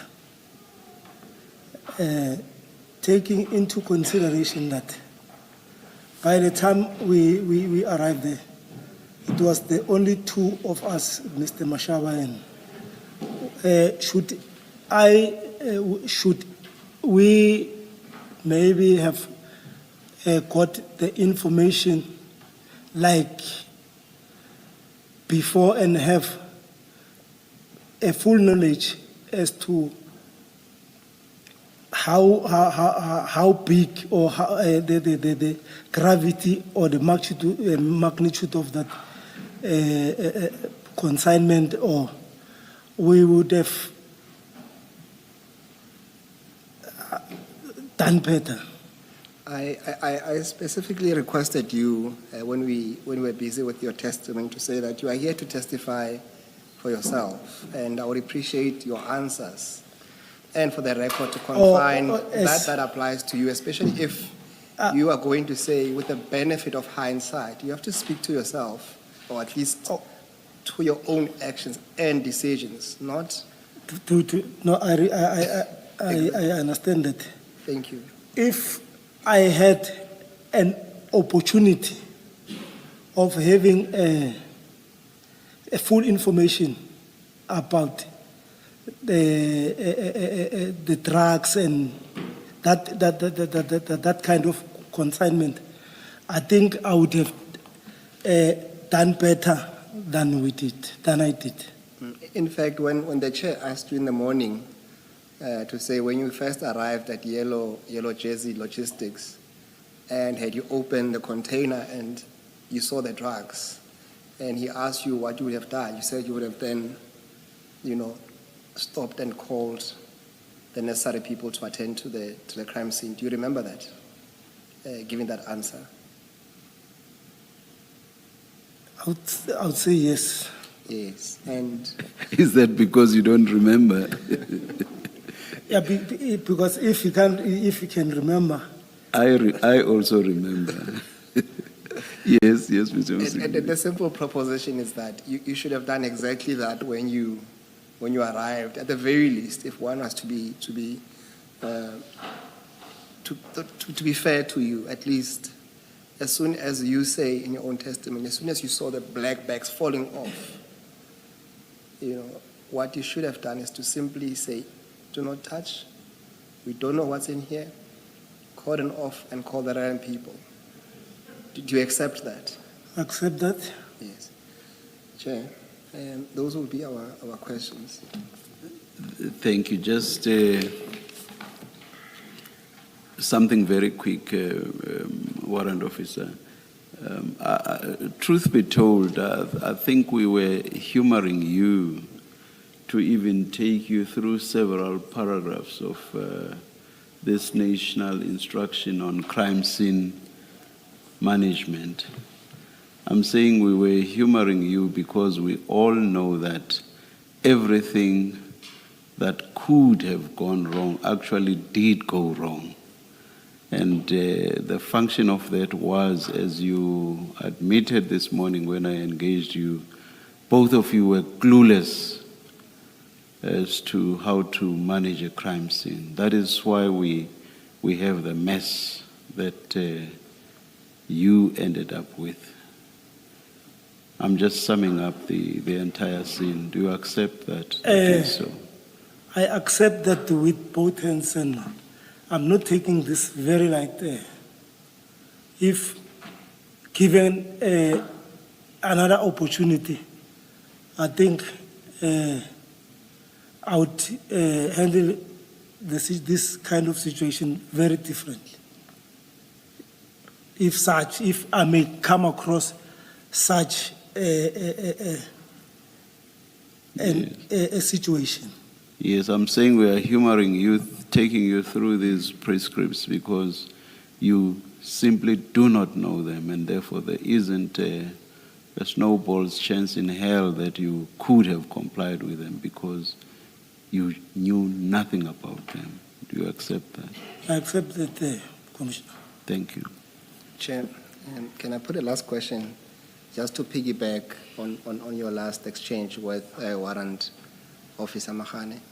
And the opposite of it, Warrant Officer, is that it's either that you do not appreciate the fullness of the situation you're dealing with, but at worst for you is that you were complicit to the process of intercepting these drugs to at least assist the intended recipient to recover them.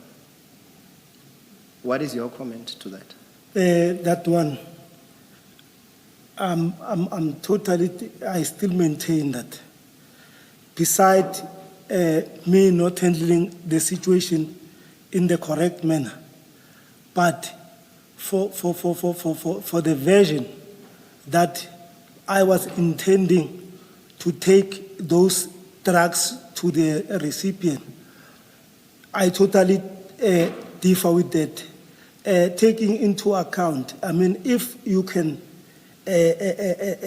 go through, I mean, our phones were taken to check if there was any link between us prior to that.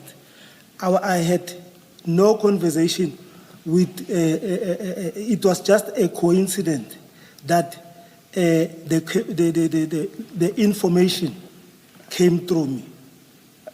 Okay, no, lastly, throughout this, Warrant Officer, have you ever asked Chief Mashaba as to why he did not call his own colleagues in the traffic department and instead called people from at least your direction, being Pukungwane, and you ultimately? Have you ever asked him why he never called his own people? Yes, and the reason was that because this thing, the information was about Rodicop, which happened to be in Alberton. That is when he thought about Warrant Officer Pukungwane. And that Warrant Officer Pukungwane referred him to me. And you were the right person in terms of the jurisdiction? No. When Mr. Mashaba phoned me, he said, can you please assist with getting someone?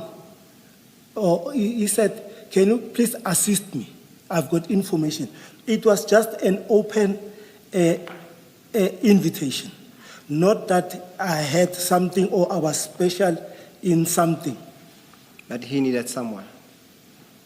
Yes, like I said, after he called me, I called some surgeon from dog unit as I was busy.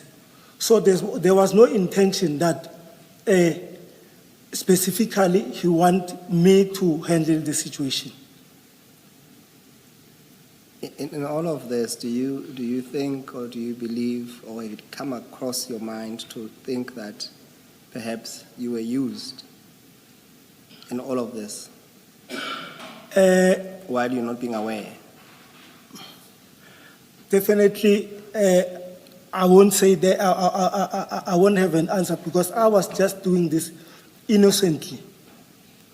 Innocently, not thinking of something behind. Yes, hence I'm saying you were used. Remember, we have the drugs. They are high-value drugs. Someone has to retrieve them, and they need someone who's a police to assist that process. It was, I would say, for me, it was just an unfortunate position. If I may say that I fell into that trap, but I had no intention or I had no clue that something behind might be happening. Much as I say, I innocently went there, not even having an idea who the informer is and how was this information gathered, that maybe, if I can say, I might have fell into a trap, if there's a better way of saying that. But innocently, I attended the scene, and out of the little knowledge that I had, I thought I was doing the right thing. But to this commission, I can safely say I had no intention of taking the drugs or of running away from that. That one, I'll still repeat it. If there's something that maybe the commission will think that I was involved in another way, God knows that I'm innocent. Yes, now you accept that being used does not require you to have the intention. Because you, as you correctly put that, you might be innocently thinking that you are doing your job, but ultimately you were deceived into assisting someone to intercept a Like cargo. I'm saying, and I'll still repeat this over and over, to prove that indeed I knew nothing about the interception of these drugs. Like you are saying, I can say I was in a blind spot. I was in the blind spot. I was just doing this, offering an assistance to another member. Were you blind spotted by Mr. Mashaba? Yes or no? No, to be a part of this operation. Chair, I can't take it further than that. Thank you. Warrant Officer Magane, Commissioners? lastly from me. You, earlier in your testimony, you said that you informed your superior, your station commander, That's correct. that you are going on to this operation. What was the reason for that? Why did you find it necessary to inform your station commander? Because when you, it's just for control purposes, Yes. so that it cannot later emerge that he doesn't know about your whereabouts. Okay. And it's always fair and safe to inform your superior unless you've got some ulterior motives. Okay. Do you know, or did you come to know, that Chief Mashaba did not inform his superior about this operation? Unfortunately, Commissioner, I wouldn't be in a better position to say he informed his supervisor, but fair enough. Yes. For me, I did the right thing. Okay, yes. his supervisor, Dumisani Pompi, filed a statement at the time and said that, and I'll just pick extra parts of it that make the point. He says, Chief Mashaba, in all his work engagements, he keeps communicating with me as his supervisor with regards to his duties, right? That's the one thing he says. And then he says that morning he called Mashaba for a meeting, and Mashaba said he's busy. And then at about 11:26, he heard from Deputy Director that Chief Mashaba has been arrested by the Hawks. He had that. And then he then told me, and then he called him, and then he told me he could not tell me that they had an undercover operation of drugs. This is Mashaba now. He finds him on the phone. After now he's arrested, that the operation was successful, but they just having a misunderstanding with other members of crime intelligence. The indication from him was that they are fine and they will handle the situation. This is Mashaba to his superior. And then this is what the superior says in the statement. For me, this denoted that the responsible person for SAPS that approved this operation will discuss the misunderstanding with the general from intelligence. This was a reference to General Khan, a telephone call from General Khan. So the person responsible for the operation would have been you, according to his superior. There has to be a SAPS person responsible for the operation. But you've told us that, in fact, Mashaba was responsible. And then lastly, this is what the part where his boss says, I can confirm that I did not place Mashaba, he calls him Acting Deputy Provincial Inspector Mashaba, on duty of the activity he was performing at the time of his arrest, and he did not even inform me about it. So that's what his superior says. So Mashaba went and did his own thing without his boss knowing. And you have said, you have explained why you would inform your superior. Right? I did that. And quite notably for me, you say unless you would keep it, and you would inform unless there was an ulterior motive for not telling your superior. That's correct, Commissioner. Okay, all right. That's what I wanted to point to you. But then I want to put certain facts that have come out of the evidence or indicators that I want you to understand why there is concern about your role in this and the kind of conclusions that I shared with you earlier to say it looks like you were part of a scheme to intercept these drugs. One, and I'll list them, just try and remember them, but it all comes from the evidence, okay? And one is, you are an office-bound person by your job. On that day, and your commander says that, and on that day you left the office to be involved with a drug bust because Mashaba, who's not your friend, he's not someone you work with every day and do operations with, calls you out of the blue and says, come and help me. So we've established that you leave your desk job to go and assist him in a drug bust where you have absolutely no experience. You don't know the protocols that apply, you've never done a drug bust, but you go and assist and join him when you have no relevant experience. That's one. Two, from the evidence, you did not call any relevant role players to come to the scene. You did not call LCRC, you did not call SANEP, you didn't call dog unit. The one person you called who said, I'm unavailable, you didn't say, put me through to somebody else or to your commander or something. You let it be Maja. I think that was Maja. When Maja says, I'm unavailable, who is dog unit, that was the end of it. You never called dog unit. You didn't try to call the forensic lab. You didn't call Vispol.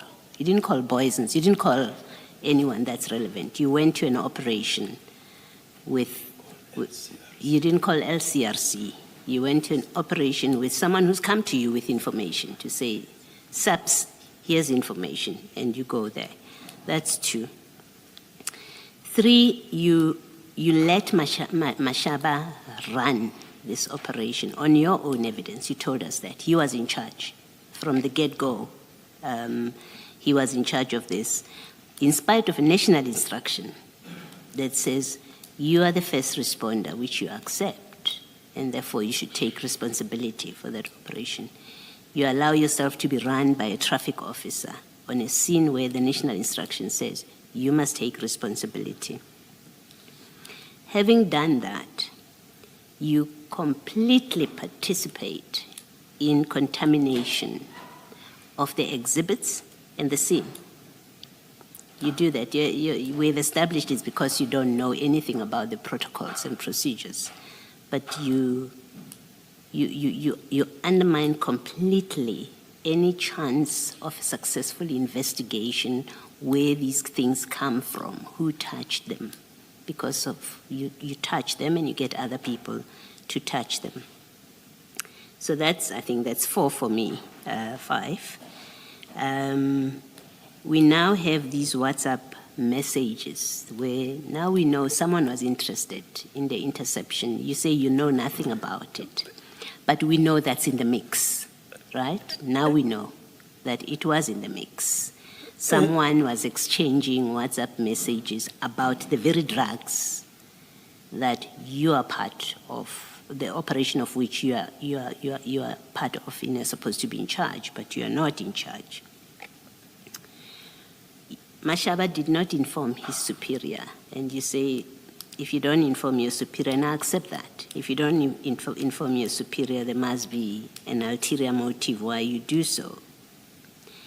And then lastly, in my list, there is the issue, the concerning issue of, well, one, you have someone who's supposed to be an informer being inexplicably part of your operation. Even if you say he just sat there and watched, inexplicably, you've got someone who's watching, seeing, going with you to track where the drugs are going. He's going with you from Yellow Jersey to Scania. If you had left that place, Scania, before Boysons arrived, he would have been going with you. So you've got someone whose presence is not satisfactorily explained, and you, first responder, are allowing all of this. He sees what's happening. But here's another worrying issue that Commissioner Khumalo has raised with you.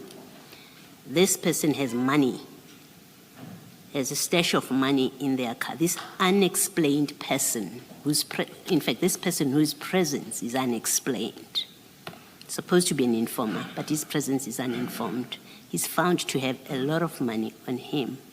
That doesn't look good on these facts when you look at all of these facts.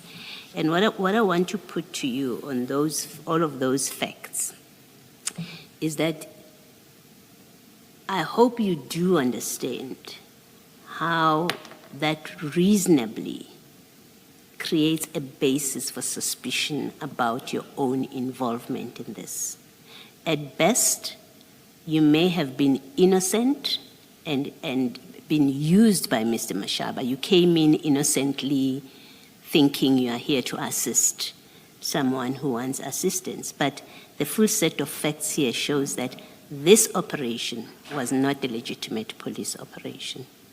And the suspicion that these drugs were not intended, at least not all of them, but according to the WhatsApp messages, all of them, in fact, are supposed to be delivered elsewhere other than police station, does not look good on you.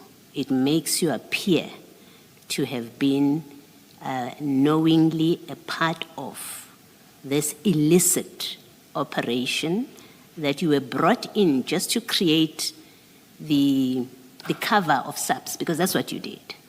Knowingly or unknowingly, you created cover for Mashaba that when you went to Yellow Jersey, you were able to say, I'm SAPS, here's my card. You did that.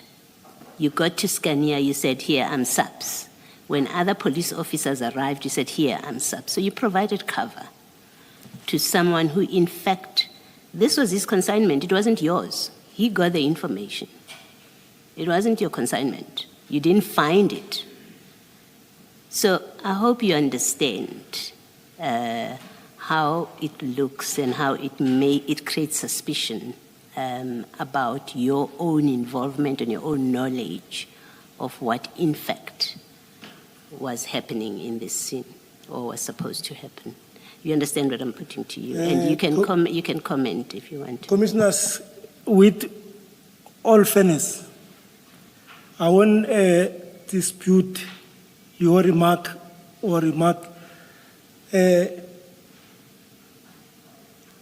In all honesty, I still maintain my innocence. I don't know how best can I explain this. I don't know how best can I explain this.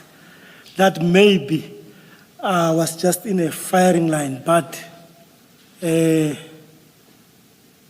is all I can say. Thank you, Warrant Officer Magane. Thank you, Commissioners. Can I just say one thing and then clarify?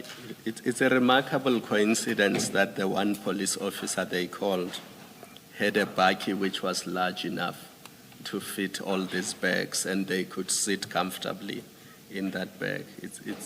It's a worrying coincidence. But my question is really clarification more than anything else. Did I understand you correctly in the morning that you had just finished your shift? You were in a night shift and you had just finished when you were called? No, or no, was no, it the case that you were not on duty at all on the day? No. I was on duty. You were on duty? Actually, I reported early as a duty officer. At 6 o'clock? I visited the station Yes, as a duty officer. yes.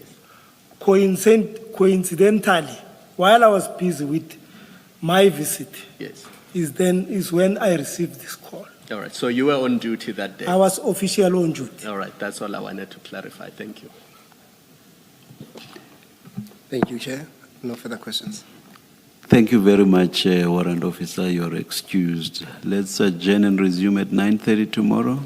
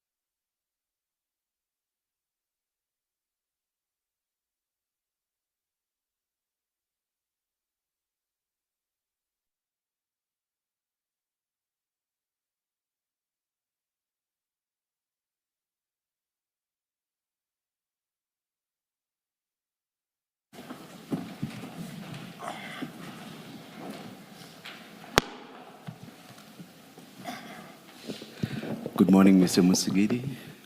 Good morning, Chair. Good morning, Commissioners.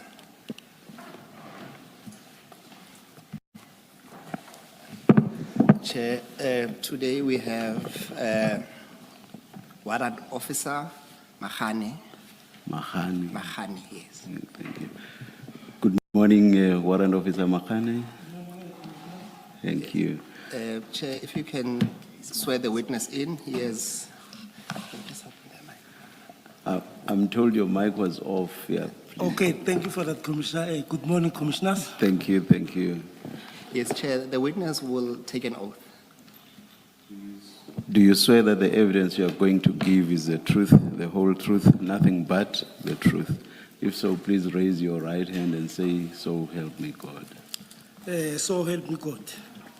Thank you, Warrant Officer. Yes, Chair, Today, we are continuing on the stream. Oh, just a minute, Mr. Musigiri. Please switch on both mics and pull them as close to you as possible. Thank you, Commissioner. Thank you, thank you. Thank you, Chair. Chair, today we are continuing on a stream of drug busts in Ayrton. Yesterday, we had a witness, Colonel Stein, giving an overview of what transpired at that drug bust. Evidently, Chair, you would have heard that Colonel Stein arrived at 1 o'clock, which was towards the tail end of that drug bust. So who we have today, Chair, is Warrant Officer Magane, who was right at the beginning when the tip-off was given to attend to the drug bust. Is that correct, Warrant? That's correct, Commissioners. Thank you. Then a bit of housekeeping, Warrant. You should have with you 3 white files. Can you confirm that? No, I only have 2. Okay, then I a only third have one 2. will be provided to you. For now, focus on the smaller of the 2 files you have. It should say, I think you're talking about this one. that's the one with your name, yes. Thank you. If you open the first page, you will see that it says Statement of Warrant Officer Marumo Joseph Magane. Do you see that? That's correct. And it says that your statement is 13 pages. And if you go to the last page of that document, you'll see that there's a signature. Can you confirm that that is your signature? On page 12, I can confirm that this is my signature. Okay, use the number on top. So it will say 12 at the bottom, but use the number on top that will say 13. Okay, I Do see, you see Commissioner. that? I can see it, Commissioners. Yes, thank you so much. And you have at least considered and read the contents of your statements, That's correct, Commissioners. and you stand by it. That's correct, Commissioners. Thank you then. Warrant, I want you to go through your statement. Take your time. Firstly, I would want you to assist the Commission in a number of documents and probably in some of the presentation. Your name has come across with different spelling and pronunciations, from Mohana to Mohano to Mahana, and here it's written Magane. Can you just clarify so that we know we're speaking of one and the same a person in these proceedings? Thank you, Commissioners. When I first applied for my identity document, it was back then in 1991. My surname was wrong spelled as Mohana. So I recently rectified my surname to Magane as it appears here. So when the incident took place in 2021, my surname was still written as Mohana. So that's why you'll see now it appears as Magane, which is the correct one. But for all intents and purposes, at least we're talking about one and the same person. Magane. Yes, thank you. Marumo Joseph Magane. That's correct, Commissioners. Yes, Warrant, can we then go through your statement? You will be provided with a third file when it's an opportune time to do so. But for now, let's focus on the file in front of you. Can you start with, probably for the record again, put your name on the record, and then you can take it from paragraph 1 on your statement. Okay, thank you, Commissioners. I am Marumo Joseph Magane, state under oath in English. I'm an adult male, age 56 years, born on the 2nd February 1970. I'm employed as a police officer stationed at Zonkizizwe Subs, and currently attached to SIMEC office since the 1st January 2005. I then joined the South African Police Services On the 5th October 1988, as a student constable, I attended my basic training in Pretoria West Police Academy and completed my basic training on the 12th November 1999. I then worked at Alberton Visible Policing, which is also known as VISPOL, until the 30th June 2003. I then took a transfer to Alberton Detectives from the 1st August 2003 until the 30th December 2004. I got promoted to the rank of a senior constable at Zonkizizwe Crime Prevention. I was then transferred to CIO, which stands for Crime Information Office, currently known as CIMAC, which also means Crime Information Management Analysis Center, from the 1st of September 2005 until current. I got... Please explain what exactly does that entity within SAPS do? Commissioners, this is an entity that is responsible for our crime stats. The stats that are released quarterly, they are our custodians. Oh, okay. We are responsible for that. So we compile them, then escalate them to the cluster level. Then from the cluster, they will be consolidated and sent to province. Oh, okay. That until it reaches the national office. Okay. And we... So you do not do any investigative work? No, I don't do any investigative work. Searches and seizures? I do. Oh, okay. I'm also operational. All right, please continue. Thank you, Commissioner. Sorry, before you continue, you say CIO stands for what? Yeah, it was then, back then it was named CIO. Which is what? What is the full name? Crime Information Office. But it's the same entity. I got promoted to a rank of a sergeant on the 1st April 2007. I was again promoted to the rank of warrant officer on the 1st March 2019, which is the rank that I'm currently holding. I'm currently a commander of CIMAC office, and my duties are as follows. To supervise members and monitor data integrity at the station, to disseminate analysis product information to the... Sorry. Under 3.1, is this all members or members attached to CIMAC? The members that falls under my component. All right. Yes, but let me just I'm only alone, but we are actually supposed to be 3. So I'm supervising myself. To disseminate analysis product information to the relevant role players, to conduct environmental scannings at hotspots, take photographs of relevant features identified as factors contributing to our crime. What does it mean, or what do you do to conduct environmental scanning at hotspots?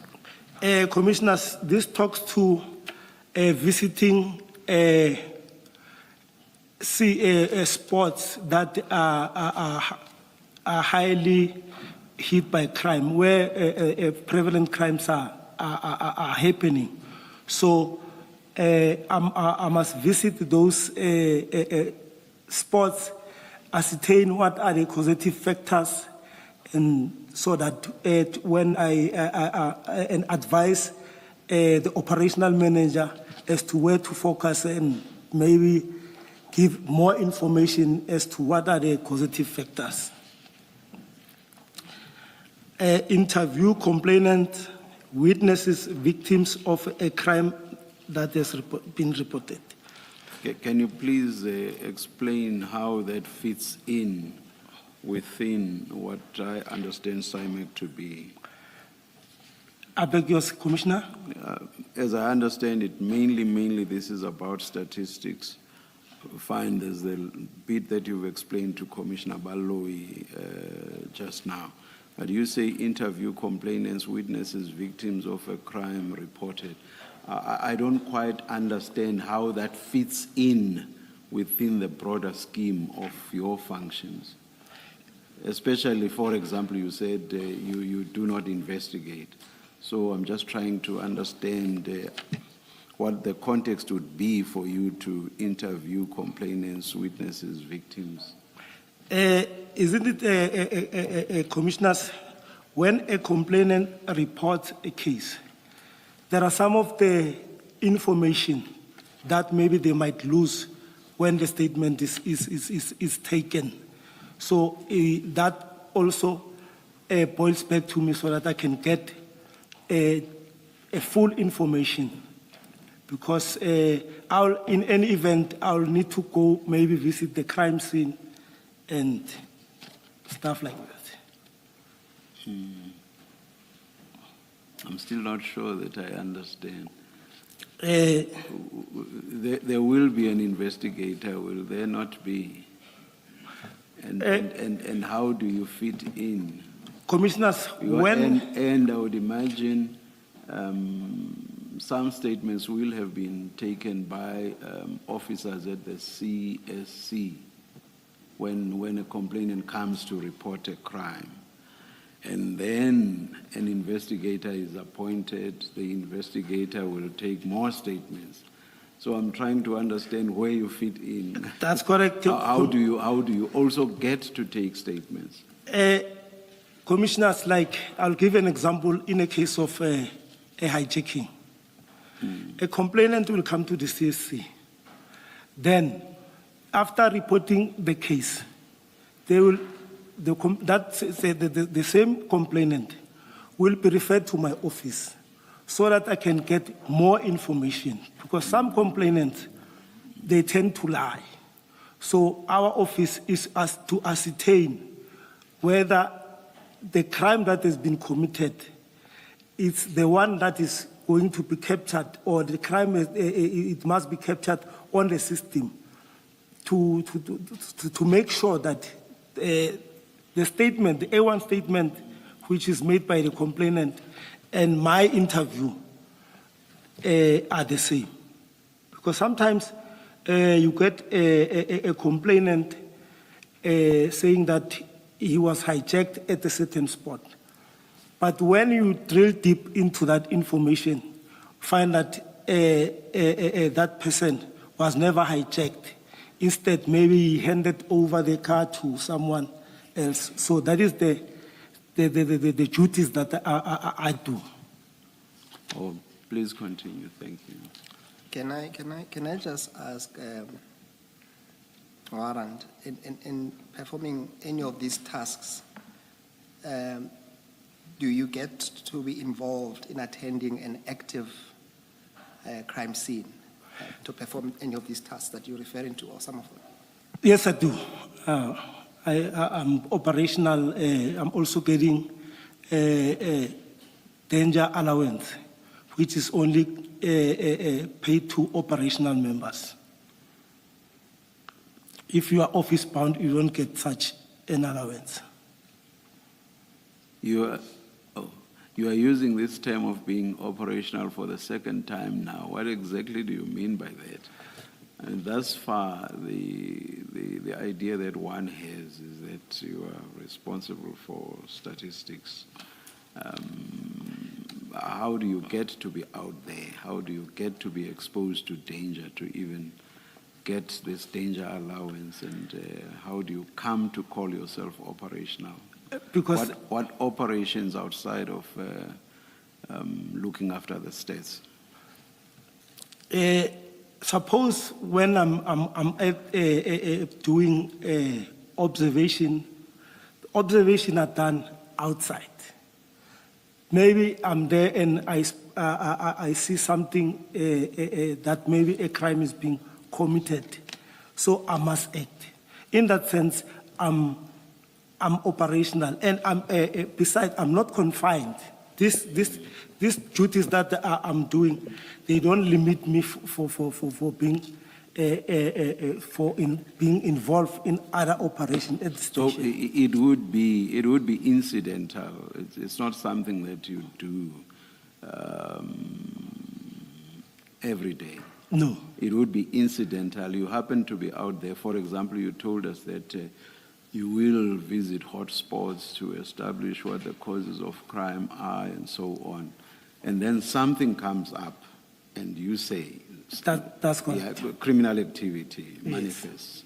Then you say you will attend to that.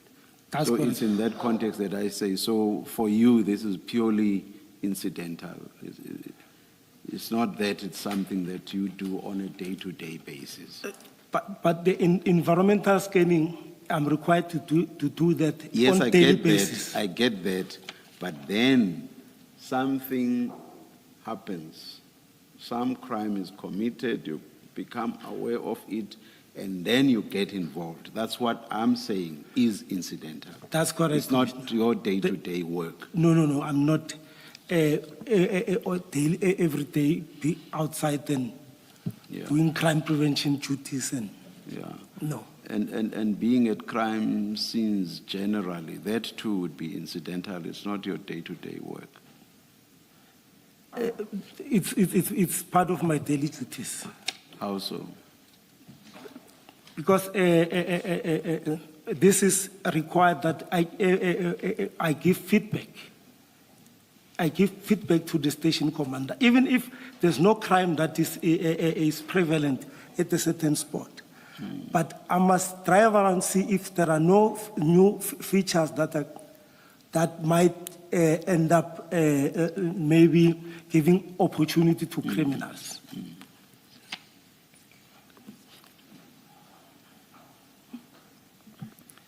Thank you, Chair. And perhaps lastly, on that score, Warrant Officer, specifically when coming to this case, do you have any experience where you have encountered or you had to work with what we call drug busts No. prior to the incident that we want to talk about today? No, prior to that, the only thing that I did information was about Taha, not specifically drugs. All right. Thank The only thing that you did was what? To gather information. You said something about information? I'm saying I was involved in a Taha bust. Oh, I see. Okay. So you were part of the team that carried out the bus? Yes, the Taha Taha, bus. not drugs. Okay, thank you. Okay, Warrant, let's pick it up at paragraph 4. There. If you've gone through, no, wait, just go back. You haven't listed all your responsibilities. I'm ahead of myself. Interview suspect arrested for serious crimes for more information. Compile profiles of suspect arrested for serious crimes. Compile monthly, quarterly, semester, and annual crime statistics reports in comparison with the same period for the previous year. To conduct briefing and debriefing of shift members. To compile reasons for the crime and the shift displacement of crime document. To compile linkages, association analysis based on the metrics, profiles, and other information. Just for the transcript, the word there was displacement. All right, please continue. Thank you, Commissioner.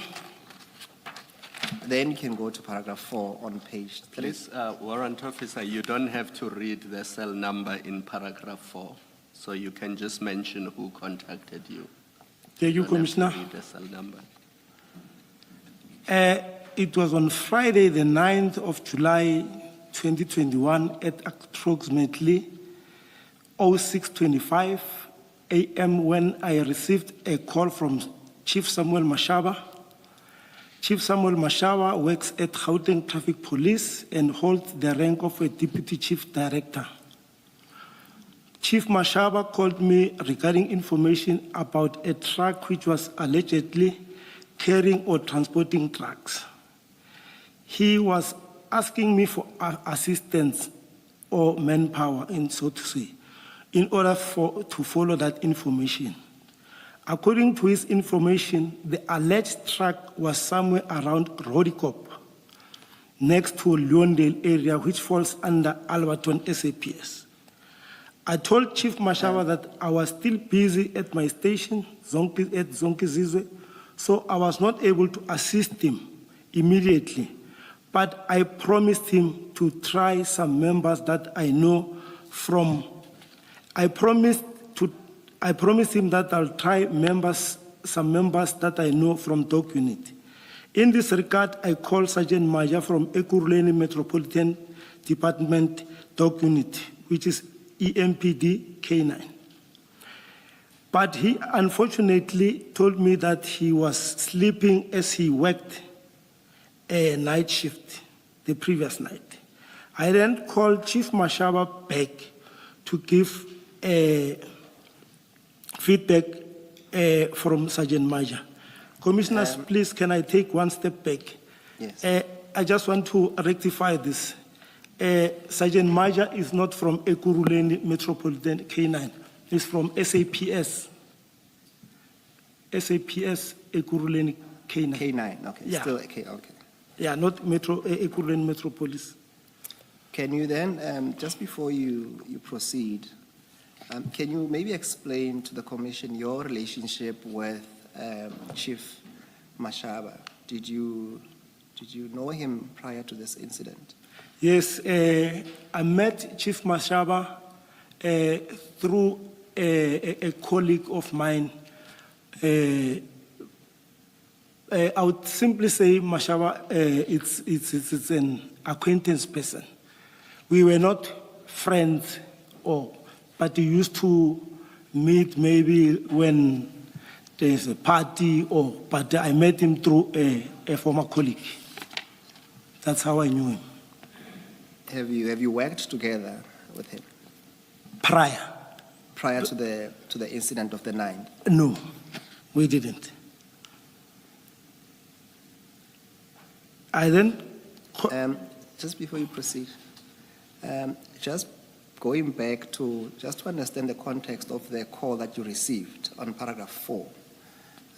You say that he called you, informing you about a truck transporting or carrying drugs and asking you for assistance or / manpower in order to follow up that information. What did you understand by manpower, warrant officer? Manpower, he actually wanted other members to come and assist him. He requested other police officers to come and assist him, and because he was alone.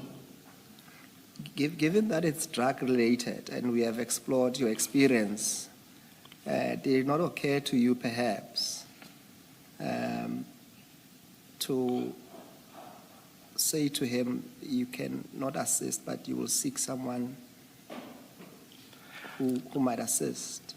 Like I said, I called Sergeant Maja, who is working with drugs.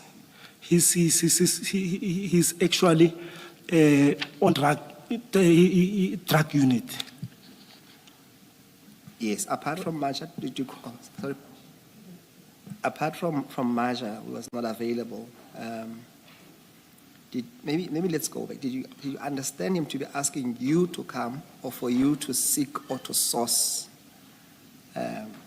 manpower, or is it both? No, he was also asking me to come and assist if I'm available.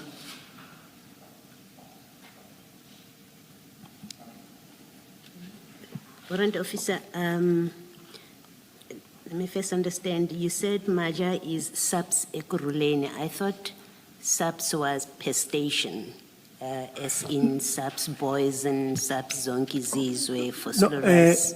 What do you mean? Ekurhuleni cluster. It doesn't belong to a station, No, it belongs to K9 at Ekurhuleni. okay? And then you say he was also drug unit. I thought Yes. he was K9. Can you just explain how he is dog unit and K9? No, the dog that is handling, specialized on drugs. Isn't it, these dogs differs. You get dogs for DNA, Yes. and then you get dogs for tracing, then you get dogs for drugs. So within K9, there's a drug unit, there's a DNA unit, or they're just K9 and with different dogs of different specialties? Which one is it? My understanding will be that this is Canaan, but you get someone who's specializing with, who's handling a dog that's specializing in DNAs, then with tracking of suspect, tracking of firearms, and Yes, so that person is dog unit. He They're falls in dog under unit. dog They're unit. not in the drug unit, they're in the dog unit. No, no, no. K9. it's K9. Yes, thank you. Yeah. And then, and maybe lastly, when Chief Mashaba calls you, I just want to clarify at this point, it's really clarification questions. When he calls you for assistance with manpower, you say, that's what That's he correct, said. Commissioners. That kind of request to you, where does it fall in the list of your functions in paragraph 3? Where do we locate it? Like I'm saying, if commissioners, there's a need for me to work outside, I do that.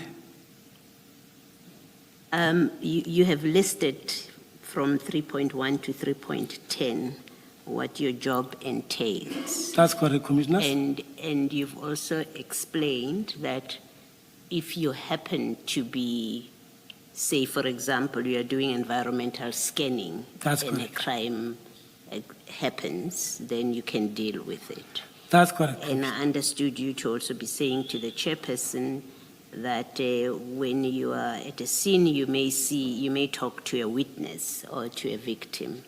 So I understand those functions in 3.1. All I'm asking is the kind of request that came to you from Chief Mashaba that he needs assistance from you with a drug bust. Where in paragraph 3 would it fall? If it doesn't, you can say it's not one of those. It doesn't. Okay. It doesn't fall under All right. paragraph 3. Okay, thank you. Warrant, just lastly on that one, that is on your call with Chief Mashaba. When you received the call, where were you? When I received the call, I was at the station visiting the station as a duty officer. I was visiting the on and off parade. Like when the night shift changes, where as a duty officer,